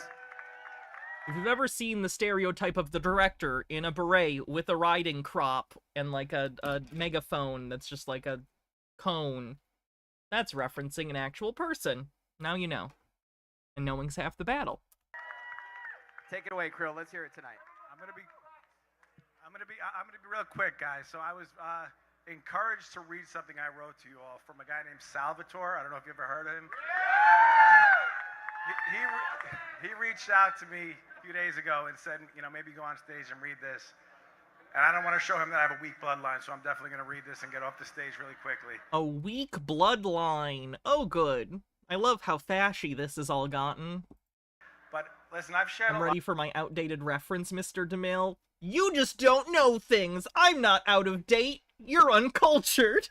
a lot with this community, and everything I've ever written comes, through me, but really from everybody here. I'm so inspired by all of you. It's unbelievable to be part of this community, and God knows I'm The stuck. guy in the French Mistake bit at the end of Blazing Saddles, that is a satire. That is a pastiche of the actual guy. Because no, I'm not nervous at all, not even in the slightest. You got it, Krill. Take it away. You may have also heard the name from Cecil B. Demented, a John Waters film. You got it. All right. Hannah stuck in the 20s? We're all in the 20s! You didn't specify a century, you fool! All right, guys, so I think this is apropos for where we're at right now. It says, there are but a few moments in a man's life where the flames of destiny come over the hills and into his Really? home. This is your moment. You can board up the house, but will simply add fuel to the flames. You can run, but know that this means you will forever be running, endlessly looking over your shoulder, and never free from fear. Or, you can stand firm. Let the flame touch your nose, let it crackle in your ears and sear your eyes, knowing full well that it cannot burn a soul already on fire. This is how you win. This is how you fight fire with fire. You burn brighter and with greater intensity than the chaotic flame of the corrupt and the discontent. This is your moment, Ape. Yeah, this is cringe. This is, again, reminder, this is because they bought Bed Bath & Beyond stock and are in denial that it closed. They're in denial that their stock was canceled. That's what this big speech is about. History will be written with the embers that remain from the great confrontation of the righteous and the diseased. Sit down, buckle up, and burn these motherfuckers to the ground. Let's go. All right, you fucking heard it from Challenged by Krill, man. Burn these motherfuckers to the ground. Again, this group, very concerned. Let's get a round of applause for him, man. All right, so there was a guy who won $1,000 tonight from Ian. He wants to come on and give a couple words. So why don't you come on tonight and let's hear it tonight, man. What's your name? What brings you out here tonight? The name is Roy, and I'm here because I'm just like the rest of you guys. The universe chose you to be here for a reason. The universe chose you to be here for a reason. More teleological explanations for their predicament. It's not their fault. They were meant to be here. So, everybody says, man, this Ian guy he's freaking awesome. I'm going to try not to swear because now I have grandkids and they might watch this someday. But what I'd like to do is a real quick exercise where you guys look to the right and to the left and you tell everybody you're freaking awesome and you're here for a reason and you're going to change the world. This is a community building exercise they do in church. You're going to have a big fat stack of cash and you're going to go help people with it. That includes you guys on stage. Michael, you got to do that too. You're meant to be at this stream today. It's true. Everyone was meant to give me bits and gift subs. It was meant to be. So are you, bro. Love you. And then I want to say thank you publicly to Bill Pulte because he's the only man of means that came into our community. Man of means. Rich asshole. You can call him a rich asshole. It's fine. What, if anything, do I think it would take to convince these people BBBYQ is done? I don't know, and even if you did, they wouldn't accept that it was obvious the entire time and everyone knew. They would always think that they almost made it and that crime stopped them. They will never accept the reality of this situation. I think they are incapable of it. The people that are around at this point, their egos are so invested in this that I think their entire personality would collapse if they somehow actually accepted what they've done. I don't think they're capable. Yeah. And put us on the top of a hill like a bunch of snowballs and started rolling. Guess what? There's a lot of snow on that hill and there's a lot of snowballs going. You guys are Best Demon with 400 bits says meant to be. See? True. going to do great things. Love you all. Thank you, PP. Appreciate having you on, man. All right, I still have a little bit of money to give away. I got $1,000. Who wants $1,000, man? All right, that guy right there with the glasses. Yeah, come on. Hey, PP, I just want to say, this has been a journey. It's been, it's lasted. Actually, I'm gonna stand up for this. It's lasted for me about more than a year.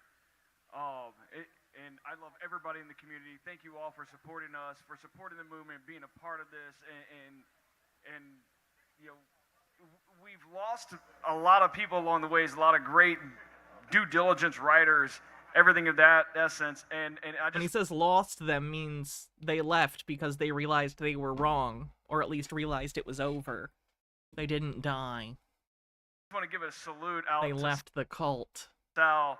I don't know if you're listening. I don't know if you're watching. I do know your story. I do know what happened. I know why you went undercover. This was for you, man, and this is for the entire crowd. I'm just going to say yell one word, and y'all yell it back. It's unwavering. Salute, Sal. We love Sal. All right, let's go ahead and bring this lucky gentleman up. Tell That us, is man, Travis. what brings you to the PP show tonight with Pulte? Ryan Cohen, plain and simply. The man's a business genius. He cares about the customer. Ryan Cohen is the Jesus, and Pulte is, Paul. And that's what I plan to do post-squeeze. All right, right on. Should we give him $1,000 only if he buys more GameStop, right? All right, here you go, buddy. Appreciate having you. All right.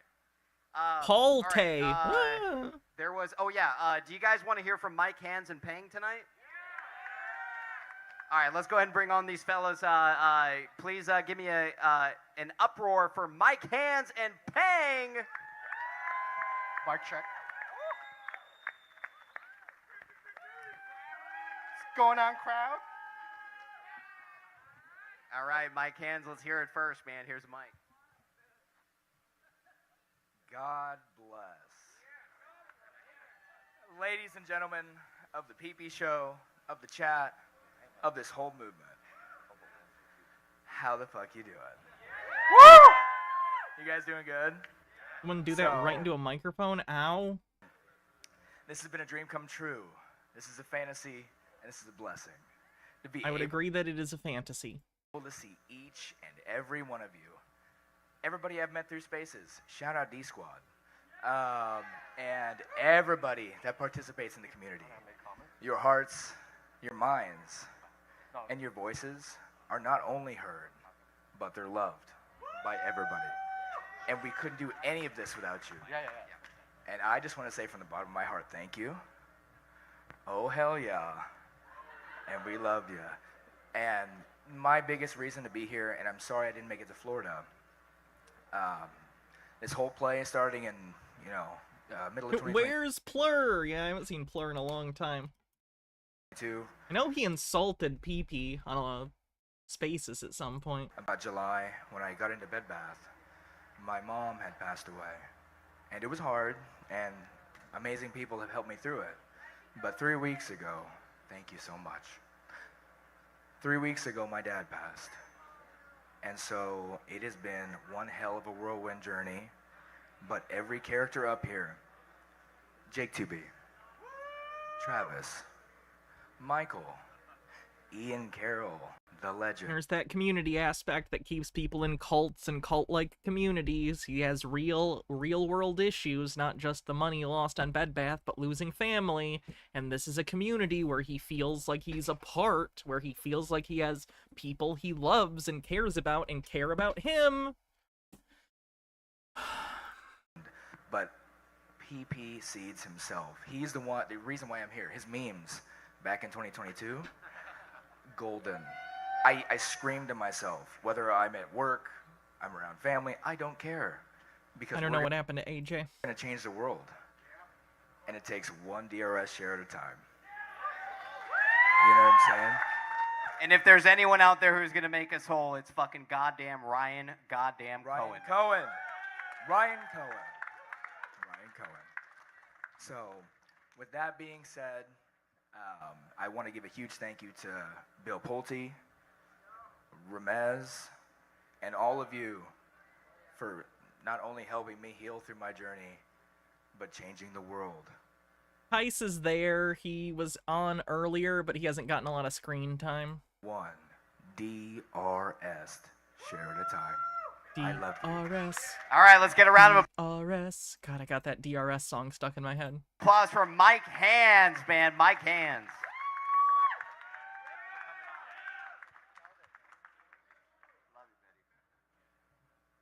All right, let's hear from Peng tonight. Ping Pang, do you have any dildos for us, or where's the dildos at, man? I had a hard time last time at the border. Why is that? I told them I was meeting a bunch of friends. And we're doing a show. And I opened up my bag, and there was this green monstrous feed. And there was a lot of questions. But, sorry about all your ears. Wow, this is loud. Before I even start, hello chat, whoever's watching. Hello crowd. Woo! And the whole group here. But before I start, I just wanted to ask a question with Mike here. Can we get a, oh yeah? Oh yeah? Hell yeah! Again, it's either whisper quiet or yelling directly into the microphone. Thank you to everybody for coming. Sincerely. Next time we'll do it closer to a city center. This was kind of crazy how far it was, but... Man, maybe you should stop having them at airports. Turn up my mic a little bit, somebody. But yeah, seriously, thank you everybody for coming. Thank you. Yeah, I think I came out of pocket for all the haters. I'm only saying this so you guys can parrot it back to these people.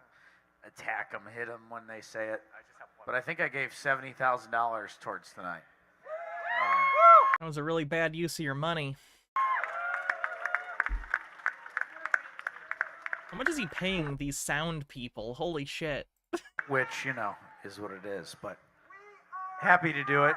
And PP and I will be here for some selfies if you guys want some or whatever. When's the next fucking We'll show? go, if you want to line up over here, we'll do them as quick as we can. Oh my god. What's that? I said, when and where is the next show for the rest of the fellows out there, man? We'll see. We'll probably do the next show at zero cost, to be honest. It keeps going down every time.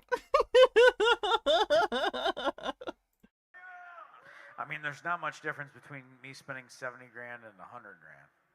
I think I pulled in 30 or something like that out of doing this, so. I believe in the movement, I believe in what we're doing, and I'm going to keep I don't believe he spent $70,000 on this. I just find it very difficult to believe that this cost $30,000. How much could it cost to rent an airplane hangar for a night? Not $30,000. You got liquor, or at least beer. You rented the helicopter. There's no way that's like $70,000. Like, what? Right on. Let's get a round of applause for Bill Pulte for Let's putting hear it it. together tonight, Let's hear it. fellas. A man that puts his money where his mouth is. And thank you to everybody who gets my back, and yeah.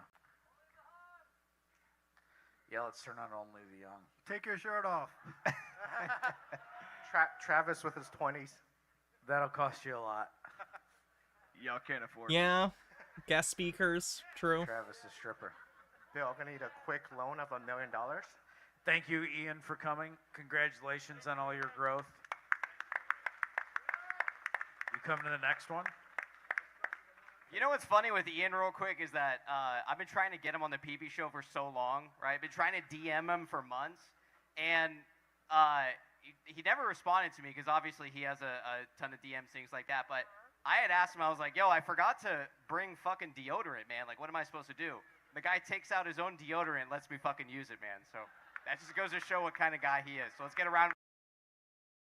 That's the story you went with? Is he let you swipe his deodorant on your pits? Okay. Applause for It's a weird story to tell, but alright. Cool.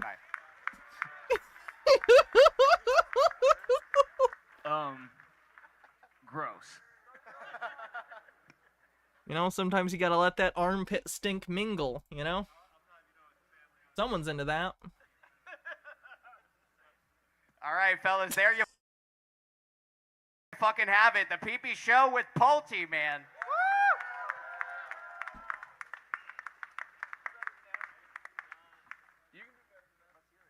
You can do better than that. There you fucking have it, fellas.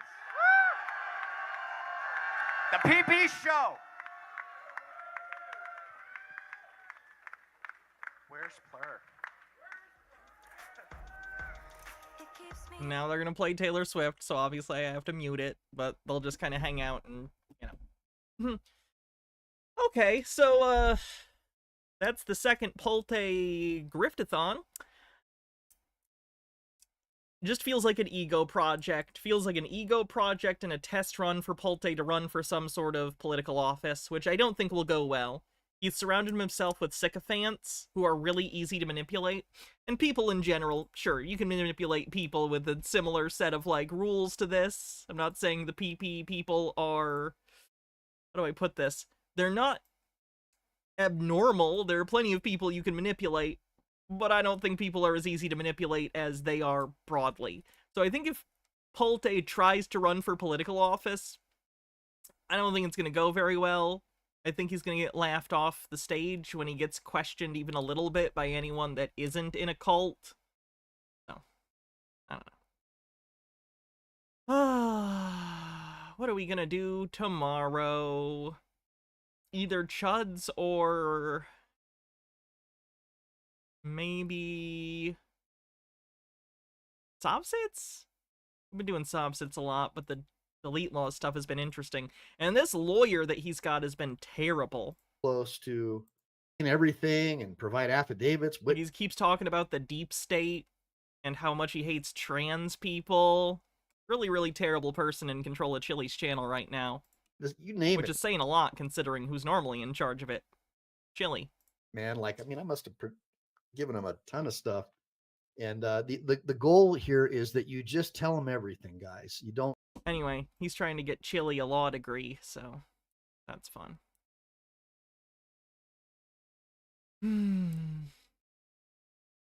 So, I think that's it. Thanks, everyone. I did see Glenn went to Vegas to help Chili. We're gonna cover that, which is interesting. Is he the same lawyer in court in the second time? No, he's dealing with a personal injury thing for Chili out of California. Because you know how Chili films while he's driving? I think he got in an accident, allegedly, and is getting sued over it. Oh. Love you too, Mr. Blast.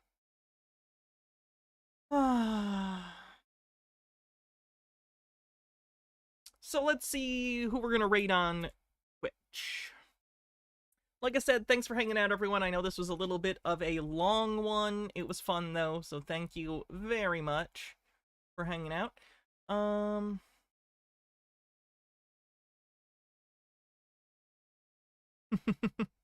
Here, VC archives. Unwind with some weird old VHS stuff. See you then, everyone. Have a wonderful evening, and, be cool about fire safety.